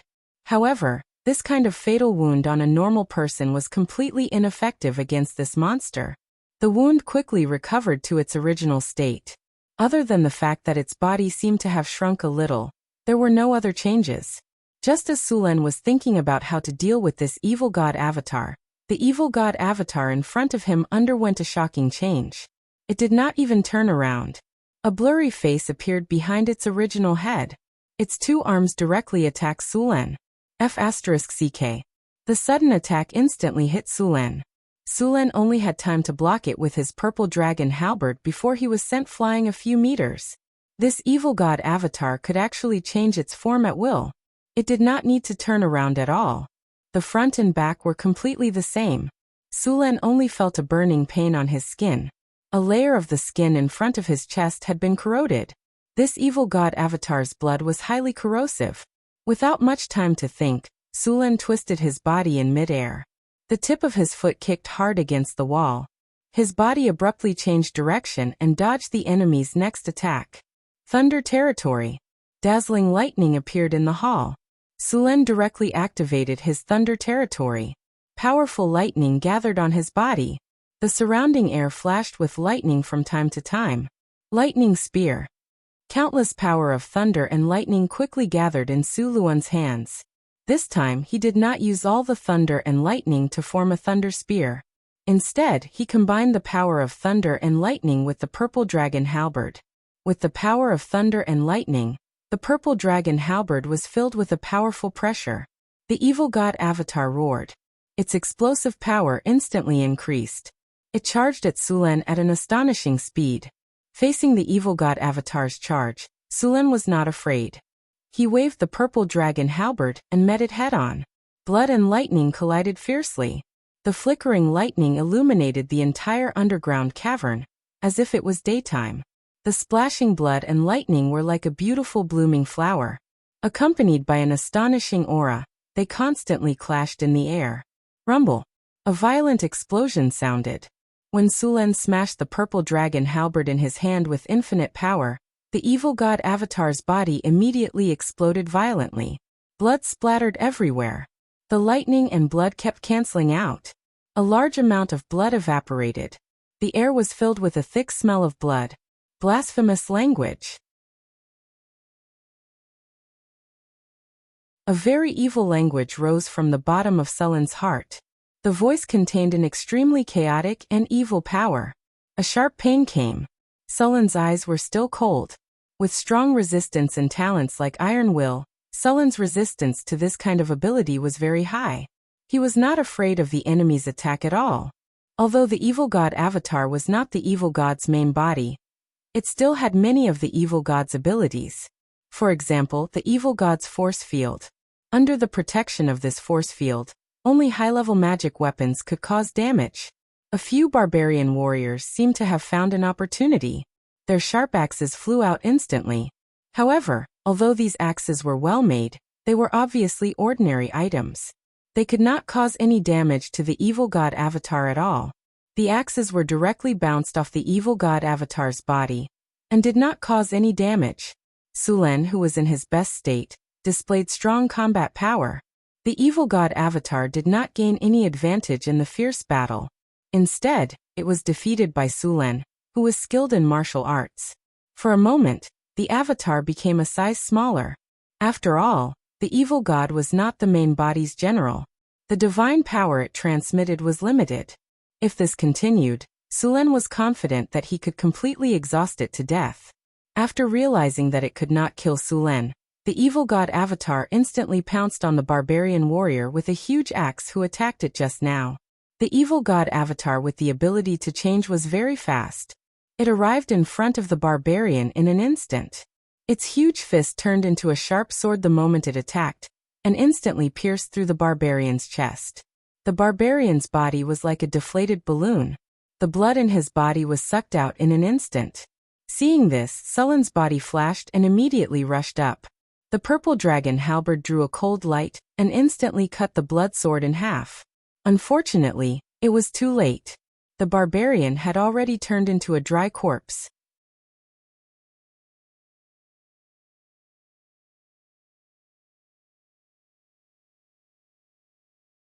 Chapter 330.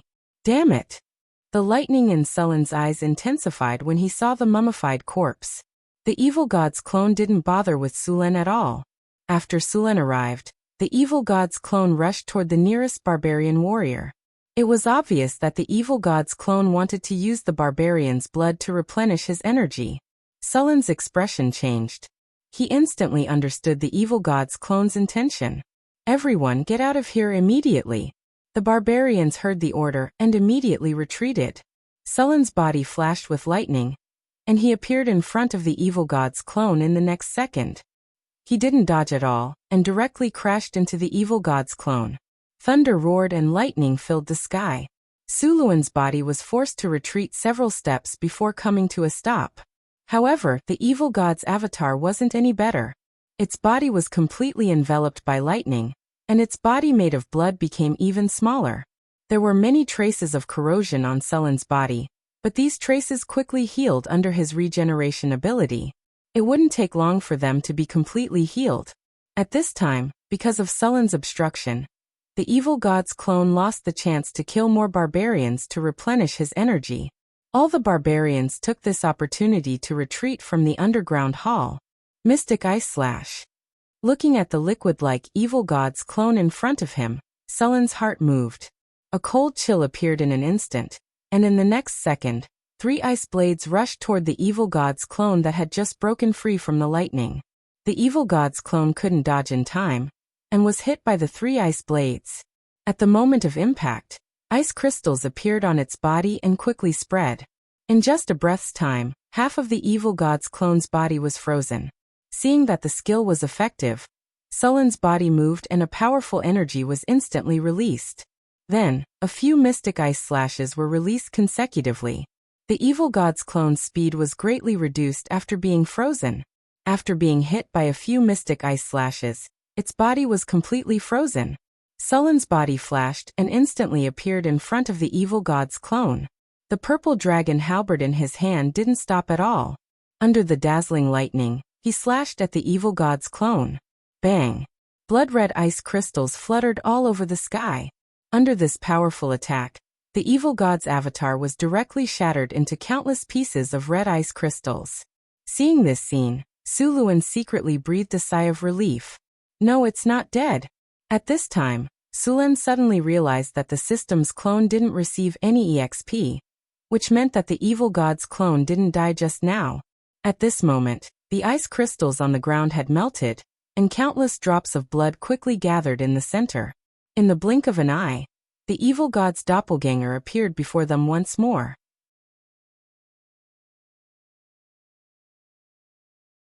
It really has an immortal's body. Su Luan frowned and said, if the first time doesn't work, then the second time. I don't believe your divine power is endless. Seeing that the evil god's clone had just recovered, Sulin's body flashed and rushed up again. Although it was only an evil god's clone, it was impossible to kill it in this way. Sulen didn't have any good ideas. He could only exhaust the enemy in front of him bit by bit. Facing Sulen, the evil god's clone didn't have any advantages other than strength and regeneration. Its speed was inferior, and its control spells were basically ineffective. On the contrary, it was controlled by Sulen's spells. In this situation, it was nothing more than a guerrilla war. Now that the barbarians had retreated, Sulen didn't have to fight it head-on. Thunder roared and lightning flashed in the underground hall. Sulen, who had changed his fighting style, became more relaxed. The evil god's clone tried to rush out of the hall several times, but it was stopped by Sulen. Its blood was constantly being consumed, and the evil god's clone became smaller and smaller. Thunderstorm spell. Mystic ice slash. 3-inch lightning shrouded the evil god's clone, and its body became slightly stiff. In the next second, a few mystic ice slashes were already prepared, and the evil god's clone was turned into an ice sculpture, which was then smashed into pieces by the purple dragon halberd. As a warrior and a part-time wizard, although Suren's original energy value was abundant, he couldn't hold on for much longer. However, the piece of tungsten steel he had equipped came in handy. The mana recovery effect of the tungsten steel could restore his energy at all times.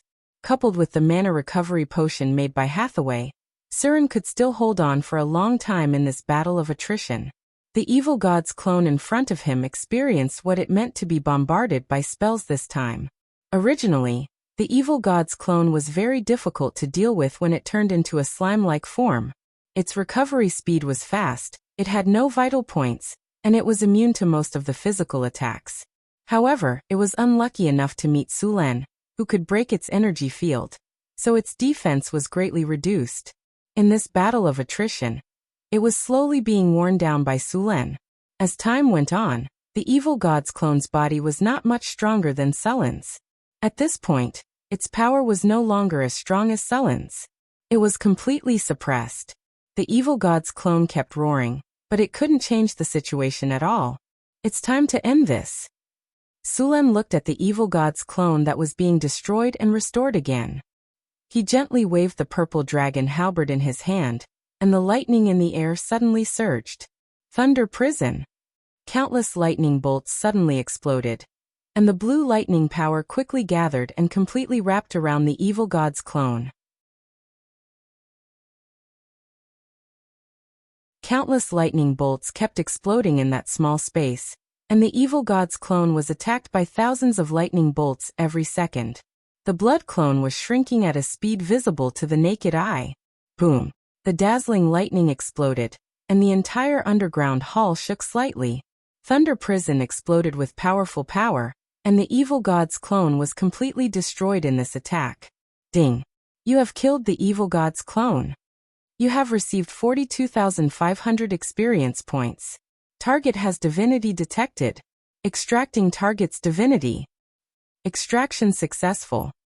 You have received 3 divinity points. Congratulations, host, you have successfully killed the evil god's clone. You have received 2 platinum treasure chests. You have received the item Luban Remnant Scroll X1.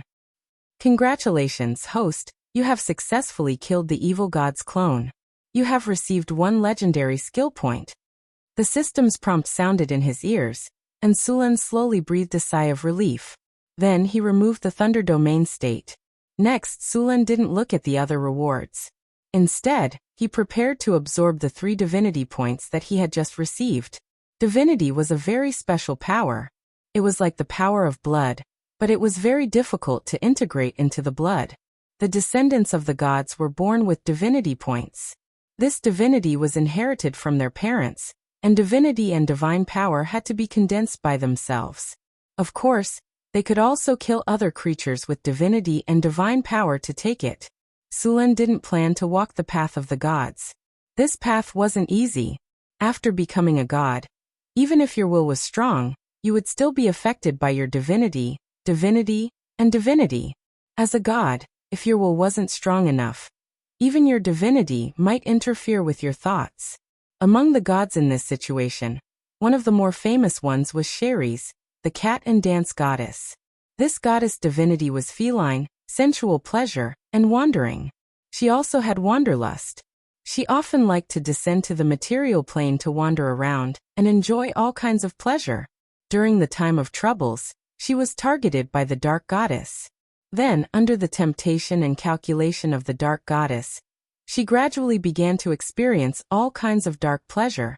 If the goddess of love and beauty, Shini, hadn't intervened in time at the critical moment, the dance goddess would have undoubtedly been controlled by the dark goddess and become her training puppet. Because of these factors, some powerful ancient gods resolutely gave up their divinity and chose to live in seclusion. The first god of death, Jurgal, and Gaia Mother did this. Jurgal, the god of death, was more thorough. He divided his divinity among 3 gods and created 3 powerful gods. At first, Jurgal was called the Lord of the End of all things. This was the final form of death. He divided his divinity into 3, so there was the god of strife, Ban the god of the dead, Mirko, the god of murder, Baal. This action even directly led to the time of troubles. Gods had their own responsibilities.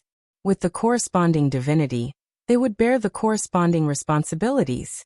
For example, the god of death had to maintain the operation of the river Styx and receive and distribute souls. The god of light had to protect justice. The goddess of nature had to maintain the normal development of the natural world. Sulen didn't want to be bound by these, so he didn't intend to become a god. Divinity was also contaminated with various wills and spirits. Sulen had already experienced it when he first integrated divinity. In order to completely integrate divinity, the original spirit imprint in the divinity must be removed. Relaxing, Sulen adjusted his mind to the best state, and then began to integrate divinity. At this moment, Sulen suddenly appeared in a world of blood. Countless distorted figures were constantly entangling him. Sulen frowned slightly. He was already mentally prepared for this situation. Lightning bloomed from Sulen's body, and then killed all the distorted figures around him. Then countless hideous monsters appeared in this space. Hellfire burned, and Sulen began to kill all kinds of monsters. At the same time, a figure hidden in the depths of the monsters suddenly launched a sneak attack. However, Sulen had already detected its movements.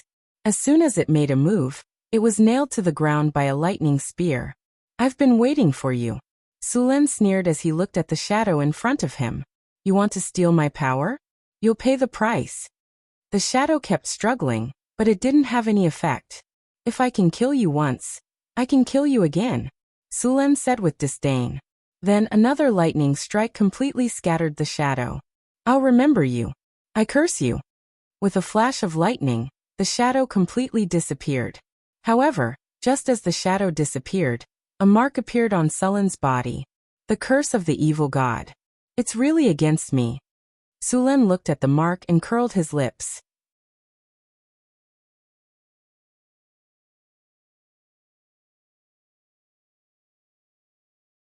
Chapter 331.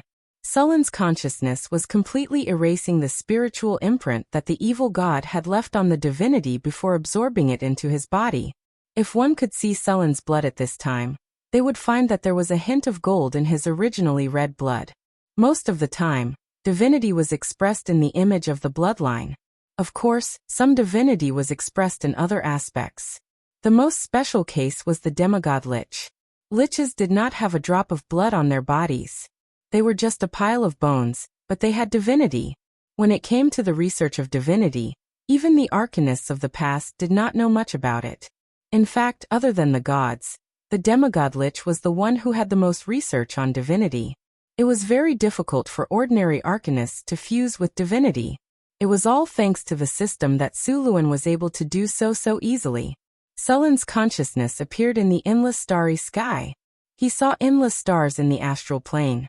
Those stars could be independent planes, the divine kingdoms of the gods, or some barren half-planes. Although these stars looked very close, most of them were actually projections. Sulen stood in the void, the endless source sea above his head. The vast and boundless energy made Sullen's heart palpitate. The huge power of the rules was also displayed in front of him. Then his consciousness began to fall. And it was getting faster and faster. It was as if he was falling from a high altitude in an instant. When Sullen opened his eyes again, he was still standing in the underground hall. The surrounding scenery had not changed at all. The big pit on the ground, the mottled bloodstains, and the pungent smell of blood. It was as if the scene he had just seen was an illusion. Only a black mark on his arm reminded him that everything just now was not an illusion. Curse of the evil god. You have been marked by the evil god. Just as Sullen stared at the mark, the remaining power of the evil god around him quickly gathered together and formed a very abstract ghost face. No, no, no. One can escape. I will catch you. An inexplicable language sounded. Sullen glanced at the ghost face and curled his lips. You only know how to play tricks. Then he held his left hand with his right hand and straightened his left arm.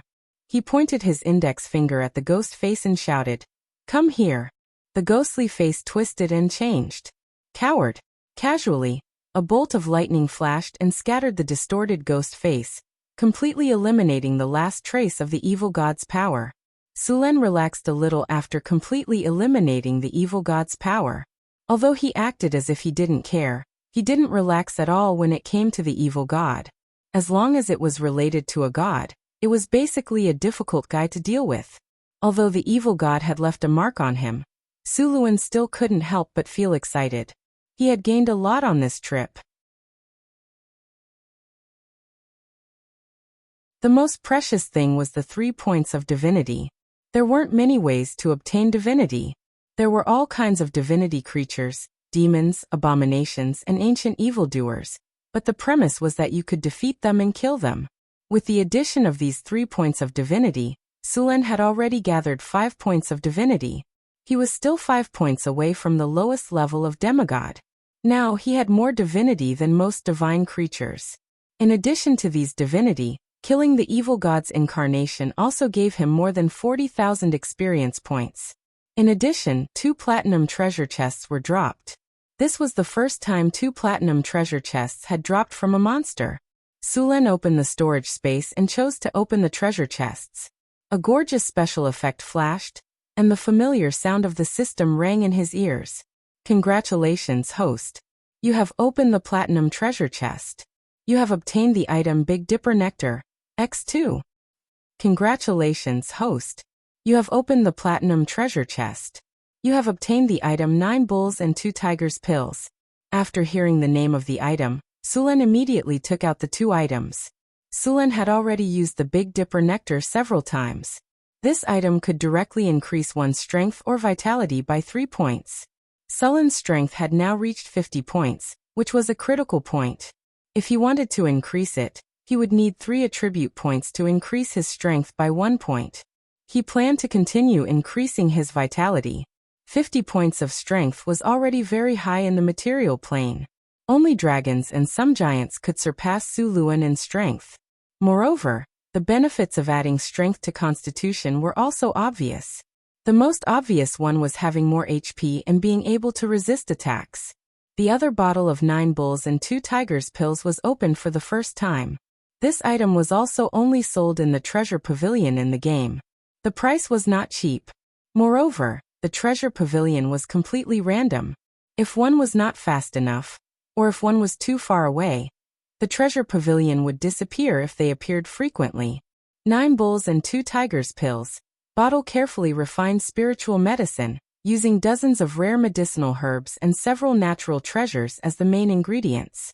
After use, 1 free attribute point will be increased. Note: 5 pills per bottle. Although 1 pill could only increase 1 attribute point, the effect was not as good as the Big Dipper Nectar and the Wisdom Leaf. However, it was still a free attribute point. Sullen could add it to his agility or charm. Now, the experience required to level up was too much. Moreover, each level only gave 2 free attribute points. If Sullen wanted to make up for his shortcomings, he had to rely on this. Without hesitation, Sullen consumed the Big Dipper Nectar and chose to increase his vitality.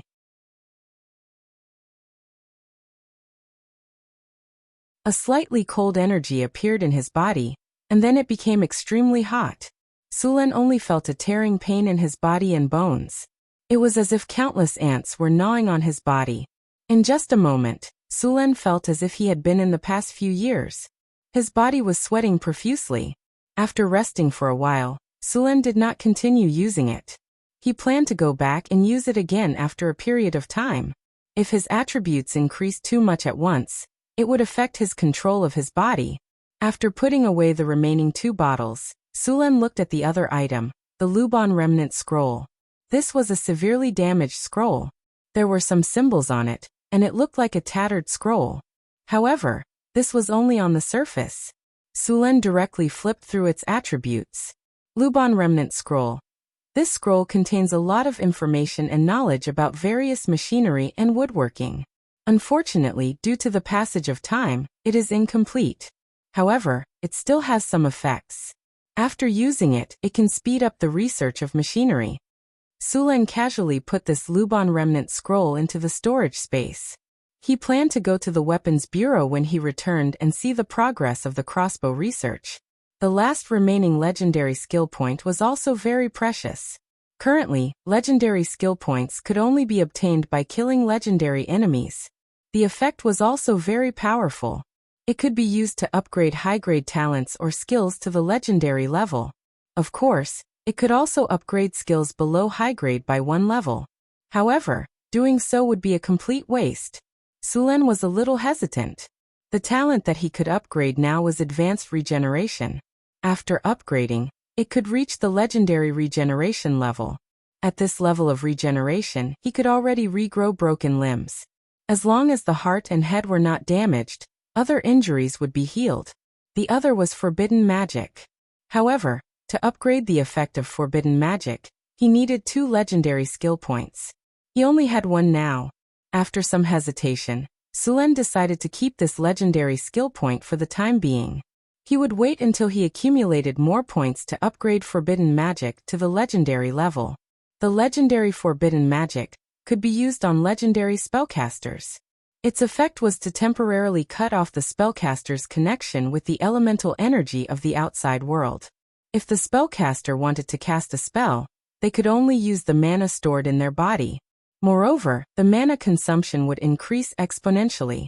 When casting a spell, the spellcaster would use their own mana to trigger the elemental energy of the outside world to form a resonance effect. Then, the spellcaster would cast the spell without using too much mana. However, after being Forbidden Magic, the spellcaster would need to provide all the mana to cast the spell.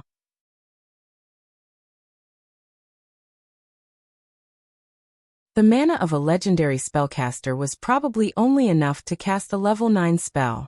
This skill could cripple most of the spellcaster's power. In the underground hall, the barbarian warriors were collecting the spoils of war. After dealing with the evil god believers and evil god avatars, the barbarian warriors who had just retreated returned. There were several other passages in the underground hall. These passages led to the storage room and the residences of some high-ranking members of the church. Although the evil god's church looked like underground rats, they were actually very rich. The churches of the gods would abide by the rules of the game. The evil god's church did not have so many concerns. There was once a relatively remote noble who died in an accident, leaving behind only a widow and an orphan. Then, some relatives appeared out of nowhere and used various methods to control the mother and son. Then they carried out all kinds of activities. It was not until a high-ranking member of the church passed by that they were discovered. This place had become the lair of an evil god's church. In the end, when the evil god's church was destroyed, the nobles and the church paid a heavy price. Several high-ranking members of the evil god's church were still able to escape with a large amount of wealth. These evil god churches would often tempt some foolish nobles, such as prolonging their lives, gaining power, or promising to revive their loved ones. Many nobles felt that they could control these churches, but they didn't know that these nobles were just lambs waiting to be slaughtered in the eyes of these evil god churches. After a while, a barbarian warrior came in front of Sulen and bowed. "Your Excellency, all the spoils of war have been cleared out. Do you want to take a look?" "Very good. Did you find any strange items?" Sulen turned and glanced at him. The barbarian warrior immediately replied, "I found a few statues and some strange decorations. Take me to see them." Sulen followed the barbarian warrior to another passage.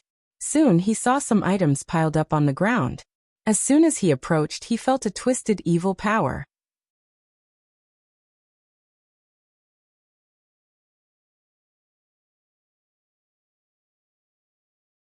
Chapter 332. Sulen casually picked up a statue. He didn't know what it was made of, but it looked like jade. Although it looked ordinary, it contained a trace of evil energy.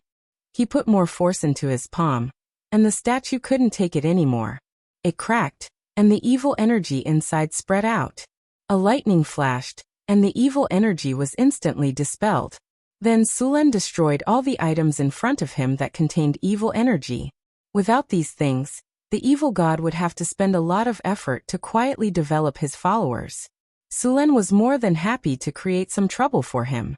After dealing with these things, Sulen asked his men to bring the trophies and the bodies of his comrades back to Northern Town.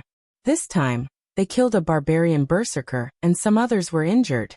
The injured ones could be healed with physical healing, but the dead ones had to be cremated. Because they were killed by the evil god's incarnation, there was a lot of negative energy on their bodies. If it wasn't removed, the bodies would be resurrected as undead creatures. The best way was to animate them. Of course, they could also find a priest to purify them. However, the evil energy was not ordinary. Only a bishop could purify it. The loot from the evil god's church was about 30,000 gold coins, some gold and silver equipment, and some weapons and armors. At the same time, they also rescued a dozen or so refugees.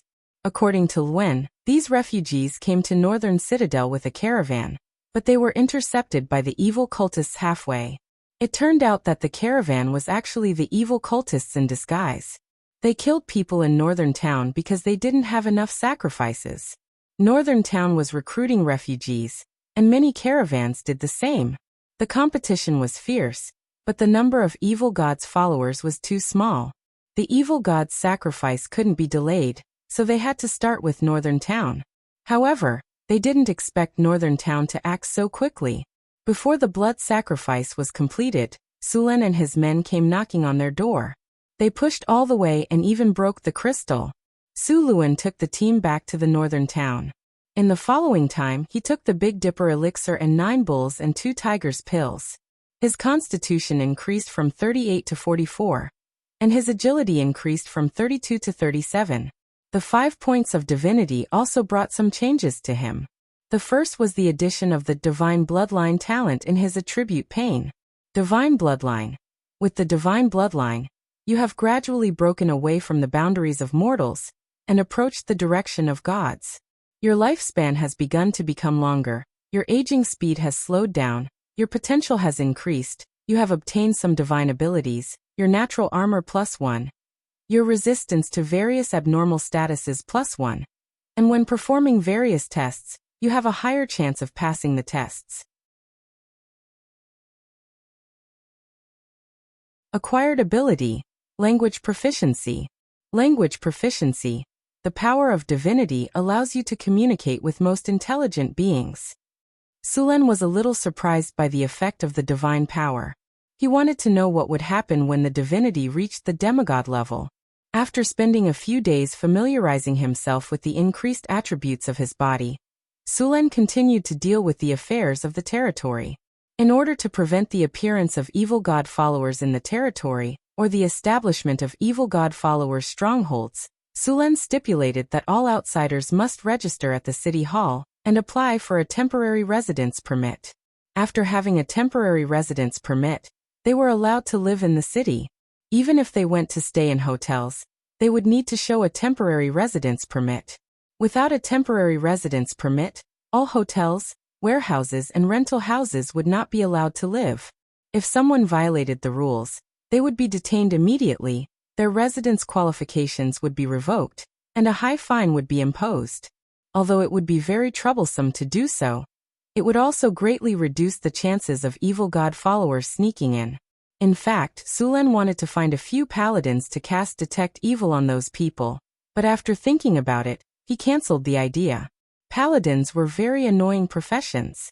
These people were very paranoid about justice. If they were to cast Detect Evil, more than 70% of the nobles in the world would be glowing red. Some people once asked the paladins for help. After the paladins cast Detect Evil, more than 30% of the people in the city were glowing red. The whole city was almost overturned by them. The paladins all wore the same silver-white knight's armor, and were equipped with a knight's longsword. They had a friendly smile on their faces, which made it easy for people to have a good impression of them. Generally speaking, paladins were a group of very charming existences. Using the standards of the previous world, they were perfect idealists. They were tolerant of the good camp and cold to the evil camp. If it was in other cities, it would be fine, but in a developed city, it was a trap. The merchants in this era were not good people, especially those who dared to do business in the Northern Wasteland. The Northern Wasteland was a place outside the law. If they met other caravans in the wild, they would be alert immediately.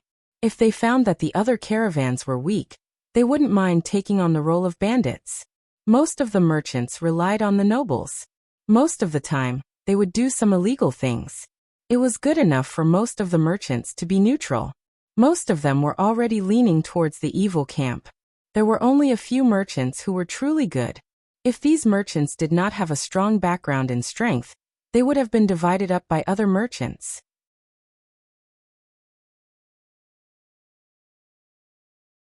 In short, it was really difficult for good people to do business in this world. It could be said that at least 1/3 of the merchants were leaning towards the evil camp. It was just that the degree of leaning was not high. Even those merchants who were neutral had a lot of blood on their hands. If he used Detect Evil at this time, he would most likely be glowing red. If he was seen by the paladins, there was a high chance that he would be killed. The paladins were indeed very kind. They were not hypocritical like the nobles. They could not tolerate evil in their eyes. They were also the guardians of justice. They were pious, strong, brave, fearless, compassionate, humble, loyal, protecting women and children, upholding justice. Almost all the knight's virtues could be applied to them. If the paladins used Detect Evil on Sulen, the red light on Sullen's body would probably be no less than that of those murderous executioners. He had enslaved at least tens of thousands of people, which was also considered evil in the eyes of the paladins. Although it was because of him that those refugees could survive and had hope for the future, it still did not change the fact that Sulen was enslaving and oppressing the weak. The paladins were a group of very special people. They firmly believed in order and kindness. They had a strong will and belief. It was not an exaggeration to say that the difficulty of becoming a paladin was 1 in 10,000. It was not a matter of talent, but whether your heart believed in justice and kindness. If the paladins doubted faith, belief, and justice, then the power of the paladins would decline rapidly.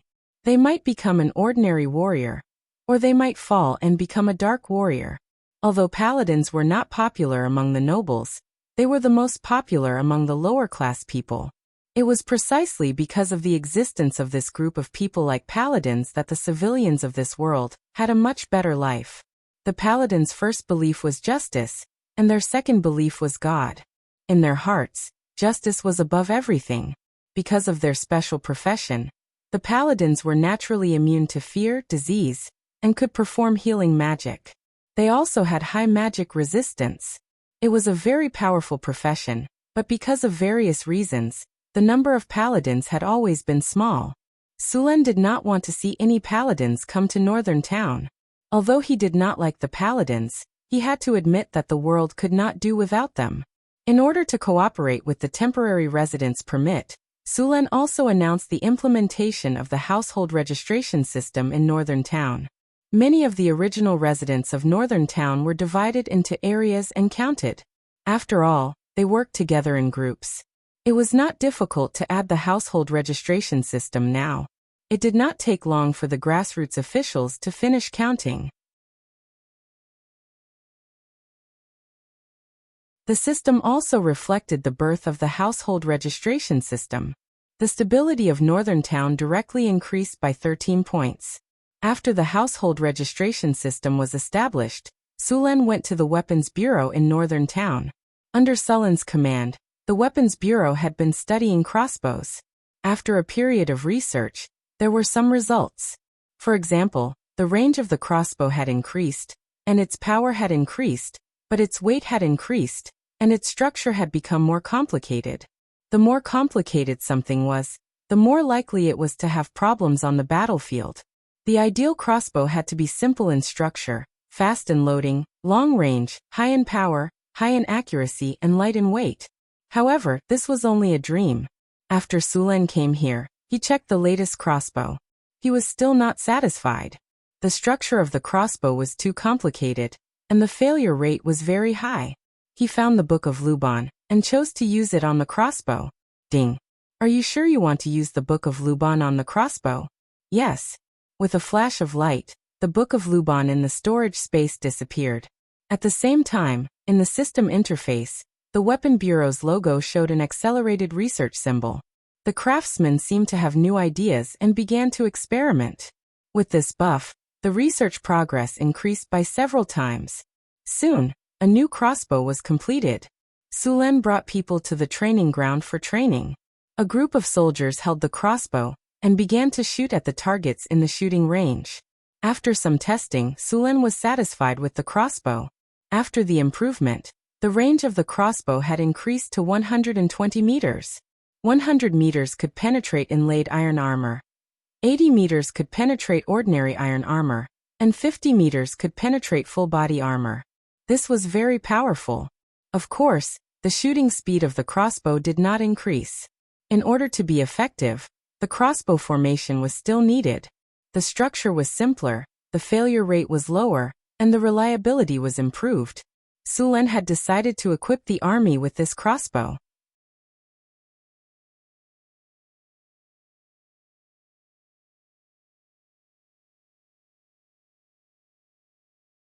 Chapter 333. Armor-piercing crossbow. A crossbow made of hardwood, steel, beast tendons, and other raw materials. It has a decent range and armor-piercing ability. Requires a set of armor-piercing arrows. Attack speed, slow weight. Heavy armor-piercing +1, range +1. Sulen looked at the heavy crossbow and nodded in satisfaction. Although it still had many flaws, it could be used in a real battle. Sulen put down the crossbow and asked, "How much does it cost to make this crossbow?" A craftsman with calloused hands hurriedly took the crossbow and said, "My lord, including the cost of labor and materials, the cost of making this crossbow is around 30 gold coins. If we can mass produce it, the price will be slightly lower." A crossbow was not as simple as a crossbow. It would cost a lot of money to maintain it. A crossbow would cost more than a bow. Make 3,000 crossbows first. Sulen decided after some thought. 3,000 crossbows would cost 90,000 kinner per crossbow.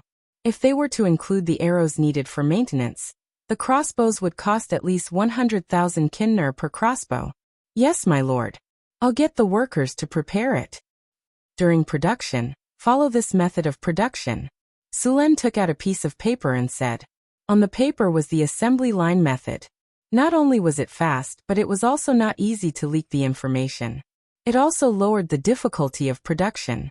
The crossbowmen's training had started a long time ago. The crossbowmen of northern Garrison City were only equipped with iron-plated armor and a longsword. They did not have shields or other protective equipment. They were not expected to rely on longswords during their training. They were only equipped with longswords just in case. The crossbowmen were led by a human general Sulen had just discovered, Cecil. Their main training was formations and crossbow operation. Cecil was not a hero. At most he was an elite leader. However, he still had a chance to become a hero. Northern Garrison City's army had already exceeded 10,000 people. The ratio of the population to the army had reached a shocking ratio of 10 to 1. It was a relatively rare ratio on the continent. Fortunately, Northern Garrison City was rich enough to support them. With the harvest altar, Northern Garrison City would not run out of food. The Northern Wilderness. The Lotus Mountain Range was like an enormous dragon crawling across the wasteland to the north. It started in the southwest and extended to the northeast. It was around 800 li long. The mountain range was able to block the cold wind from the ice fields, which was why the wastelands in northern Garrison City were not too cold during winter. In the vast area south of the Sierra de Lotus, many tribes lived here. Northern Garrison City occupied an area in the southwest of the Sierra de Lotus. At this time, in a wasteland far away from here, the weather was very cold.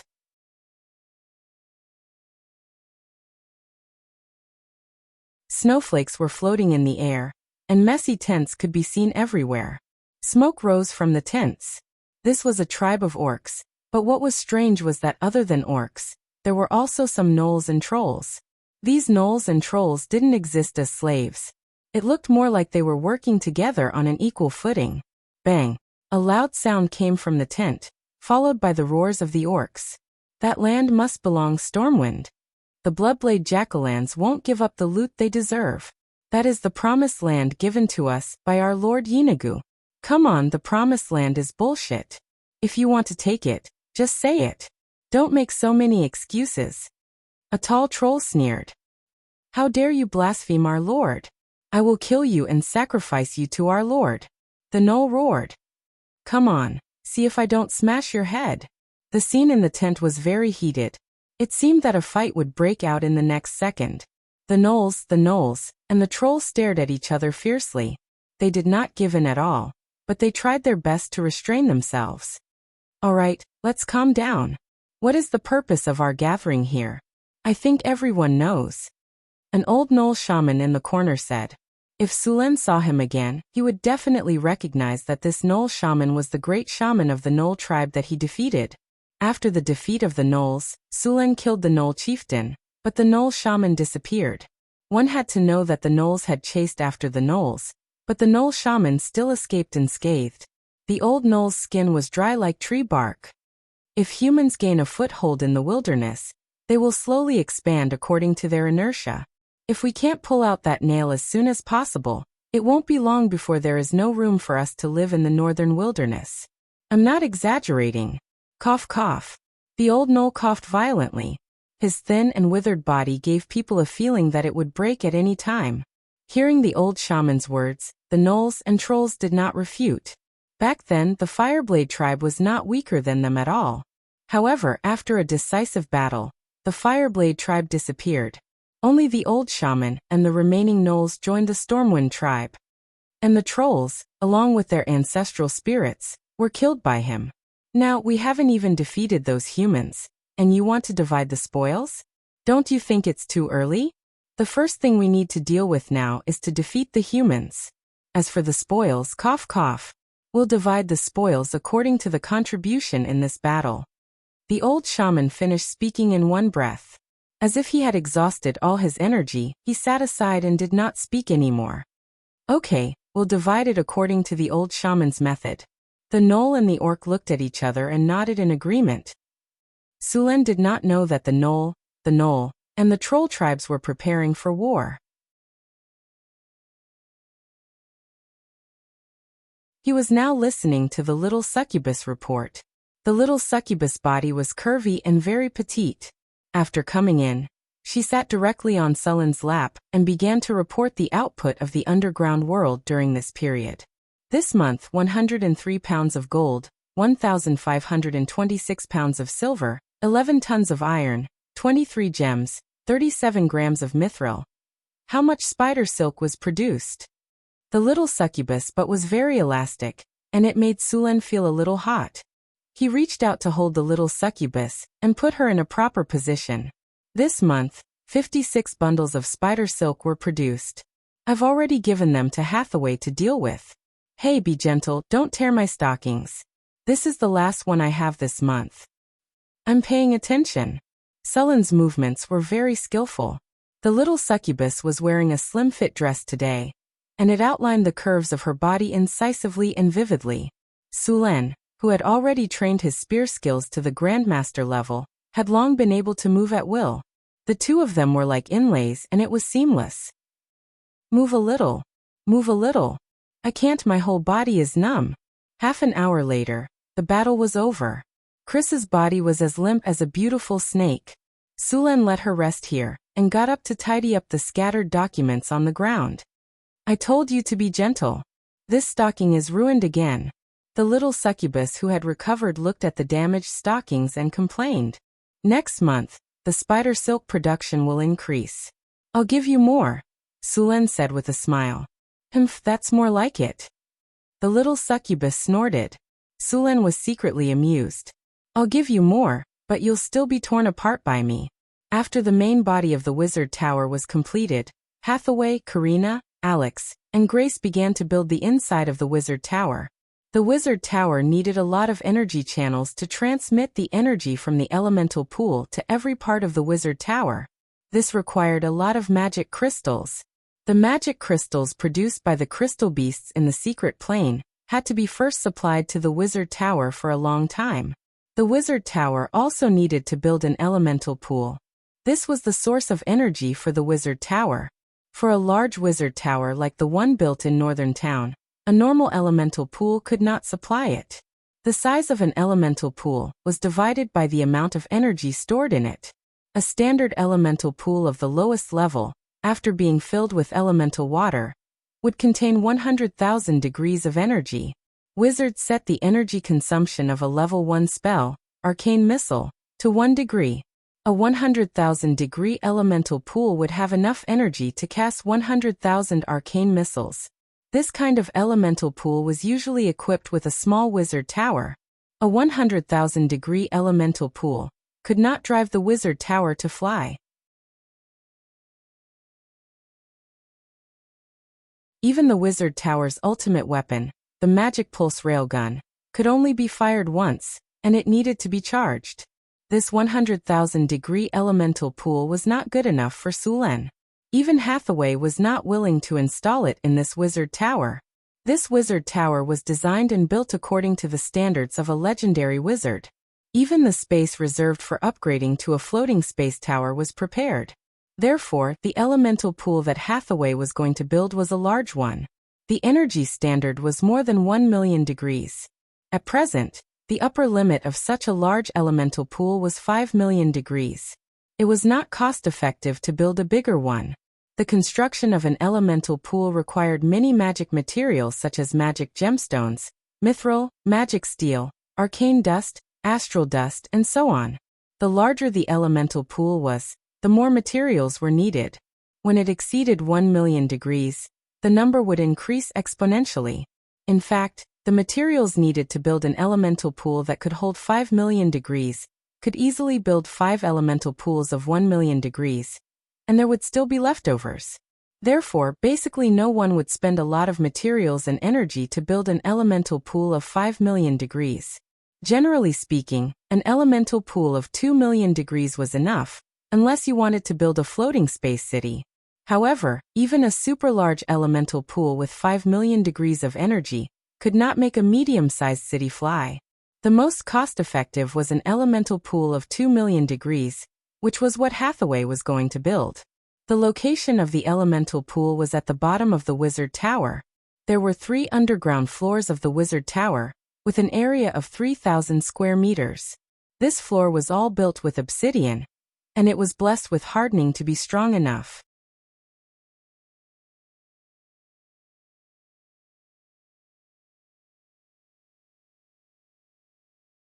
Chapter 334. The elemental pool technology was actually an energy supply device in the early days of the Arcane Empire. Since the emergence of the Mice Energy Core, the elemental pool technology had gradually been converted to civilian use. It used the elemental channel technology, which poured the energy of the 4 major elemental planes into the elemental pool through the principle of elemental siphoning. The elemental pool technology was mature.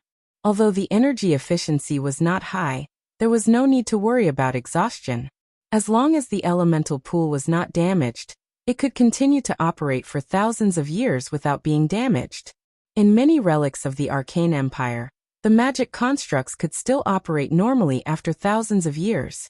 A large part of the reason was that the elemental pool continued to provide energy.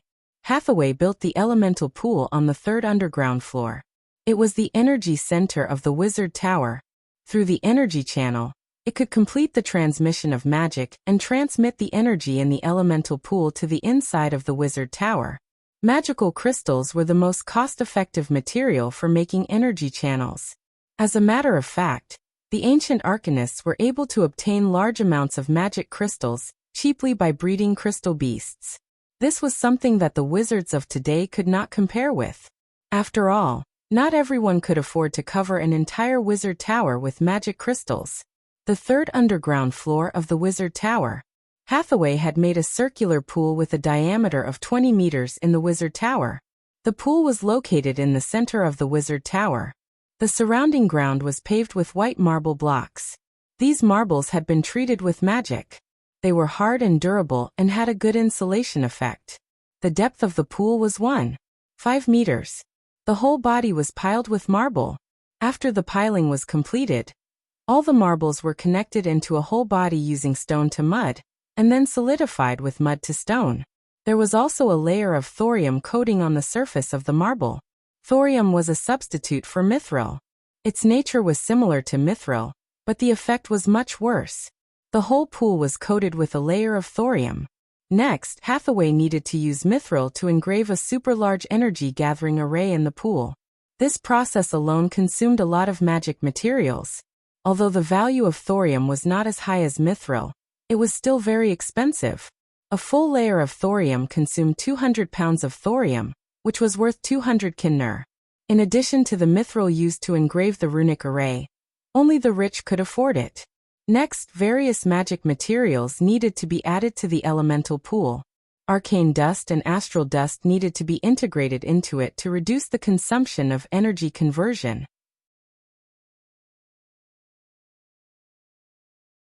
After these materials were perfectly integrated into the elemental pool, the basic structure of the elemental pool was completed. Of course, this project was not made by Hathaway alone. Everyone in the wizard tower, including Sulen, was involved. It took them 3 days to complete the construction of the elemental pool. After completing the elemental pool, the work was only half done. Next, he still had to engrave 4 runic magic circles that connected the 4 major elemental planes. Hathaway took out a silver-white carving knife and carefully engraved the runes in the 4 directions of the elemental pool. The elemental extraction and transmission circle was very complicated. A slight mistake would result in failure, and a new one would be needed. After Hathaway was done, she summoned a ball of elemental fire and controlled it to melt a piece of mithril. She then used the wizard's hand to merge the melted mithril into the rune circle. Hathaway was the only one who could do this. After all, she was the only master alchemist in Northern Town City. After the construction was completed, Hathaway built a platform about 1 meter wide in the center of the elemental pool. She then engraved a complex runic magic circle on the platform. In the center of the runic magic circle, a diamond the size of an egg was integrated into it. Next, 4 magic gems were needed to replace the earth, fire, wind, water, and fire gems. 4 magic gems of the same quality and size were integrated into the 4 corners of the elemental pool. As the gems were integrated, the entire elemental pool shook slightly. Then, traces of strange energy appeared in the elemental pool. At the same time, Hathaway, Karina, Alex, and Grace stepped forward and stood on the earth, fire, water, and wind elemental runic magic circles. A powerful elemental energy appeared in the surroundings. This elemental energy wrapped around the 4 of them in an orderly manner and lifted their bodies into the air. The melodious and mellow Nesser language echoed. This was a spell used to communicate with the 4 elemental planes. As the voice echoed, generation after generation of silver elemental energy rose, and 4 complex runic arrays appeared on the bodies of the 4 people. Soon after, the space of the entire 3rd floor of the wizard tower began to shake. In the next second, 4 spatial cracks appeared on the runic arrays beside the 4 people. Looking through the distorted spatial cracks, one could see the deep blue sea, the boundless sky, the thick and solid earth, and the world of flames burning the sky behind the spatial cracks. These 4 cracks were connected to the 4 great elemental planes. As soon as they appeared, abundant elemental energy appeared in the 4 runic magic circles. Then, the 4 elemental energy poured into the platform in the center of the elemental pool.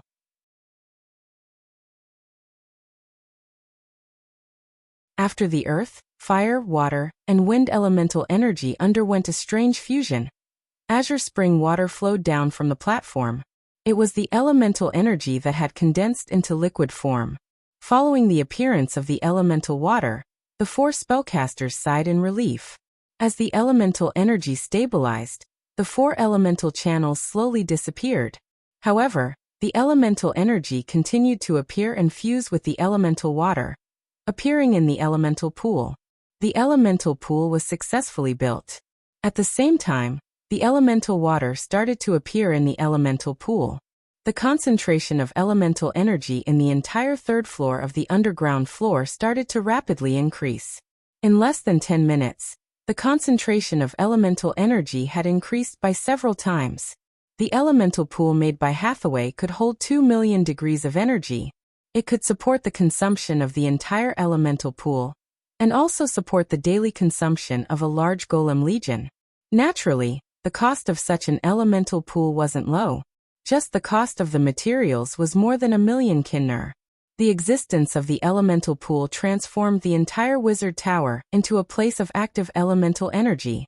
Within the range of the wizard tower, all spellcasters' mana recovery speed would be accelerated, their meditation efficiency would increase, the difficulty of casting spells would be reduced, and their mana consumption would be reduced.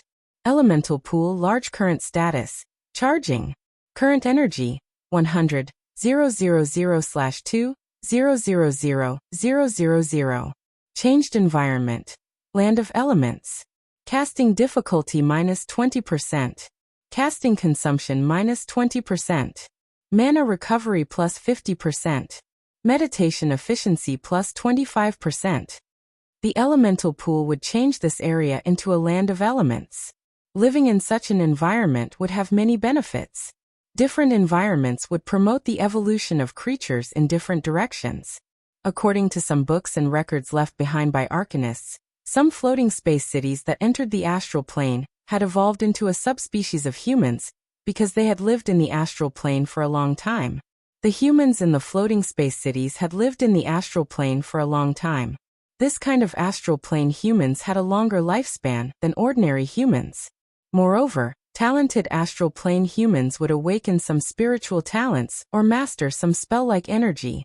These people were born as psionists and could easily become wizards.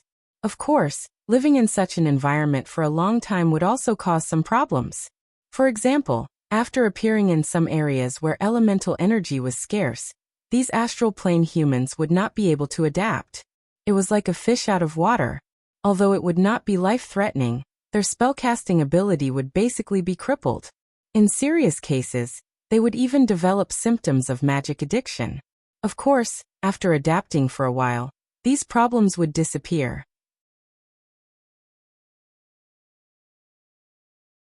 Therefore, astral plane humans did not like to enter the material plane.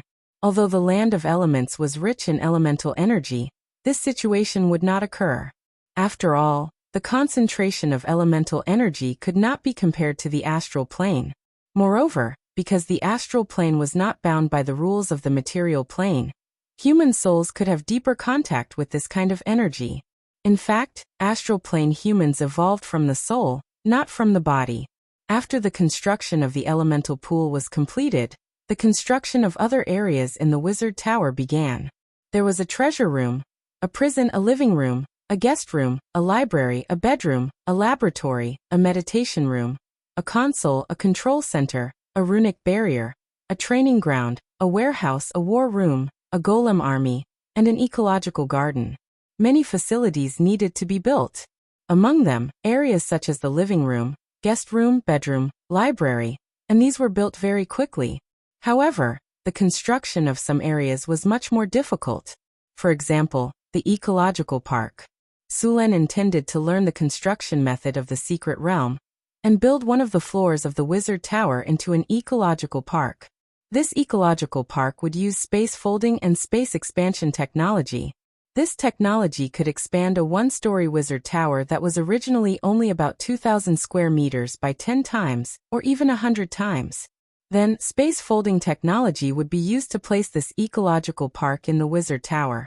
Hathaway was not very familiar with space folding and space expansion technology, so she did not directly use it in the wizard tower. If there was a problem with this kind of spell, the consequences would be very serious. Sulen did not want his newly built wizard tower to be broken or tilted. Only after he was familiar with it would Sulen use this technology in the wizard tower. After the wizard tower had an ecological park, many special experiments could be carried out.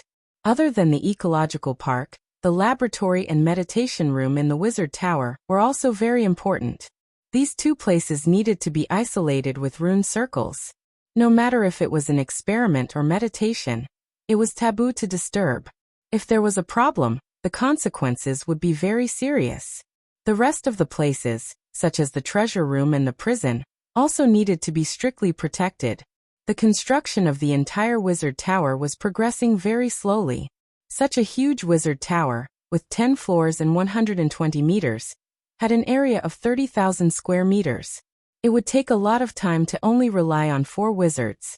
Laying the energy channel in the entire wizard tower was not a small project.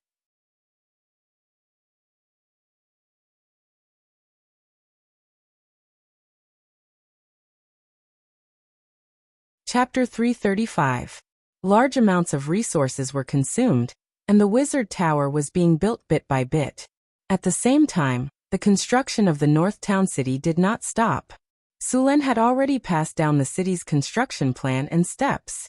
Large amounts of basic construction had already been started, and a large amount of manpower and resources had been invested into the construction of the North Town City. The orc laborers lifted heavy stones to tamp down the road, while the goblin slaves flattened the bricks one by one. The gnolls pushed heavy stone rollers to flatten the ground, while the kobolds swung their hoes to dig for ores. Merchant groups from all over the continent were transporting all kinds of resources to the North Town City to be sold, and then they would leave with other goods. The whole city was full of life. However, the number of monsters around the North Town City had increased recently. As more and more crops were planted in the fields outside the city, goblins and kobolds would often sneak in to steal food. Although the North Town City had an army patrolling regularly, many farms far from the city were still damaged to varying degrees. There was nothing they could do about it. Winter was coming, and food was scarce in the wasteland. The goblins and kobolds had started stealing from the farms to survive. 100,000 acres of land was too big, and the northern wasteland was too vast. The North Town City's army could not cover every area. In order to reduce the damage to the farms, Sulen had no choice but to start clearing the land again. Of course, it was not without benefits. The North Town City was developing, and it needed a large amount of strong labor. The goblins, kobolds, and gnolls were here to work for the North Town City. Whether it was the goblins, kobolds, or gnolls, they didn't know how to farm. Instead, they liked to plunder, so they often died in winter due to lack of food. Although Suluan treated these monsters as slaves, he also let them eat their fill. As long as they worked in Northern Town City, goblins, kobolds, and gnolls wouldn't starve to death.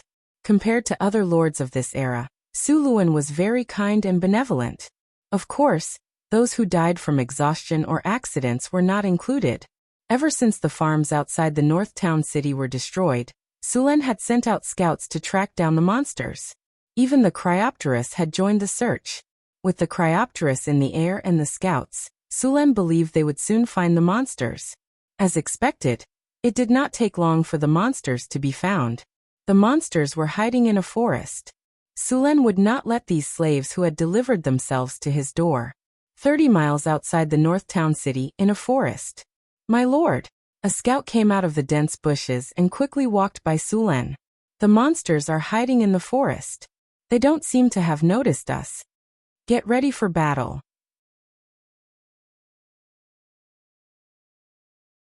"Don't let any of them escape this time."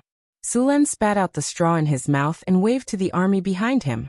This time, apart from the regular army, Sulen also brought a lot of militia. Training alone would not make good soldiers. Only after strict training and experiencing a few battles could the militia truly transform into soldiers. During this time, more than 100 crossbows had been produced in the North Town City.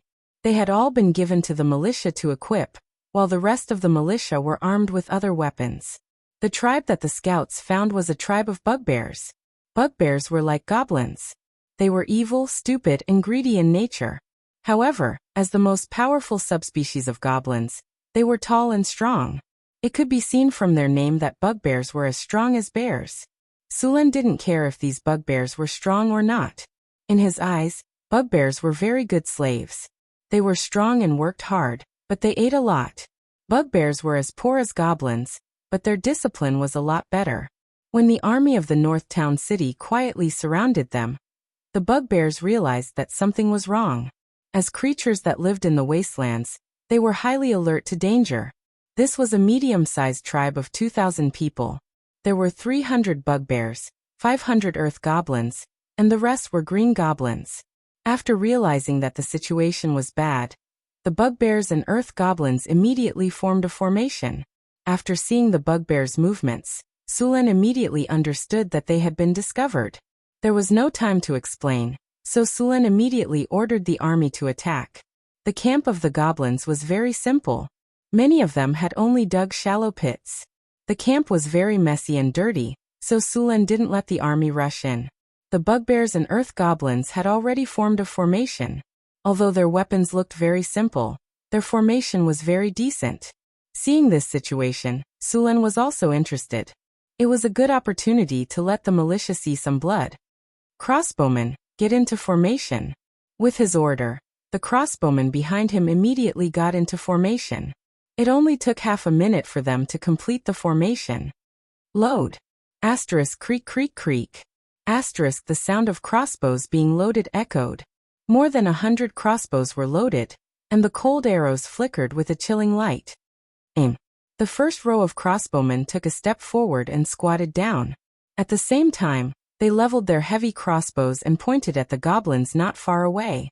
The goblins saw that there weren't many enemies, so they immediately waved their weapons and rushed over. Even the bugbears maintained their formation and raised their simple wooden shields and spears as they moved forward. 5 shots ready. Sulen raised his arm and swung it down. Release. Bang bang bang. The dense sound of bowstrings kept ringing, and then a row of crossbow bolts flew out in an instant. The goblins in front fell like grass being mowed down, and some crossbow bolts even penetrated 2 goblins in succession. In an instant, a large number of goblins in the front row died. After the crossbowmen fired their arrows, they immediately retreated to the back through the pre-reserved passage. Then, they stepped on the foot of the crossbow and began to load the crossbow with both hands. The second row of crossbowmen quickly stepped forward and fired the crossbow bolts in their hands.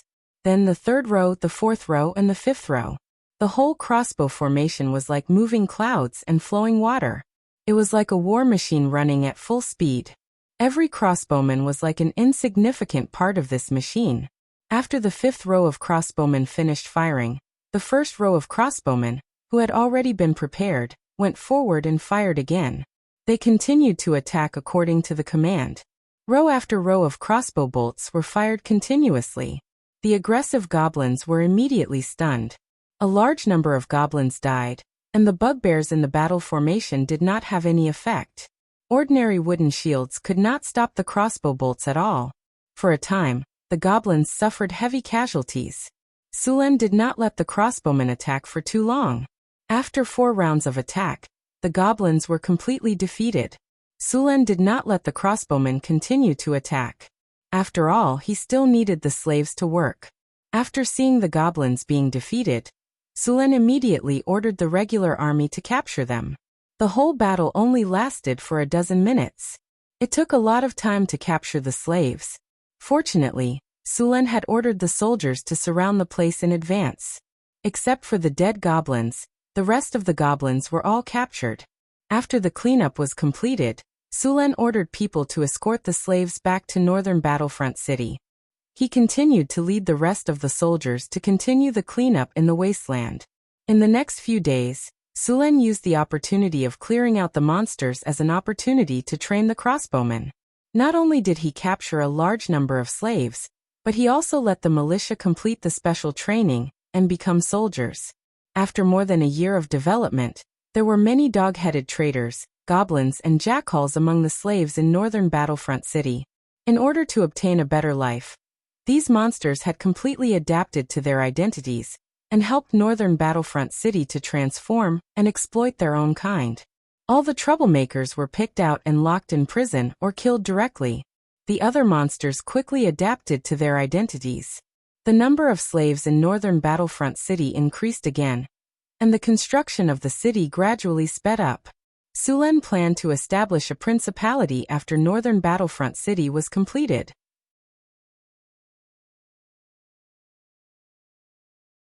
In fact, northern Battlefront City could already be declared a state, but he did not want northern Battlefront City to be a construction site when the declaration was made.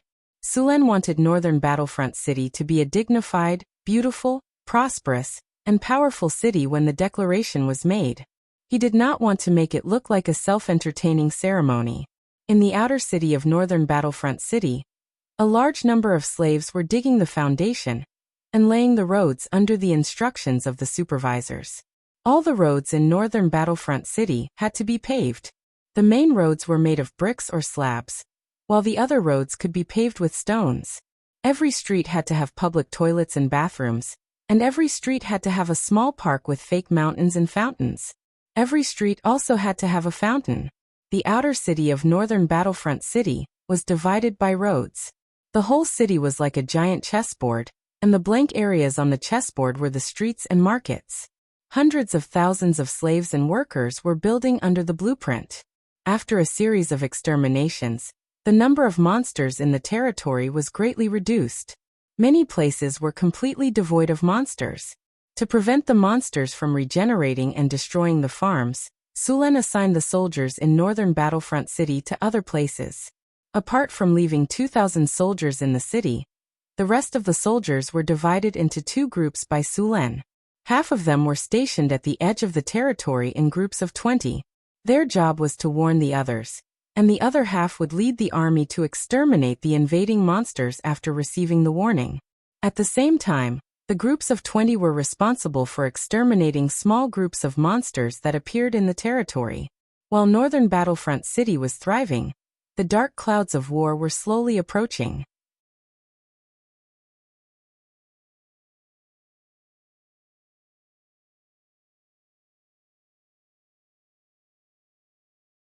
Chapter 336. Northern Wilderness. In a desolate and barren gravel area, an adventurer team was slowly moving forward. This team was a standard 5-man team.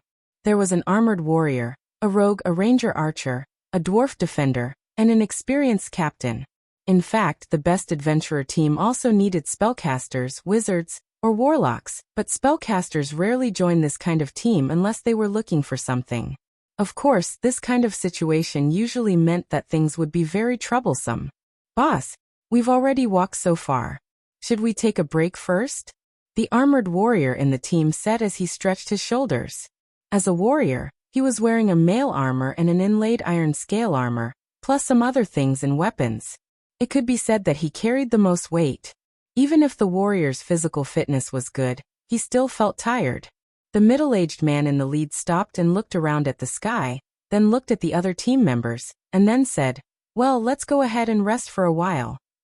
As a qualified leader of an adventurer team, there were many things that he had to pay attention to. Although he wasn't the strongest in the team, he was definitely the most experienced. When going on an adventure, he had to take everyone's stamina consumption into consideration. The best situation was to have enough stamina whenever they encountered an enemy. After coming to a few big trees, Captain Karen ordered the rogue, "Ben, go around and check the surroundings. Report back immediately if you find anything. The others should take the time to rest." "Understood."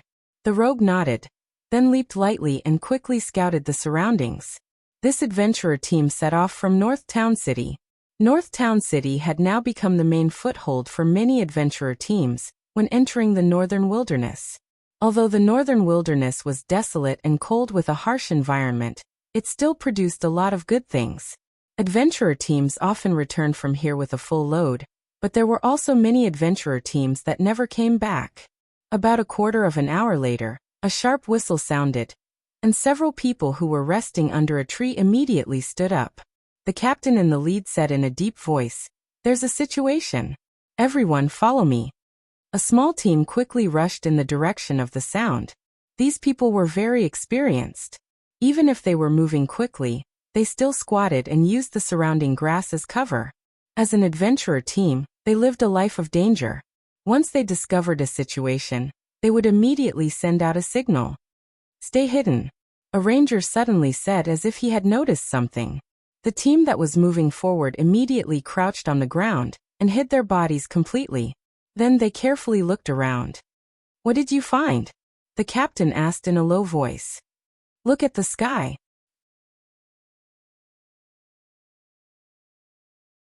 The ranger pointed to the sky, which was clear and boundless. Karen looked for a while, but didn't see anything. Just as she was about to ask, her eyes suddenly swept over a black spot. The black dot quickly grew bigger, and a wyvern appeared in the sky. On the wyvern's back was a green-skinned figure. It was a beast man.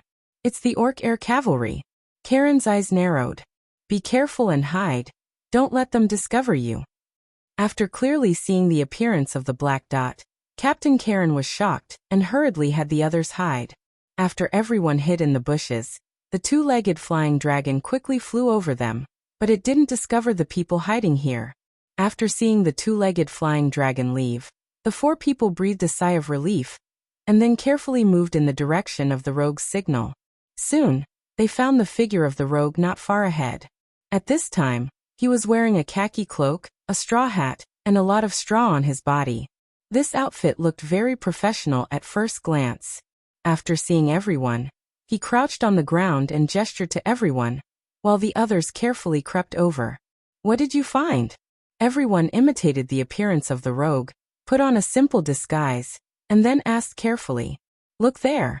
This is..." After seeing the situation in front of them clearly, everyone sucked in a breath of cold air. They saw that under the mound in the distance, along with the rise and fall of the earth, an army was continuously advancing. This army was a little strange. There were orcs, gnolls, and trolls. The huge army was slowly approaching from afar. The army was winding and winding, and it was at least a dozen miles long. It looked like a winding dragon. "This is the orc army?" The dwarf next to him asked in a low voice. At the front of the army, there were some wolf riders. As a mobile troop class among the orcs, there were still a lot of wolf riders. Following closely behind were some tall gnolls. Unlike ordinary gnolls, these gnolls were high-level gnolls. They were powerful, bloody, and brutal. In the rear of the army, the trolls were slowly moving forward in armor. "Why do I think it looks like an alliance of several races? Such a long army, there are at least tens of thousands of people." A person next to him whispered.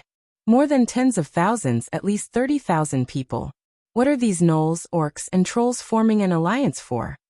The rogue said. The middle-aged captain rubbed his chin and then said, "Which enemy in the wilderness is worthy of their attention? Let them join forces." Northern Town City. Everyone looked at each other and replied in unison. "Immediately send this information back to Northern Town City. Let's go. As long as we successfully send it back, according to the Lord's generosity, we will be rich this time."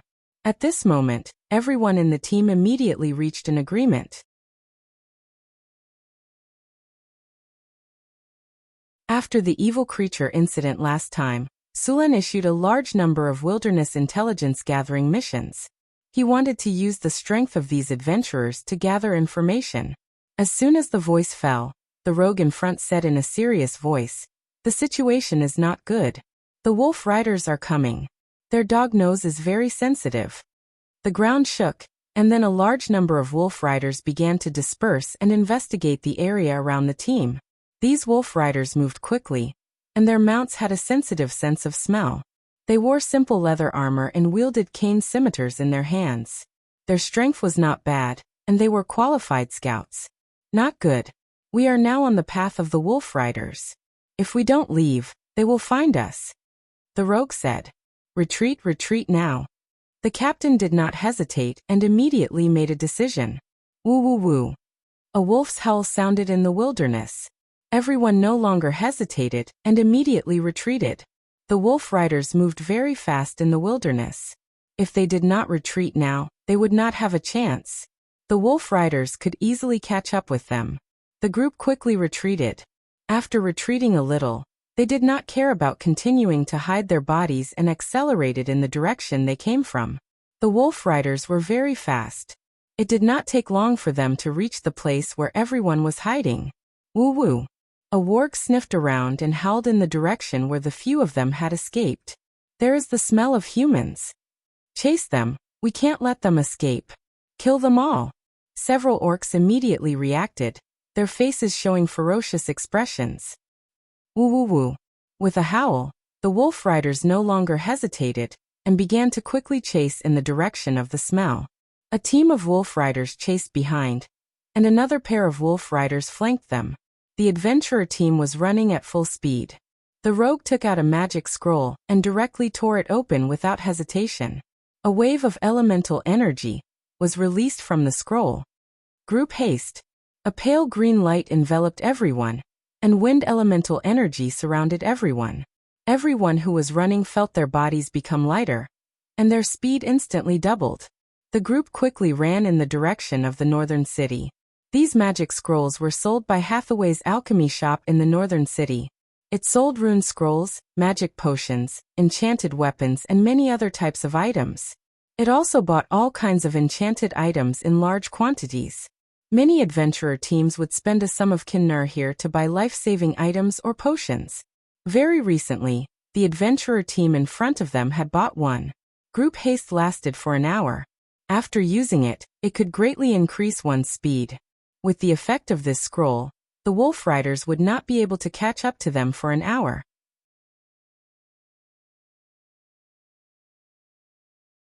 When the wolf riders saw the humans suddenly accelerate, they immediately had their mounts chase after them. However, compared to horses, mount wolves had much less stamina and couldn't charge long distances. Although the wolf riders kept chasing, the human silhouettes were still getting farther and farther away. But at this time, two wyvern riders suddenly rose from the rear of the orc army. As the orc tribe's only flying combat unit, wyverns were few in number. Moreover, it was difficult to tame them. Under normal circumstances, the orcs wouldn't dispatch such an army. It was clear that after seeing the humans about to escape, the orcs finally couldn't hold back. The two aerial knights quickly flew past, their huge wings constantly flapping. Although the humans were very fast after using haste, the distance between them was quickly shrinking under the pursuit of the aerial knights. We're in trouble, it's the aerial knights. With our current speed, we can't escape, the captain said anxiously as he looked back at the approaching silhouettes in the sky. Split up and escape. There are only two of them. The five of us will split up and run. If one escapes, one escapes. After escaping, immediately return to the city and warn the Lord. If the others die, quickly distribute the rewards to the deceased's relatives and friends. Please. Understood. Agreed. That's good.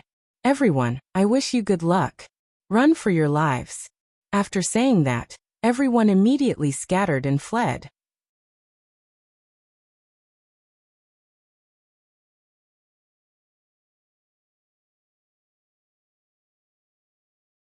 Chapter 337. North Town City, Lord's Castle. Sulen, who had just finished his special training, was soaking in the hot spring. Anna and Angela, who were wearing translucent gauze, were helping him wash his body. The hot spring was surrounded by steam, and the two maids' fair, jade-like skin was faintly discernible under the gauze. If there was water on it, it would be no different from being transparent. After soaking in the hot spring, Sulen wore a thin linen robe and went back to his study to deal with government affairs. At this time, there was a rush of footsteps outside the door, followed by a series of knocks. It was already afternoon, and the meeting hall was about to get off work. Under normal circumstances, everyone would report the situation at this time, let alone report to Sulen. If someone came at this time, there was a high chance that something big had happened. Come in, Sulen said as he put down the document. A servant pushed the door open and hurriedly said, "My lord, the beacon tower reported that there is an army coming from the northeast." Sulen's face changed and he asked in a deep voice, "How many people?" How far are they from the territory? The specific information was reported to us by an adventurer. Our patrol team found him being chased by the wolf riders. After they rescued him, they told us the news. When they sent someone back to report, they also sent people to investigate. I believe there will be more complete information soon. Where is the adventurer? Sulen asked. He is waiting in the servants' room. Bring him here. Yes, my lord. About a few minutes later, Sulen saw the adventurer in the study. The adventurer looked very bad. There were bloody marks on his face and arms, and his armor was damaged. There were also a few bandaged wounds on his body, and there were traces of blood seeping out. Judging by his appearance, he should be a rogue. Sulen looked at him and said to the servant next to him, "Give him a chair." My lord, please save my companions. They are probably still being chased by the orcs, the adventurer said anxiously. Don't worry, the patrol team has already gone to rescue them. If they are still alive, they will definitely save them. Now tell me what you saw. How many people are there in the orc army, and how far are they from here? Next, the adventurer carefully described the information he knew in detail. After hearing that the enemy was not only orcs, but also gnolls and trolls, Suluan's face became a little dignified. The army was more than 30,000 people, which made Suluan frown. Activate war mobilization immediately. After listening to the adventurer's information, Sulen immediately said, "The army will be on alert immediately. All leave will be cancelled. Except for the injured, all soldiers will return to the army. Notify Centaur City and tell them to immediately move to North Town City and Mirror Lake City. Centaur City will be temporarily abandoned.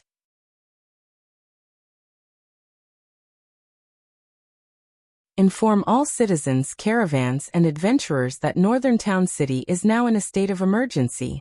All city gates are closed, and all serfs and refugees working outside the city are to return to the city. Harvest the food that is about to be harvested. If you can't harvest it, destroy it all. Don't leave a single grain for the enemy. Send out war mobilization orders. The council hall will return to work immediately. Ask them to assist the security forces in maintaining order in the city. Ask them to organize logistics teams to distribute food and supplies.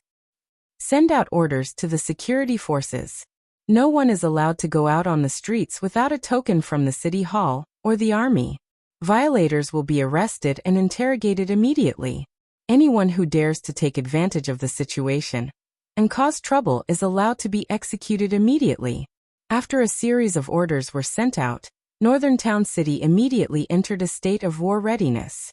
The markets began to close, and so did the taverns. The refugees and serfs outside the city also returned to the city. The goblins, kobolds, gnolls, and orcs were all locked up. The urgent sound of a bell rang, and everyone knew that war was coming. The army began to move immediately. All the soldiers that were sent out to maintain order in the territory and chase away the bandits were all called back. At the same time, Sulen also temporarily recruited some soldiers from the centaurs and half-elves. This was the agreement they signed when they joined Northern Town City. After arranging all these things, Sulen went to the Weapon Bureau. After a period of busy work, the Weapon Bureau had produced a total of 500 crossbows after adopting the assembly line production method.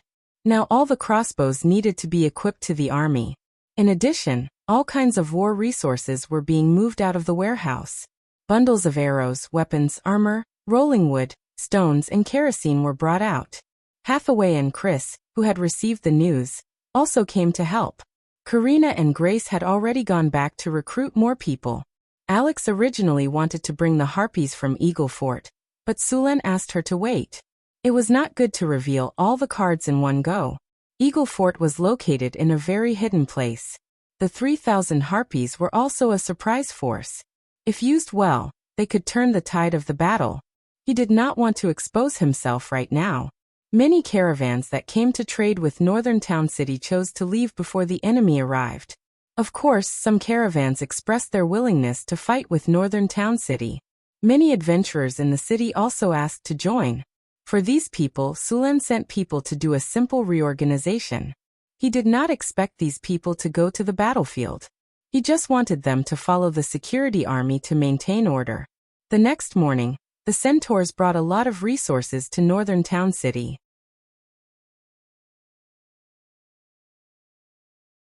The Little Mare mission brought 400 centaurs to the drill ground.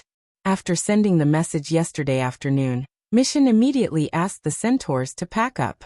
Luckily, the centaurs were nomadic, so it was easy for them to leave. It only took them one night to prepare everything.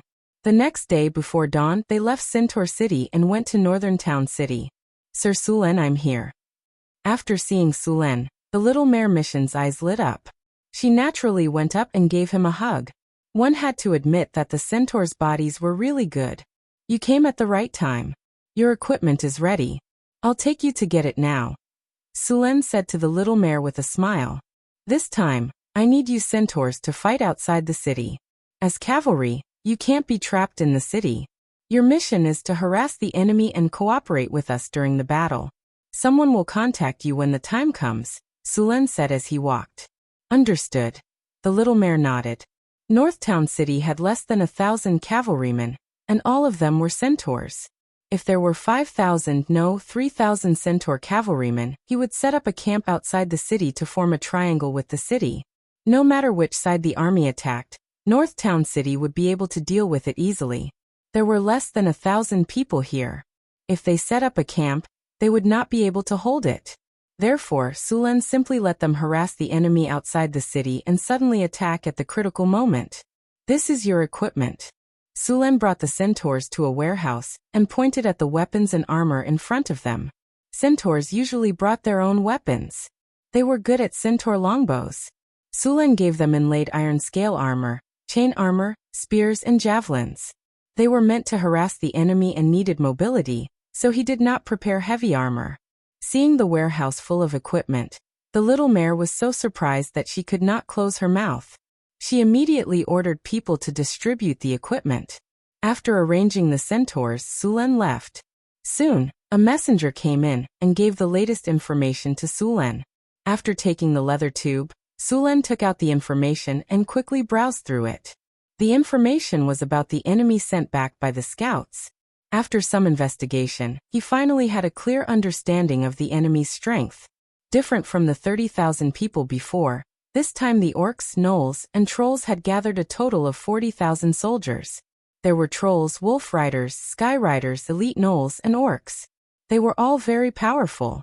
The scouts even found some simple siege weapons. This army was still 60 miles away from northern town city. The wolf riders could reach them in a single charge. The war came faster than Sulen expected. In the afternoon, the first wolf riders appeared outside the city. These wolf riders ran around the city and kept roaring.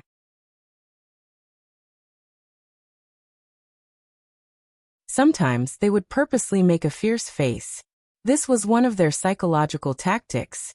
If they encountered a timid soldier, it was very likely that they would be scared to the point that their limbs would go soft. But this time their calculations were wrong. Most of the people in northern town city were professional soldiers. All of them had been through many fierce battles. The wolf riders' faces were completely useless. Tell Mission to take some people to clean up these barking dogs. They're too noisy. Sulen said expressionlessly.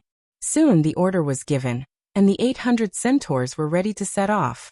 Just as the wolf riders were demonstrating in groups of 3 to 5, they were surprised to see the city gate suddenly open. Just when they thought the enemy inside was about to surrender, a thunderous sound of horse hooves rang out. Not good, it's the cavalry. Get in formation, get in formation. When the leader of the wolf riders heard the voice, he instantly shivered. They were very clear about the battle between cavalry. With the wolf riders' current scattered state, it would be a complete massacre if they were to face the cavalry. The centaurs didn't even give the wolf riders a chance to organize themselves. The 800 centaurs charged towards the wolf riders as soon as they came out of the city. The centaurs immediately drew their bows and knocked their arrows as soon as they were within range. A wave of arrows rained down on a large number of wolf riders. The distance between the two sides was very short. After only 3 rounds of arrows, both sides began to engage in close combat. However, at this moment, the leading centaur whistled, and a shocking scene appeared. In an instant, all the centaurs turned their horses around and completed a turn at top speed. At the same time, another wave of arrows rained down on them. You're tuning in to the Li Mei's Wuxia Whispers YouTube channel. We're so grateful for your support, and don't forget to subscribe to join us on this incredible journey through captivating stories. Your generosity through donations truly makes a world of difference, as it's the primary source of revenue that allows me to expand and enhance this channel for you. Thank you from the bottom of my heart for being a part of this adventure.